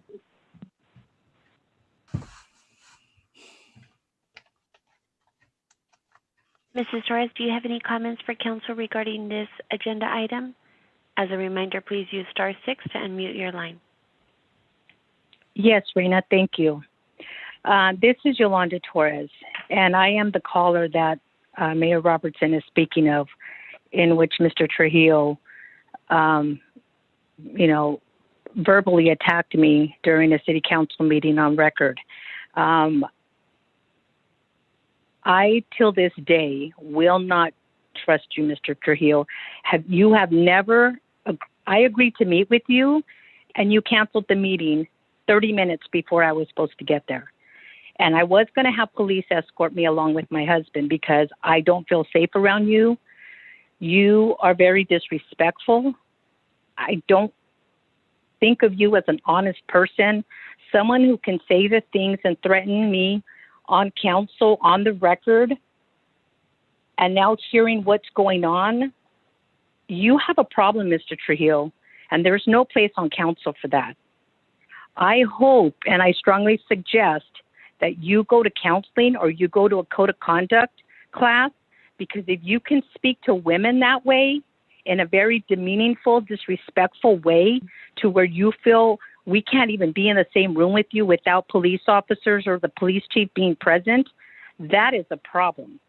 When the forum starts opening up and this COVID goes away, because we will be at city council meetings, and I will have a police escort with me when I do attend the meetings, and you know that I do attend the meetings. I will never attend a meeting without a police escort or the police chief by my side, or my husband by my side. That's how you made me feel. As a citizen of this community who has fought years and years and has done over 15, 20 years of community service in the police department, worked with the schools, been president of the school clubs, coached our kids. I've done so much for this community. And I'm at this point now where I'm going to continue to fight for my community, but I don't feel safe doing it if you're on council.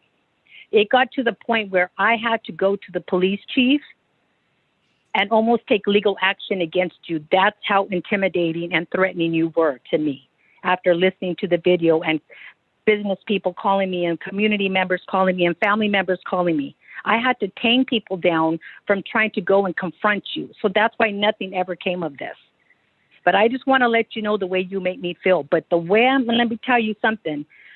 You will not stop me from continuing the fight to move this city forward and for being the voice of our community, for our seniors, and for our children.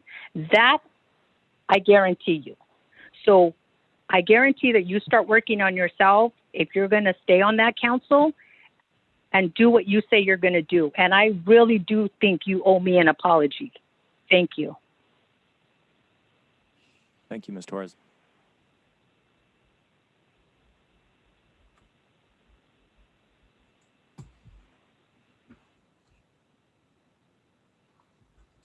Mr. Franco, your line is open. Do you have any comments for council regarding this agenda item?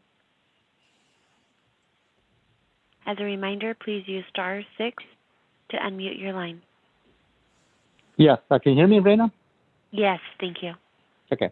Louis Franco, I just wanted to make a comment reading the agenda on this code of conduct. Obviously, every organization has a code of conduct, and they're there for a reason, and having to review it periodically to make sure it's fit with the times.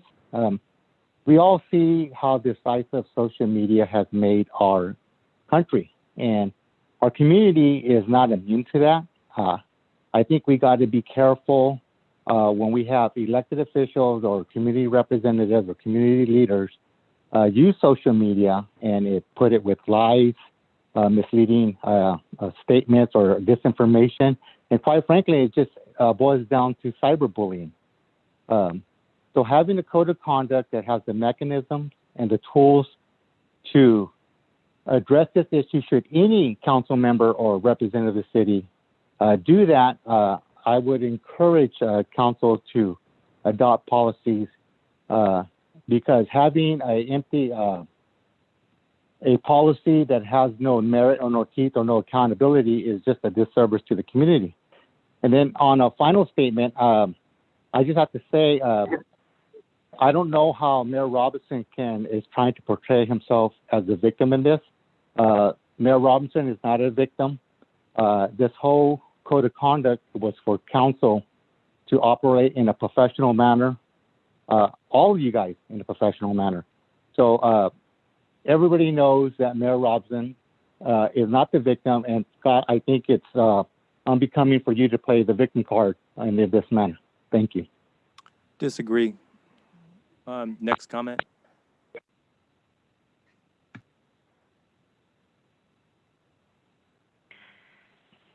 Mr. Avalos, your line is open. Do you have any comments for council regarding this agenda item? Hello. Hello? Hi, Mr. Avalos. Yes, can you hear me? Yes. Do you have any comments for council regarding this agenda item?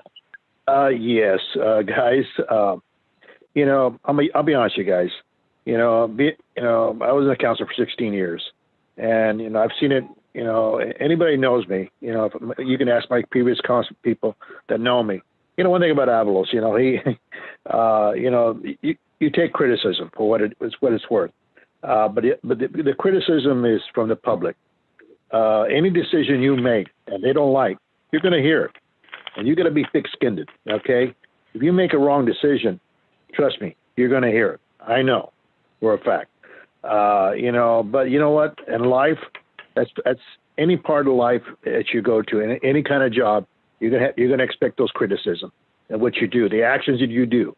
But if you do a good thing, you're gonna be fine. You guys, you know, you got two new council people that are new. You know, the code of conduct. You know, it's very important that they learn the code of conduct. I'm gonna tell you something. I went down south with me and Johnny I took a class, you know, cyber attack and also I took two classes in. I got certified in how to treat your help, how to treat the help that work for the city and between ourselves, and what it is how you treat each other. Are we all going to agree? No. Is there going to be disagreements? Yes. Is there going to be social media out there? Yes. You got to handle the situations. If you guys can't handle them, you shouldn't be on the council. Okay. Those are decisions in life. You're not going to make everybody happy. Yeah, I understand that, but you have to move the city forward in the right direction. Okay, guys, it's very right, especially now, COVID-19. You have to move the situation. I'm not very happy what you guys did on getting rid of the attorney because you delayed things.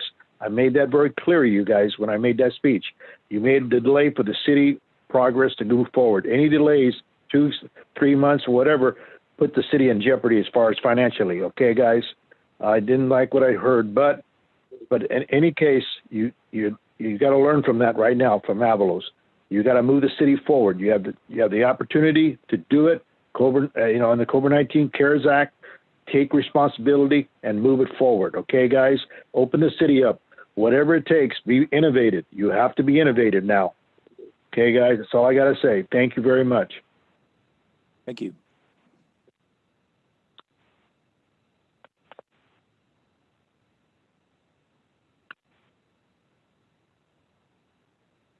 Ms. Salas, your line is open. Do you have any comments for council regarding this agenda item? This is Teresa Salas. I just don't see why anybody would not want to have this code of conduct. It is for all the council or anybody else involved in city government, and it should be the standard for everyone to follow. My only question is, it talks about compliance and enforcement. It talks about sanctions against members who are not elected city council persons and whose conduct does not comply with the city code of conduct. Is there any compliance and enforcement for the city council members themselves?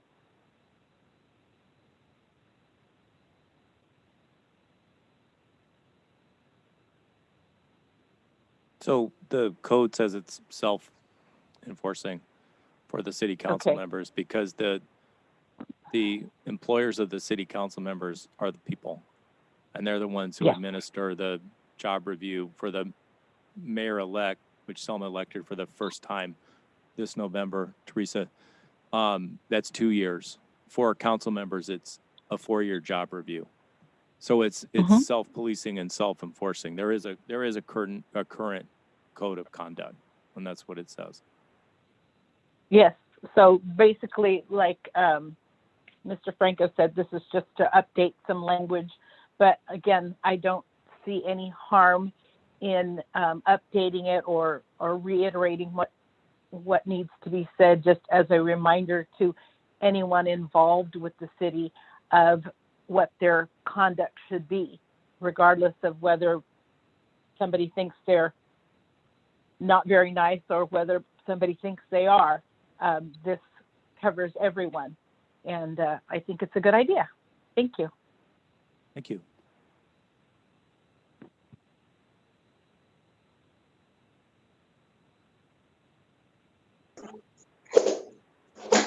Mr. Medina, do you have any comments for council regarding this agenda item? Yes, I do. So I'll try to make it quick. When it comes to code of conduct, I already assume City of Selma already have one, and I believe you guys do.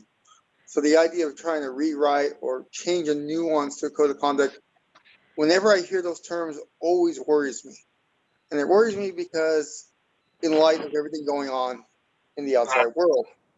Now, internally, Selma, yeah, there have been, people going off the handle at city council meetings. I was there. I listened in on that meeting when Mr. Trujillo kind of went after Ms. Torres, and that wasn't fun to watch or listen to. It was unbecoming of a council person. Now, people can lose their temper. Okay, that was a little bit too much in my opinion. I come from a world where if you want respect, you show respect. And ethics is not what you do in public as much as what you do even in private. And when it comes to making decisions and talking with people, belittling people does not help. Now, that being said, getting back to what we're talking about in the bigger terms, we have this background of the things that are being pushed now. People's accounts getting locked out, people being silenced by corporations against their First Amendment rights. And I think this is something Lewis brought up that we should all look at, and that is when a politician, council member, mayor-elect, are saying something online, on Facebook, on YouTube, wherever, they're representing Selma. Now, if their points of view are different, that's fine. If what they have is opinion, completely fine. If what they say is derogatory, they will naturally pay the price. There's no need for a code of conduct. They will be recalled, they will be voted out, and they will even get sanctions. However, what we're talking about here is this. Does the city have the right to curtail free speech? Someone flying off the handle is one thing, but it's not the same as someone making a statement online. Making a statement online takes forethought. As long as their statements are opinions or are followed by fact, it doesn't matter if someone else likes them or not. They're protected. Doesn't matter if Facebook likes it or not. It's protected. Facebook will deal with that in the upcoming year or so. They just don't know it yet. But in regards to here in Selma, we must protect the conduct of all our employees, especially our council members, by making sure they have the right to speak their mind and their understanding. There is a higher standard to be set, and they are expected to follow that.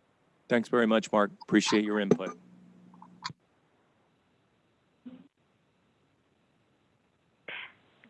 Dr. Gomez, your line is open. Do you have any comments for council regarding this agenda item? As a reminder, please use *6 to unmute your line. Yeah, thank you, Reina. I'll just say some quick points. I know Mayor Robertson mentioned that by signing the code of conduct, it limits his free speech. I sign the code of conduct every year. I sign the ethical obligation every year. It doesn't limit your free speech. Look at other council members that still sat on the council because you're elected. A code of conduct is not going to throw you out. Being out loud or doing this is not going to be out loud. I know in moments in politics, there's competitiveness. And I think that's what it was. There was some competitiveness because I always hear the city attorney. I hear Mayor Jim Ambelos about the delays. Well, I could talk to him about the delays in trying to fight an election that he lost. And the processes that he didn't know, that you can't, the election machines count all the ballots. And with, I hear all this First Amendment stuff. Facebook is a private entity. Twitter is a private entity. And if you don't follow the rules and regulations, they have the right to. Just like the Supreme Court decided that, guess what? A baker refused to sell or make a birthday cake or a wedding cake for a same-sex couple that was getting married. So let's get that straight. So a code of conduct is not going to limit your ability to free speech.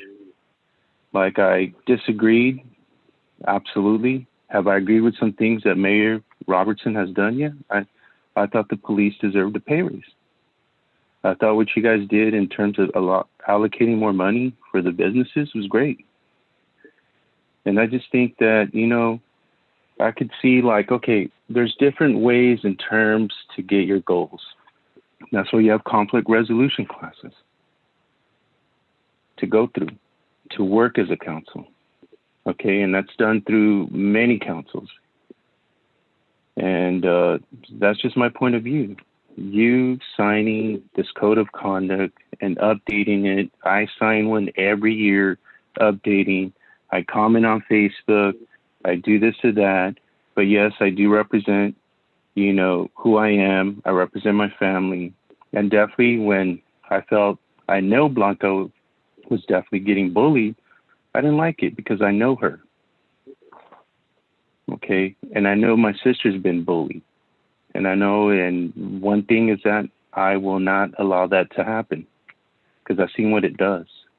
And I've seen people commit suicide over it. Okay. So Thanks for your comments. I think Dr. everybody by Appreciate signing, that, Dr. Gomez. I still have 17 seconds, I think. You don't. Yeah, I have 17 seconds. That's what the Time's up. timer says. No, not this timer. All right. Thank you, though. Appreciate it. Okay, thank you. Thank you, Mayor. Appreciate it. Thank you. Mayor Robertson, those are all the callers we have on the line. Okay.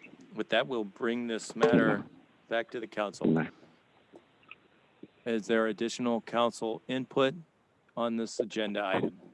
I want to make a comment as well to Mark Medina's, where he was at the council meeting and he said exactly the truth about Mr. John Trujillo, how he behaved towards Yolanda Torres, which is a citizen of Selma.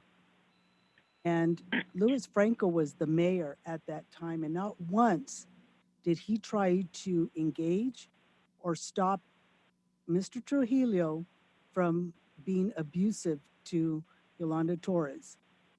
It's okay, like I said, when they're not the receiving end. It's okay. Their rules don't apply. But when it's us and we're the receiving end, they can treat us however they want. Well, like I said, they sure can't, because I'm not going to stand for it. And neither should anybody else. Just like Mr. Gomez stated, he didn't like his sister getting abused or a woman being abused. Well, take a look at Mr. Trujillo and let's see if you're okay with that. I have to say. In terms of history on this code of conduct, it came about in 2016. I was part of the council, and the way it came about was, despite what Mr. Franco said, what really happened was there was a commissioner who complained about another commissioner harassing them. And one was a female and one was being harassed by a male.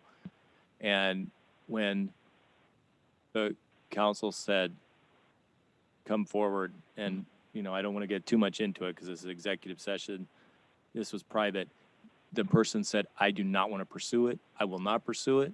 I'm dropping this. This will not happen. So as a result of that, the council came up with this code of conduct. It was never meant to stop people from saying what they think and what they feel. It was meant to prevent that bullying and to prevent the situation that happened. You have a council of elected people who answer to the people, and the council members are regulated by each other, but by the voters. The voters are the ones who decide what's going to happen and whether to continue to have those council members on the council. but just disagreeing with words and with opinions, I mean, you can have that and in writing, but it goes way beyond that when people feel threatened physically. That is way beyond a code of conduct. That's law. That's criminal law. And there are things you just don't say in 2021. You just don't say these slurs. And yes, the people are paying attention. They're watching this. And we need to conduct ourselves with dignity, and we need to do our disagreements, conduct our disagreements and agreements in a way that brings honor on our council and is polite rather than letting it get down and dirty, which brings our city down. We represent our city whether we're on or off the council, in our public and our personal life and what we do in that. And we need to remember that, but we also need to remember that it's the people who decide whether we should be up here or not. Any council member have any additional input at this time?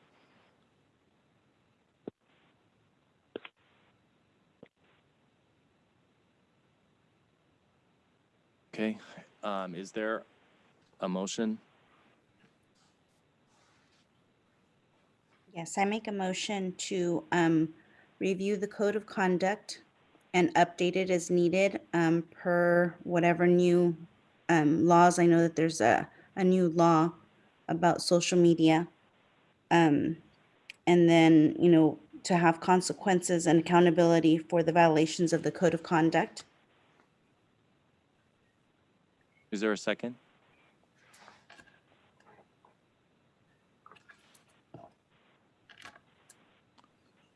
Motion dies for a lack of second.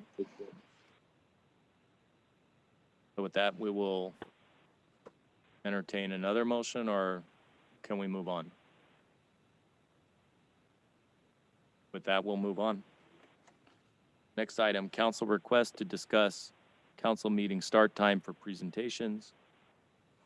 As a council request, staff has placed the item on the agenda for discussion. City Manager.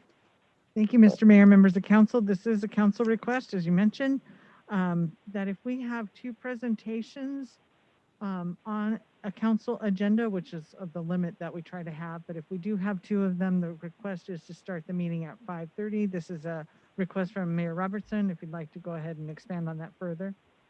Sure. I've just noticed that our meetings, especially since COVID, and we've been on Zoom, and it is definitely lengthened our meetings.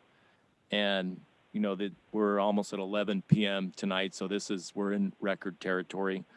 And in order to keep the meetings a little from going quite as long, when we do have those presentations, they tend to take up some time.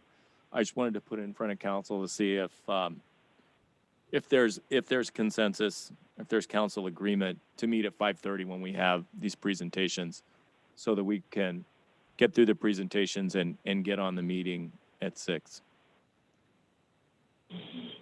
Is there discussion?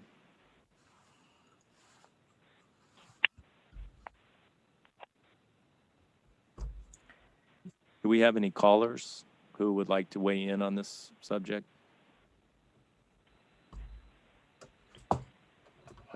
Councilmember Guerra has something to add. I'd also like to add, maybe we can keep our meetings to maybe a 3-hour for minimum. I mean, we're here, it's almost 11 o'clock. I agree. Goes too long. I'm with That you. goes too long. I don't know if we can. I'm with you on that. I don't know if we can do that, though. I don't know if we can set a time limit on meetings. Is that done in, is there Some law on that? cities do put. Mayor? Oh. I'm Sorry. sorry, this city attorney's speaking, then Council Member Navarro. Some cities do put like an upper limit, but what it usually will say is it'll adjourn for the night at a certain time and then resume the following. Something else I've seen, if I might just interject quickly, is that you set a limit and then in order to extend the meeting, say you've got one more item, you'd have to have a motion to extend it for another 15 minutes. Could you put it on the next meeting, 2 weeks, Yeah, instead of the next day? We could probably just research best practices, I think would be the smart way to do it. I know it's 11 o'clock and we're not even there. We're not even close to there. I would love for us to talk about that time limit that Councilwoman Guerra is talking about. In some way, a form we could work with that. It would be good. Staff research what other councils have done on that and get back to us in terms of, I mean, Yeah. we could do like we're at we're at 6 hours. This is gonna be like regular shift, like regular workday. And Yeah. maybe we put a period on it at like 10 o'clock, and then if what we don't get to, we could put on the next council meeting.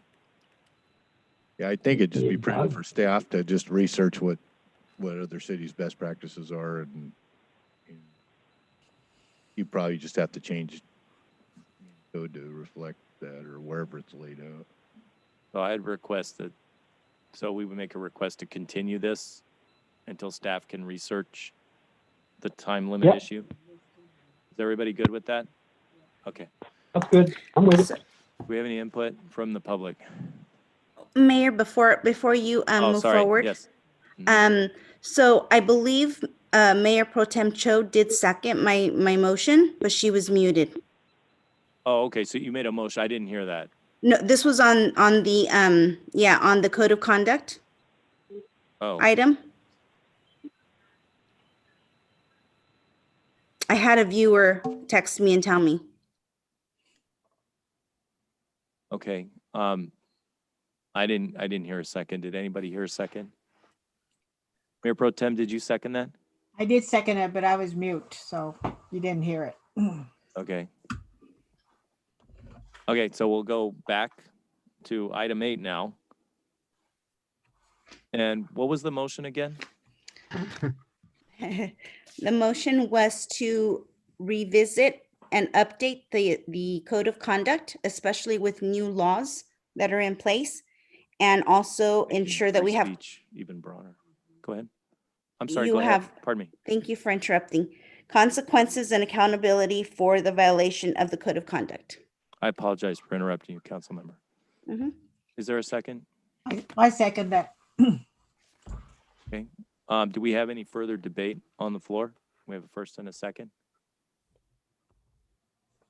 Okay, with that, we'll call the roll. Councilmember Mendoza Navarro, Yes. Mayor Pro Tem Cho, Yes. Councilmember Guerra, Yes. Councilmember Trujillo, Yes. Mayor Robertson. No. Okay. We will move on back to item 9. Council request to discuss council meeting start time for presentations. So staff's going to review this, and we're going to go to the public right now for input. Mrs. Delgadillo, do you have any comments for council regarding this agenda item?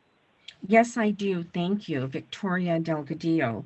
When the city of Selma was suing myself and my neighbors, they held meetings past midnight. And many times there were so many people in these meetings and shouting and cussing and yelling, and it was horrific. My husband only came to one meeting and he had to leave the building, and he started to vomit outside because of the slander and the behavior that was allowed by the mayor. It was Mike Durr was the mayor, and Bob Allen was another person that was on the council at that time. And I was even called the Antichrist at the meeting. A woman stood up shouting, and that was when I believe our attorneys looked over at Mike Durr, and he was hitting the gavel, telling her to be quiet, that she couldn't say that about me, because I think he knew that I was going to file something against that woman that was up there shouting. But I think that sometimes these meetings take long because a lot of time is wasted. And I don't think that people are prepared. And I don't think that we're working together to drive what we are trying to accomplish for the evening. So if everybody worked collectively, if there was team building, if there was trust, and there was respect and honest communication, and I see eyes rolling and people turning their backs, and all of these types of behaviors that are not conducive to a person who is representing the public. Your actions and your behaviors speak volumes, and there needs to be cooperation and integrity. And I just from the body language, it's very disturbing, and I am I'm not happy with it. Thank you. Ms. Delgadillo. Thank you.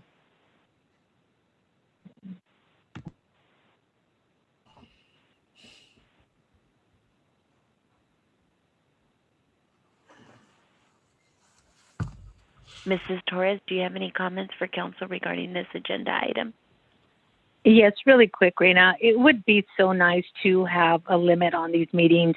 I know we all sit on here with you guys. We are going on six hours here. I feel for you guys. We're at least in our homes and comfortable. I mean, I've made dinner, I've washed dishes, and I've done a couple loads of laundry. So I know you guys got to be exhausted. So if there can be a way that we can limit this and continue some items to the next meeting, that would be great. Because like I said, I know with COVID, we're at least in the comfort of our home. Sarah, Gara, and Mr. Robertson, I know you both are not, and I feel for you. So if you guys can take that into consideration, that would be greatly appreciated. Thank you. Thank you.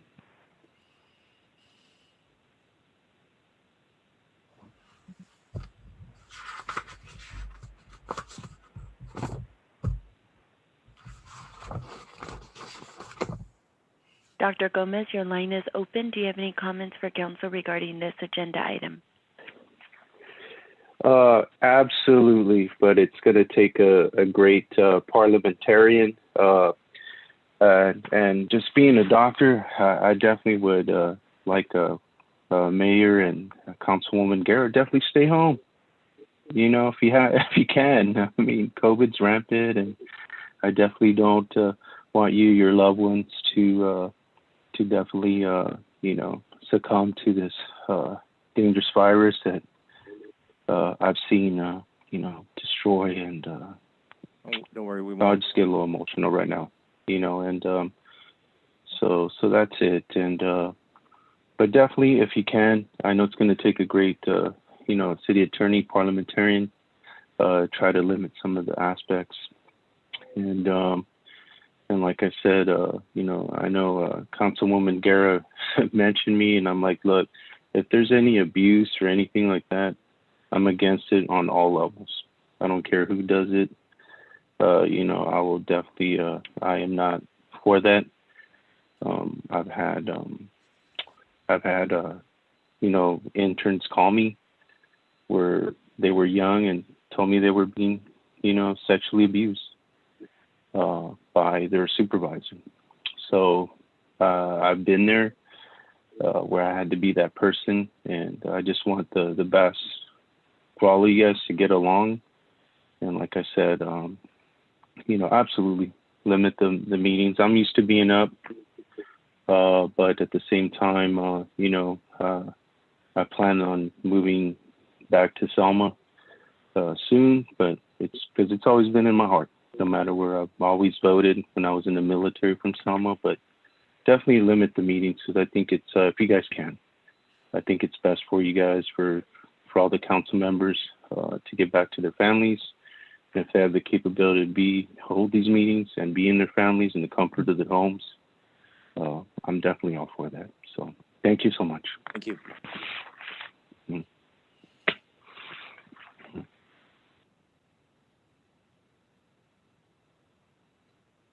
Mr. Franco, your line is open. Do you have any comments for council regarding this agenda item? No comment. Thank you.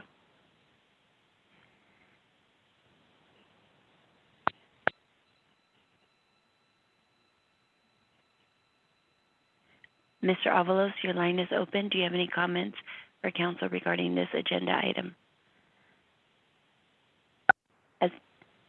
As a reminder, please use *6 to unmute your line. Oh, and use *6 to unmute your line. You just muted it. Yes. Okay. Did you Hi have there. comments? This is Jim Avalos. Sometimes, when you're on the council, everybody wants to go home in 3 hours, whatever. It's good if you can. But a lot of times things are on the agenda that you have to move forward for the city because they have public comments that take a little longer than expected. It happens. It's part of the course and of the public servant. We all want to go home early, but sometimes stuff on the agenda we have to take care of business to move the city forward. And I know that everybody wants to go home. It's late at night, so I won't say too much. So I hope the best what you guys decide. Good luck. Thank you.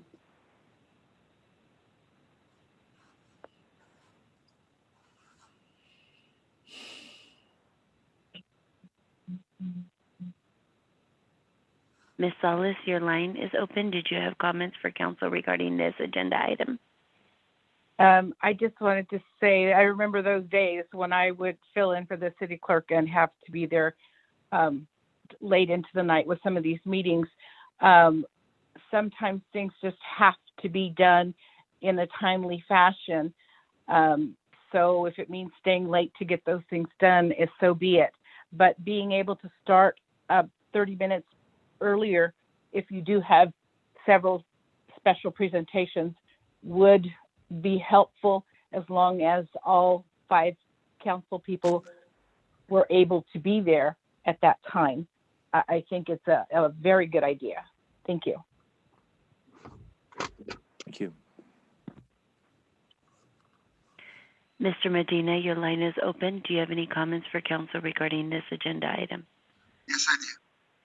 So I'm about to say something that's going to make me probably one of the most unpopular people in this forum.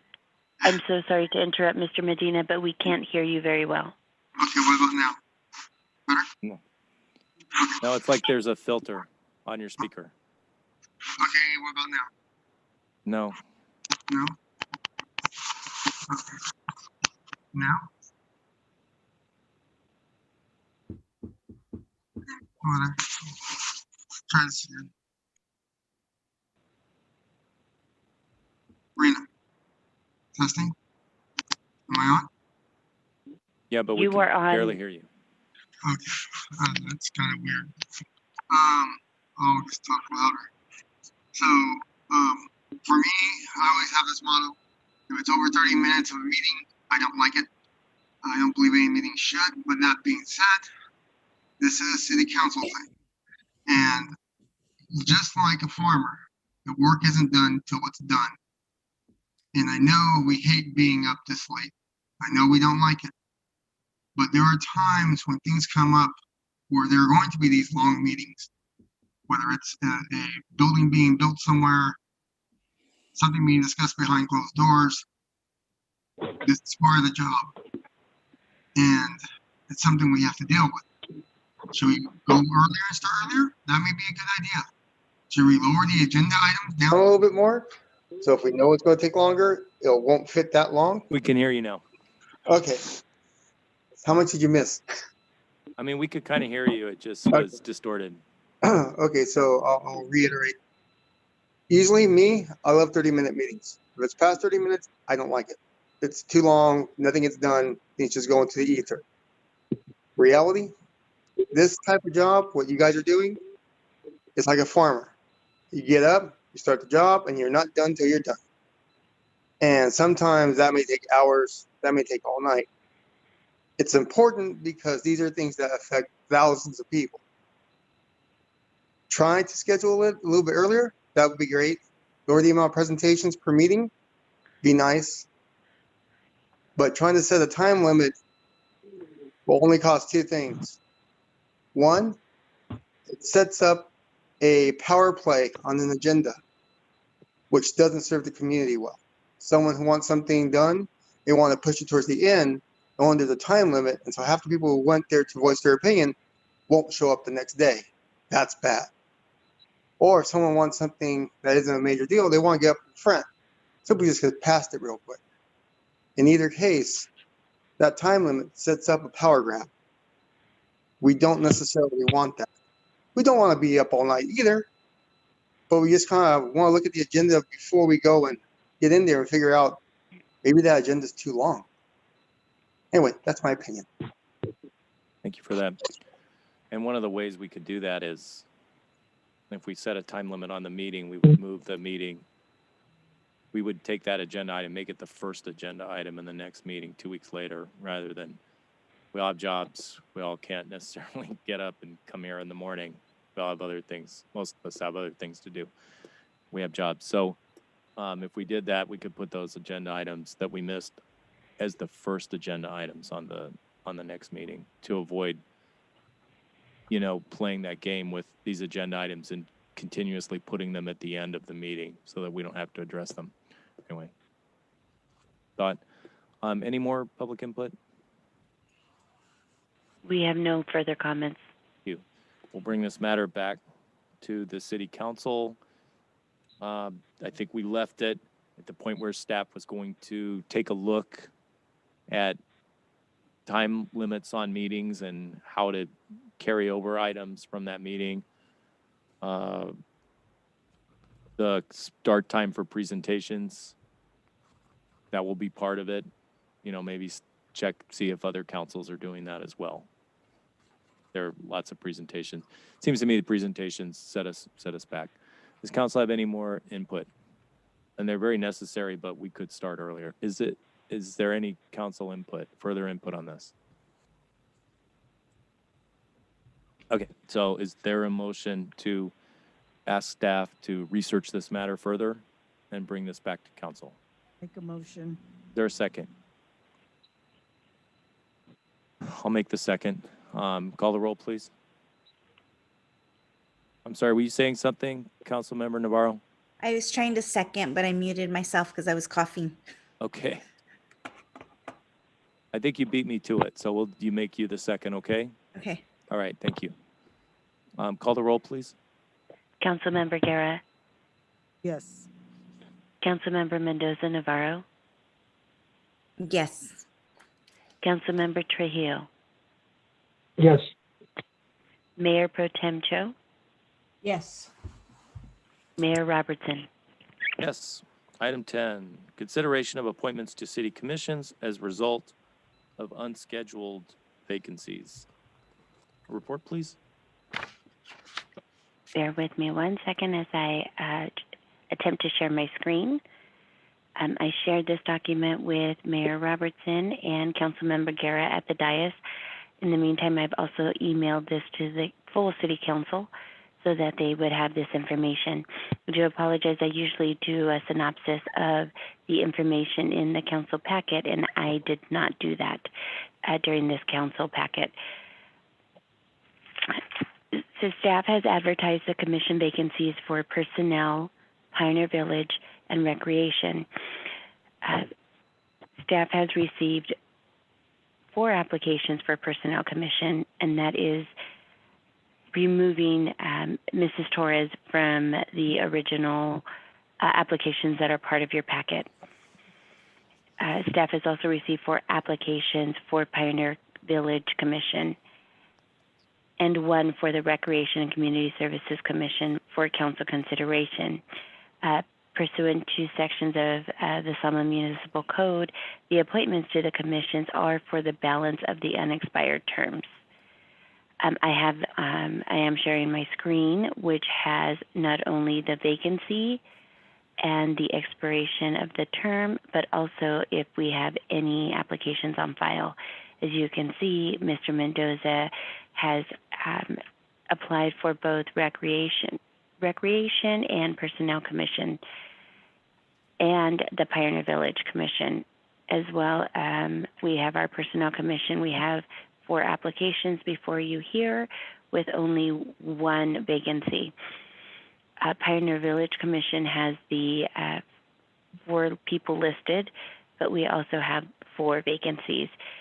I would ask council that when you get to Pioneer Village Commission, that you pay close attention to advising the vacancy that has the term that expires this year, to just allocate that person and define who that person is going to be. As you can see, the other 3 vacancies are all for 2022. Okay, how do we let the person know if they're not on the line tonight? Who gets the short end of the stick, as it were? That would be for council to discuss and appoint. And then is Mr. Mendoza okay with serving on 3 commissions if he gets on all 3? So per a telephone conversation that I had with him, he just wanted to be part of the city. And so he just asked that I present his information for him. Is that a yes? He asked me to check all the boxes. Okay. All right. I'll take that as a yes. Okay. Thank you, City Clerk. Anything else? Okay, with that, we'll bring it back to council, and given our previous agenda item to meet with the statute, I guess first we can kind of avoid wasting time. And for the Recreation and Community Service, there's 1 vacancy, there's 1 applicant. Are we agreed to just appoint that 1 applicant, Mr. Mendoza? Okay. I can't see all the council members. Yes. Yes. Yes. Okay. And then for Pioneer Village, there are 4 applicants, there are 4 vacancies. Okay, are we agreed to do the same there, to Yes. appoint all 4, but which one gets the year? Actually, not even a year, like 5 months. 5 months. Who gets the 5-month appointment as opposed to the 17-month appointment? Well, give it to Mendoza. Isn't he? I was Is he going to say applying the too? same thing. Yeah. Okay, is there consensus to give it to Mr. Mendoza since he's serving on Yeah. several Yes. committee? Okay. Okay, so the other 3, Mike Valverde, Louis Franco, and Jesse Crouch, they get the other 3, which expires 6/30/22. Okay. All right, the Personnel Commission. So there's 1 vacancy, and now there are 4 applicants because Yolanda Torres removed her name earlier this evening. So I'll just go down the list, and we can vote on each name. I'll bring up the first name, which is Marvin Forbes. Is there, so do we just vote? We don't need a motion, right? We just vote on each one? Like I'm bringing it forward. I'm like making, but we just take a vote on it? Yeah, it just says council approval. What you could do is kind of informally establish where you have it and then make one big motion that just puts the whole slate of them in there, but. We can't with this. There's only 1 vacancy. Okay. Yeah. I think you just vote. I don't think you have to do it by motion. And if as long somebody as gets a it's clear on majority, the they're in. record. What's that? If someone gets a 3, they're in. Yeah, that'd be a majority. Got it. So Okay. So we'll start with Marvin Forbes. Can you call the roll, please, City Clerk, for Marvin Forbes? Councilmember Guerra, Yes. Councilmember Mendoza Navarro, No. Councilmember Trujillo, No. Mayor Pro Tem Cho, No. Mayor Robertson. Yes. Well, that will move on to number 2, Louis Franco. Would you call the roll, please, City Clerk? Councilmember Guerra, No. Councilmember Mendoza Navarro, No. Councilmember Trujillo, Yes. Mayor Pro Tem Cho, Yes. Councilmember, forgive me, Mayor Robertson. No. Okay, next one is John Mendoza. Would you call the roll, please? Councilmember Guerra, Yes. Councilmember Mendoza Navarro, No. Councilmember Trujillo, No. Mayor Pro Tem Cho, No. Mayor Robertson. Yes. Number 4, Teresa Salas. Would you call the roll, please? Councilmember Guerra, No. Councilmember Mendoza Navarro, I'm sorry. This is for Teresa? This is for Teresa Correct. Salas. Yes. Councilmember Trujillo, No. Mayor Pro Tem Cho, Yes. Mayor Robertson. No. Start over. Marvin Forbes. Call the roll, please, City Clerk. Councilmember Guerra, Yes. Councilmember Mendoza Navarro, No. Councilmember Trujillo, No. Mayor Pro Tem Cho, No. Mayor Robertson. Yes. Number 2, Louis Franco. Call the roll, please. Councilmember Guerra, No. Councilmember Mendoza Navarro, Yes.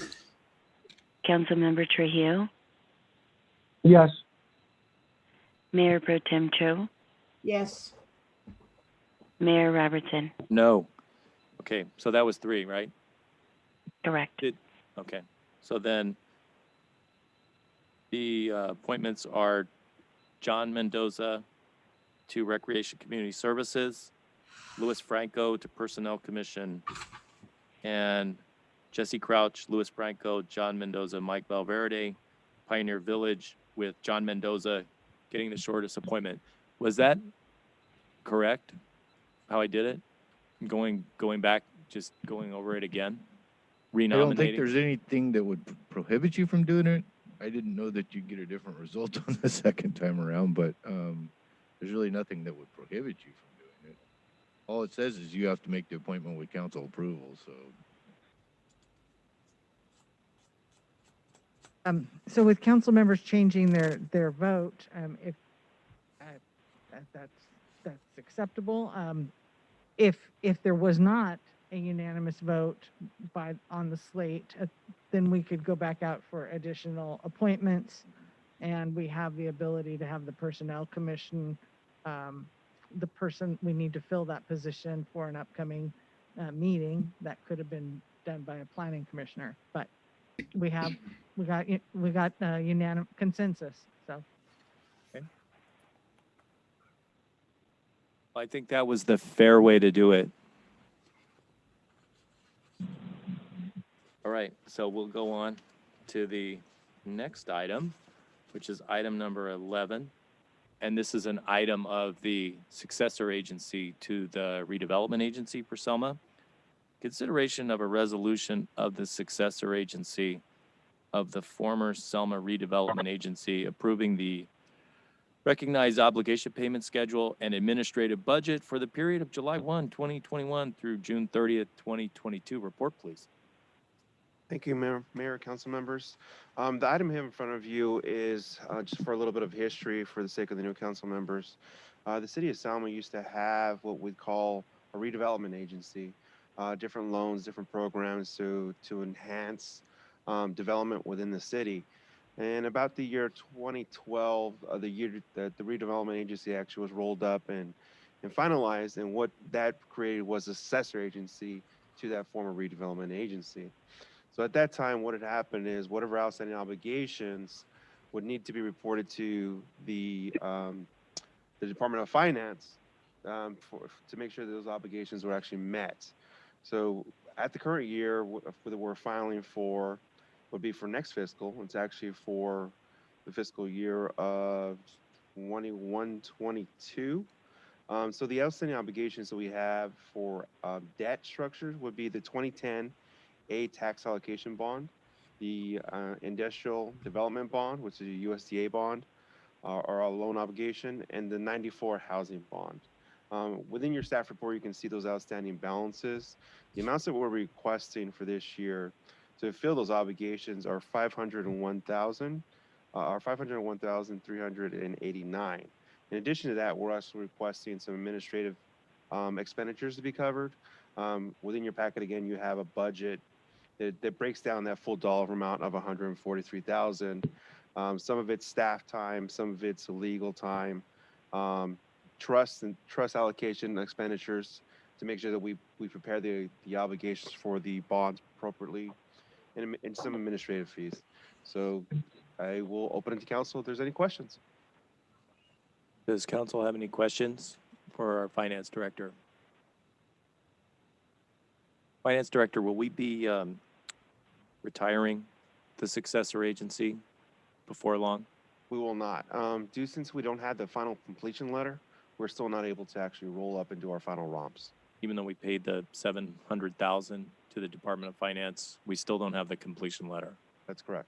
Will we be getting the completion letter anytime soon? That's something we'll talk about with legal counsel again. From my last conversation with Costanzo, we didn't see the word vote. That's something we could leverage our electeds, our state senators, our state senator, and our assembly member to help us with Department of Finance. I know that the city manager has actually talked to some legislative bodies to try to assist that, to get that verbiage changed, so that we can do that. So we've already been trying to work on that. City that manager would save costs, right? That would save a lot of admin work. That would save work for the city. The final ROMs is really what you do is you're rolling it up and finalizing. This is what you're going to be paying for the remainder of this term.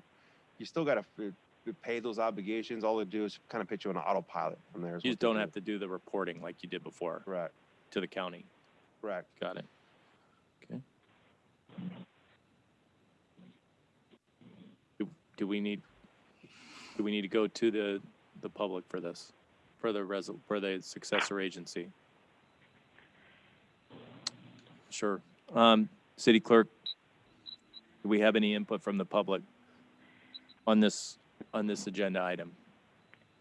Mrs. Delgadillo, your line is open. Do you have any comments for council regarding this agenda item? No, my line was not open, Raina. Thank you. Thank you, Vicky. Mrs. Torres, your line is now open. Do you have any comments for council? No comment. Thank you. Dr. Gomez, your line is now open. Do you have any comments for council? No comment. Thank you. Thank you, Umberto. No comment. Thank you. Mm-hmm. No comment, Mayor. Thank you. Thank you, sir.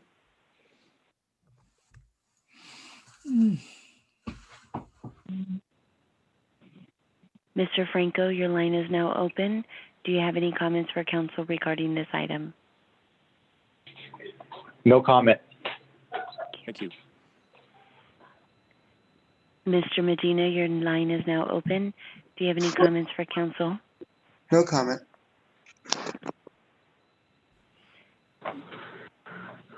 Mr. Avalos, do you have any comments for council regarding this item?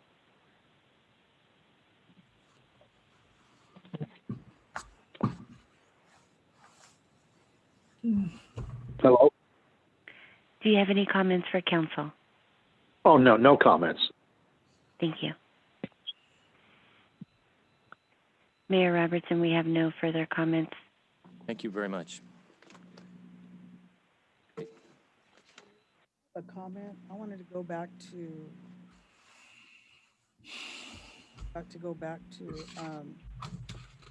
for item number 10.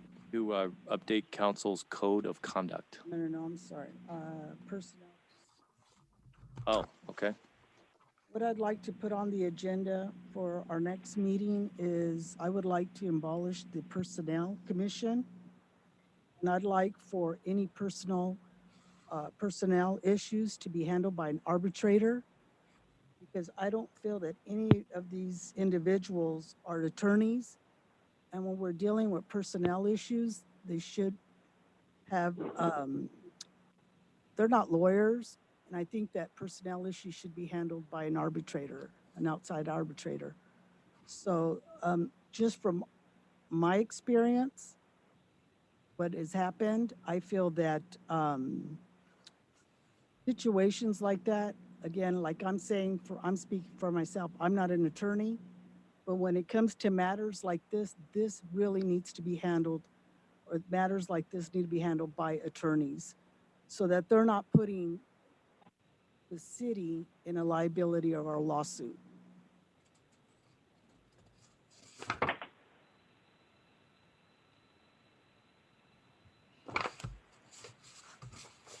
Members of council, we have a council request, so we can put that on a future agenda item. It may be closed session. How would that be closed session? There may be impacts that have to do with bargaining, which is fine. We could just discuss that, though. Let us look into it. We'll bring it back to you in the appropriate fashion. You're going to see what other cities do as well, personnel. Well, we have a council request to put it on a future agenda. We'll need to get direction from the council as a whole as to whether they want to pursue that further.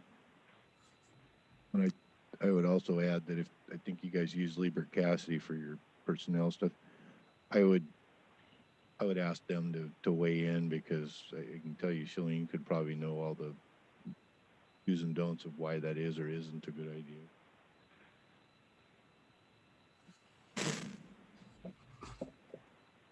Anything else? Okay. Going back to the next agenda item. Okay, so that's it for the agenda items. We will go to departmental reports. City manager. I'm sorry, was there a motion and a second for the successor agency?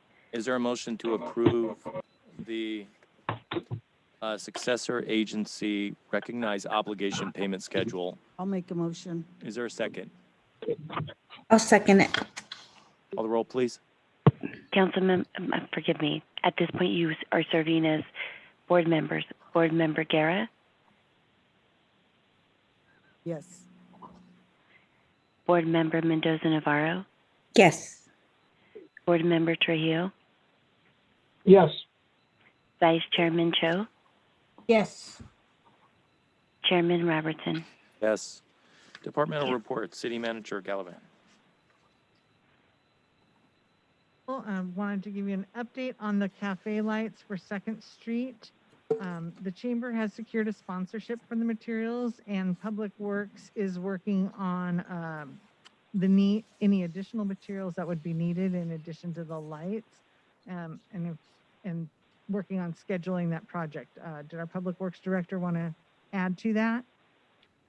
Yes, thank you, City Manager Lisa. Thank you, Mr. Mayor, members of council. Real quick, I will have an assessment of all materials, hardware, lights, etc., for this project turned into the Chamber Conference, city staff, as well as Cal Water by Friday. And the goal, my deadline I'm setting is February. We're going to have this project complete by February. Thank you.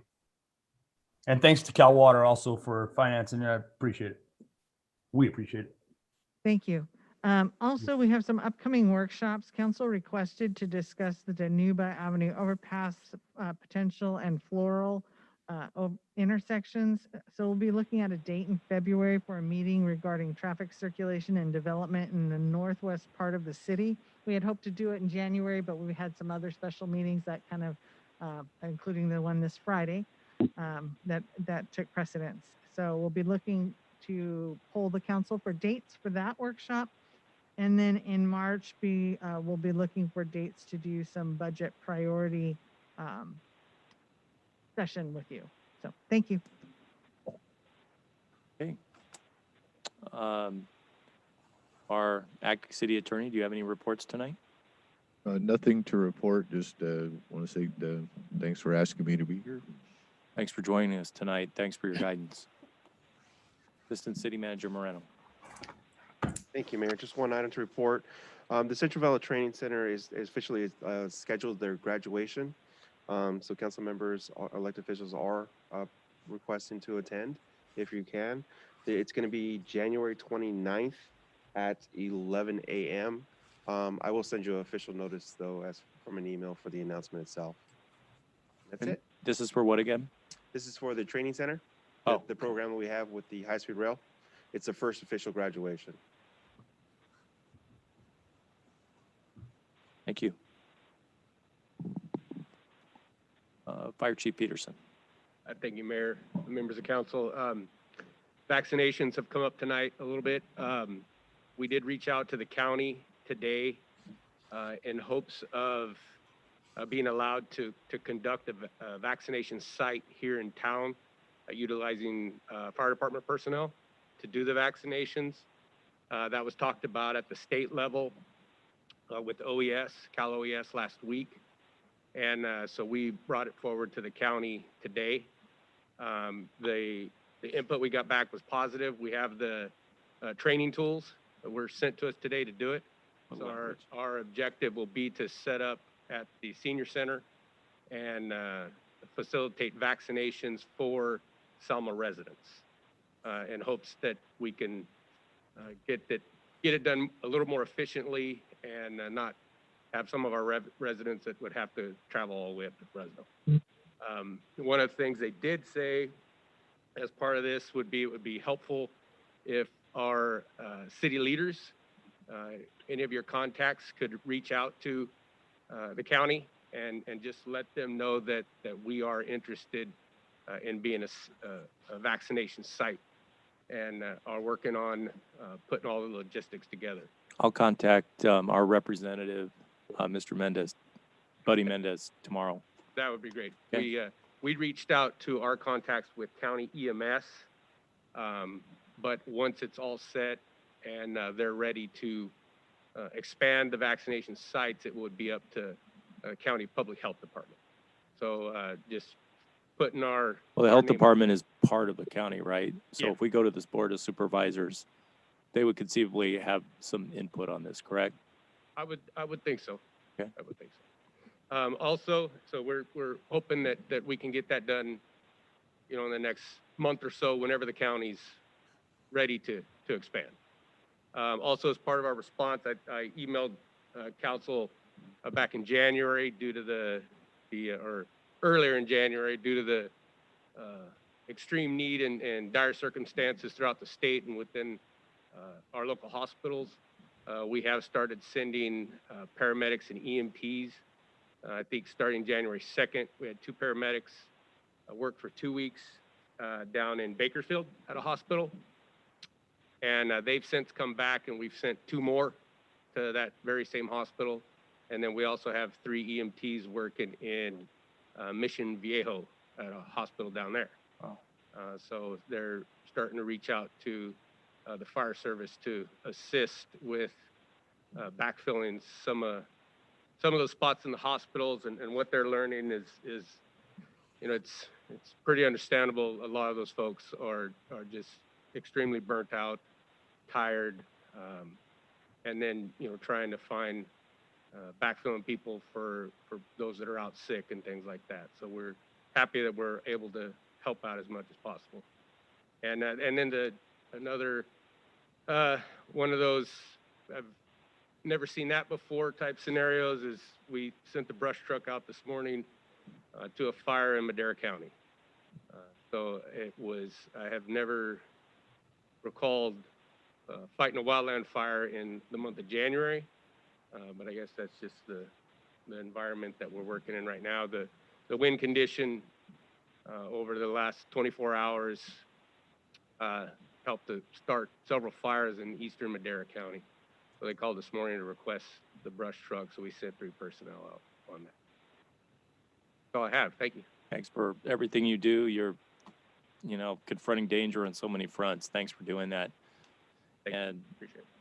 We're sending people down to LA. Is that because we have a pretty good situation up here in terms of COVID? We're pretty set.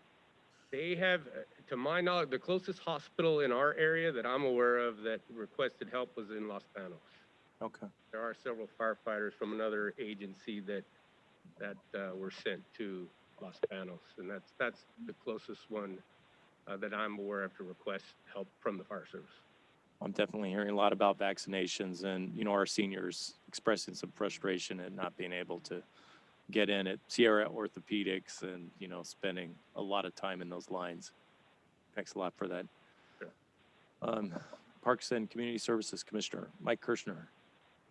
I'll keep you brief, but we have 2 grants that we're applying for the Arts Center to help operating costs for COVID. And one is to the California Arts Council. Another one is called the Shutter Venues Operating Grant.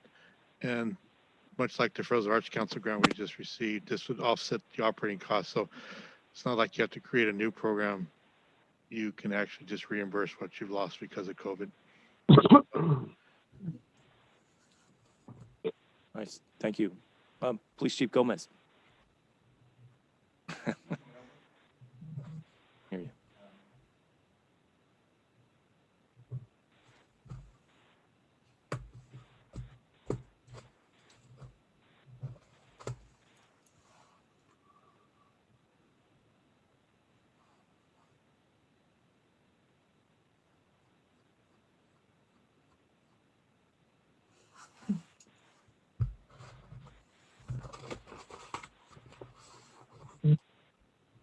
Thank you. Records has been over there since the day of the ribbon cutting, October 29th. Sergeants are in there. Sergeants are using their offices there. Report writing room is getting used daily. What is not happening there right now is dispatch and the jail, and I'll explain that. So the jail, the agency that inspects jails, it's the BSCC, that's the Board of State and Community Corrections. They checked our jail, inspected it in mid-December. I just got the letter today that we're good to use it as soon as I respond to them. I have a staff meeting tomorrow with my sergeants and my commander, so I'm just gonna, I got a lot of things I'm gonna talk to them, but I'm gonna run that by them, and then we'll get the jail going. And then on the dispatch center, we've talked about this before, but I don't know if you recall. So Cal OES had freezed our grant, and they were doing it statewide, not just Selma, because of some issues with the equipment, and they had to test it. But on December 18th, they unfroze the grant, Cal OES. That's a 911 grant. They're updating the paperwork now, AT&T and Cal OES. So hopefully we'll have dispatch operating out of there in June. Now, dispatches, you have the 911 system, which we're waiting for Cal OES. Then you also have the radios, which is Motorola. Now, I was off sick, but I came back January 4th, and Motorola has been putting the radios in and the monitors since that time. And they're working on it today, actually, too. So half of it will be in. We're just waiting for the grant. So, yeah, it's going well. The new building's beautiful. I mean, it kind of seems like it's abandoned because it's so big, compared to the other station. But it's been going well. I don't know if I've had brand new houses twice in my life, and there's always some problem with them. So we've had a little bit of that, but not a great deal. Some leaks that were repaired quickly near the bathrooms, actually. But beyond that, it's been pretty good. New building's been going well. Was there any illegal homeless encampments that you worked on? The 13th, we assisted Union Pacific Railroad with large encampments along Golden State, south of Sunmaid to Van Horn. And they were huge. I had no idea they were that big. I know we received complaints for some time. And then we also had one up by Schaefer, because in the basin there, they were homeless about a month ago. We got them out of there, fixed the fence, and then they started encampments just south of Sunnyside Packing along the tracks. And there were more people there. There were just 2 big tents there than down south by Sunmaid. There were only a few people there. And maybe what happened, we notified Kingsview and West Care, so they went out and provided services and let them know, hey, you better go, because they have a cleanup on the 13th. So that may have had an impact, I'm hoping. But yeah, they're all cleaned up. It was a 2-day project. And Union Pacific Radio came out there. They had a few officers, and we, of course, assisted them and code enforcement. And they had their backhoe and just went to work on it. It was pretty nice. There were some big encampments there, definitely. Oh, huge. Down by Sunmaid. Just unimaginable the amount of stuff that was there, that was dragged in there. They're bigger than, these big encampments that we had dealt with at Rockwell and Raven and out on 43 in Nebraska. The amount of trash was bigger, not the homeless. But those are cleaned up now. You're welcome. That's all I have. Public Works Director Shane. Thank you, Mr. Mayor, members of council. Nothing to report at this time. Cafe Lights project, I'm gonna move forward on it, and I will. Awesome, thank you. By the council members as well as citizens.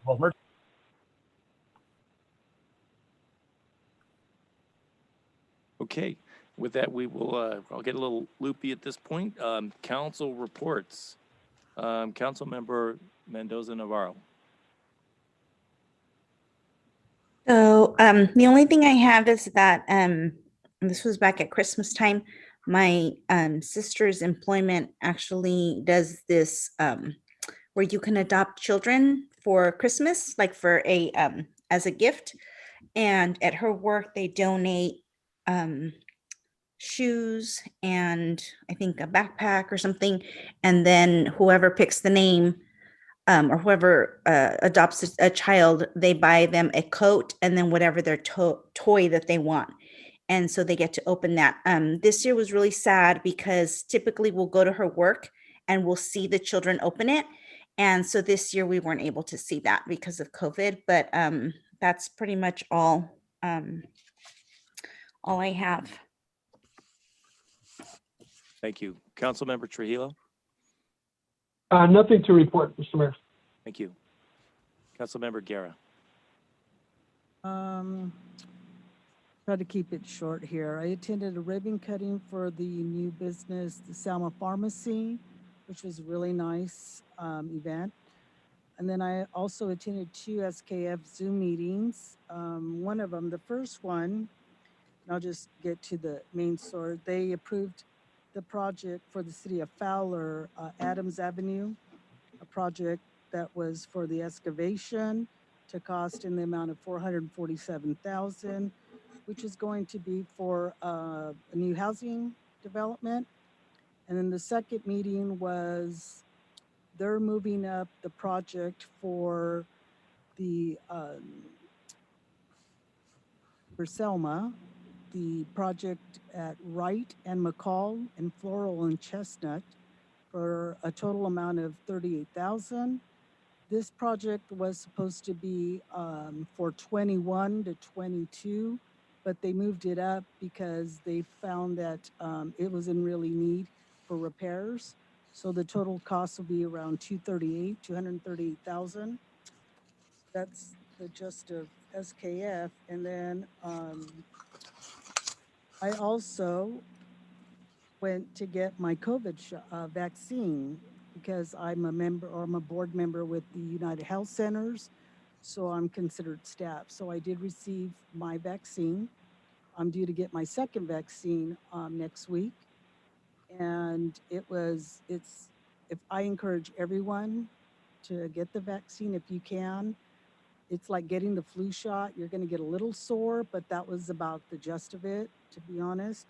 Also, I was informed by United Health Centers that the two Selma locations are approved to give the vaccine. They're just waiting for the state to come and distribute the vaccine, but all of United Health Centers sites will be administering the vaccine for the local or for their cities. So our elderly don't have to go, like Chief Peterson said. That would be great if we could get the county to start, with the seniors first here in Selma. So definitely we'll make those calls. United Health Centers probably won't be sometime in February is what they say. So hopefully it'll come soon. That's it for me. Thank you. Mayor Pro Tem Cho. Yes, I went to one of my first committee meeting for the 5 cities, and that was pretty interesting. They call it the 5 cities, but actually it's 7 cities involved. And at the end of the agenda, each city was able to go around and talk about what's happening in their city. So that was really interesting also coming up. So there's growth in every city coming up. So that would be a good one. I like that committee.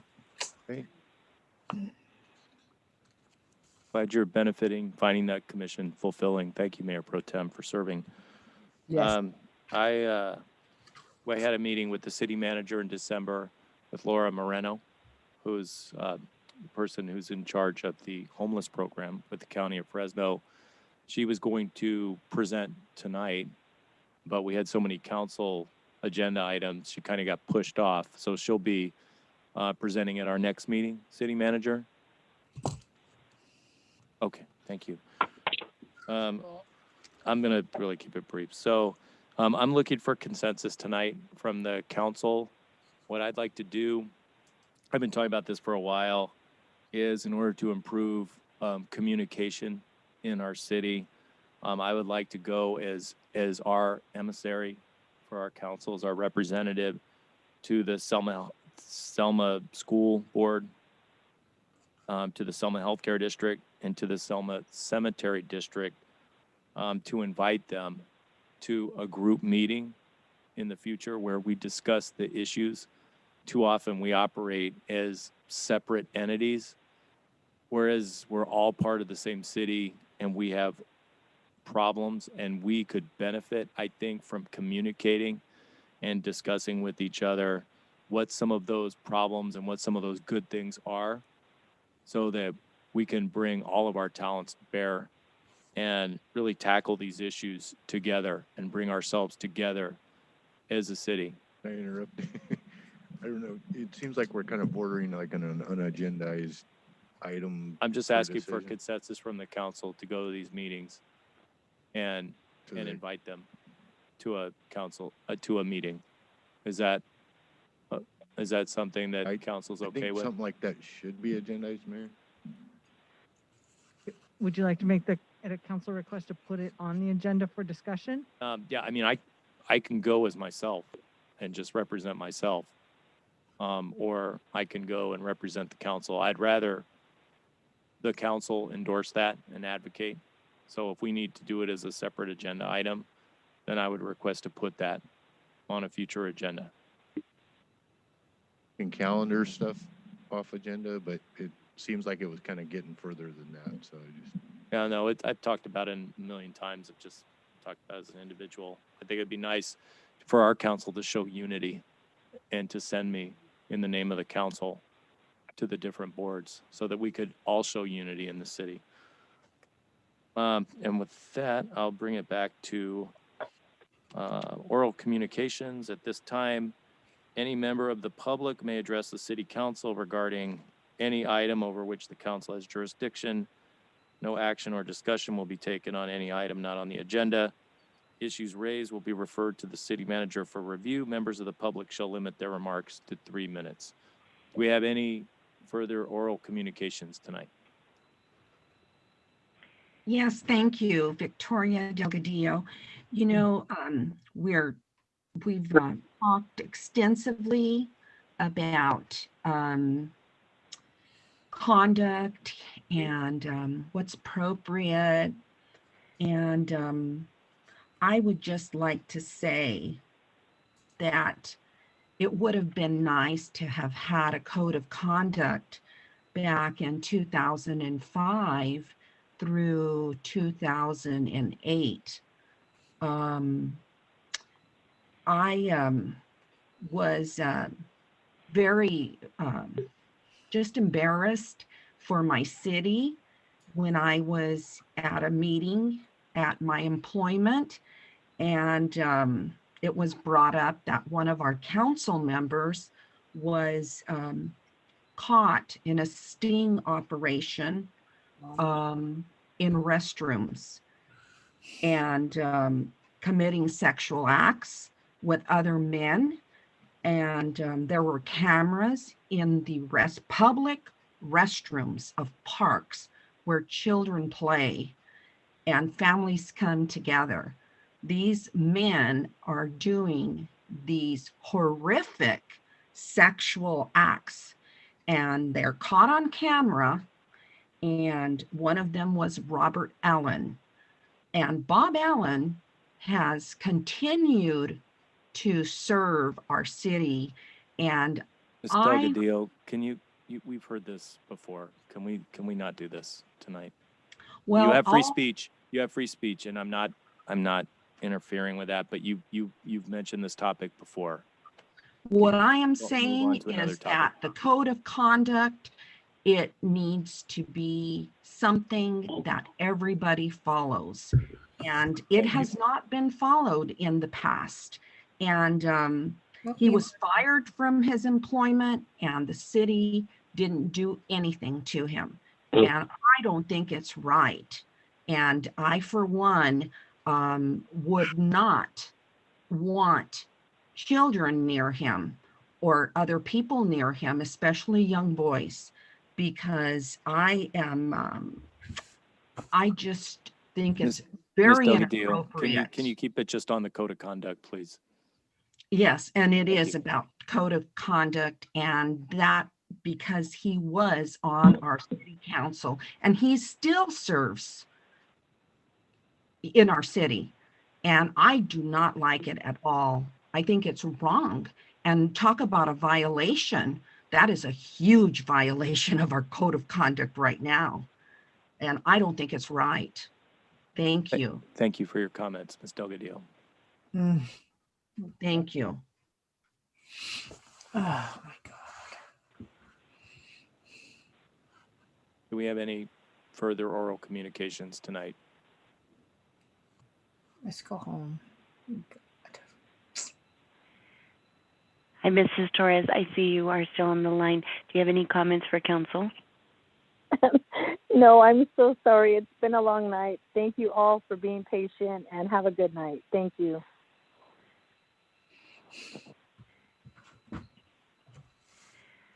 Dr. Gomez, I see you are still on the line. Do you have any comments for council?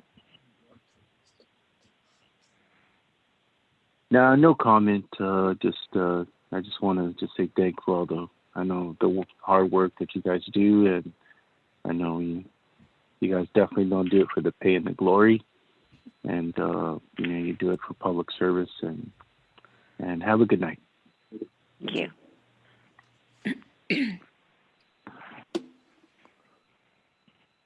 Are there any additional oral communications this evening? You do. Mr. Mark Medina, I see you are still on the line. Do you have any comments for council? I was going to tell you guys I was going to take 3 minutes to talk about how great I am, but that's okay. Good night, everybody. Thank you. Mr. Smith, I see you are on the line. Do you have any comments for council? As a reminder, please use *6 to unmute your line. This is Richard Smith. Am I on the air? You are. Yes. Yeah, I like what the fire chief said, and I'm scared of shots. I got to go get a blood test in Selma this week, fast, and they lay me back in that chair in the, Adventist Hospital, and if I get my shot, I want one of those chairs where the last time they gave me a flu shot, I went to, Hanford Daniel Uredia, and I lay back in that thing, and it don't bother me. Oh, and then also, Scott and everybody, there's going to be a radio thing that I think it operates on 1710, and it goes like 2.5 miles per FCC may, permit it. They're working on it, and anyway, it's something that you guys might want to do. I heard it doesn't work real good after sunset, though. But there's a lot of new technologies. And also, Chief Gomez, if you're hearing, I talked to Nunez today, and I told him we need some money for finish the police department equipment. And I'm hoping they'll, deal with all the congressmen and Valadeo and everybody. So I'm hoping they do more, and they need to do more for us. That's all I have. So Thanks a lot, Richard. Have a good evening. you be safe. Oh, All and right, you too. Scott, if you need anything, you call me. Any of this technology, just let me know because I got a lot of connections. Will do. Thanks very much for the offer. Bye-bye. Bye-bye. Do we have any other oral communications this evening? We do not. We have a motion to adjourn. We are adjourned. Thank you. Good night. Good night. We are adjourned at 12:04 a.m.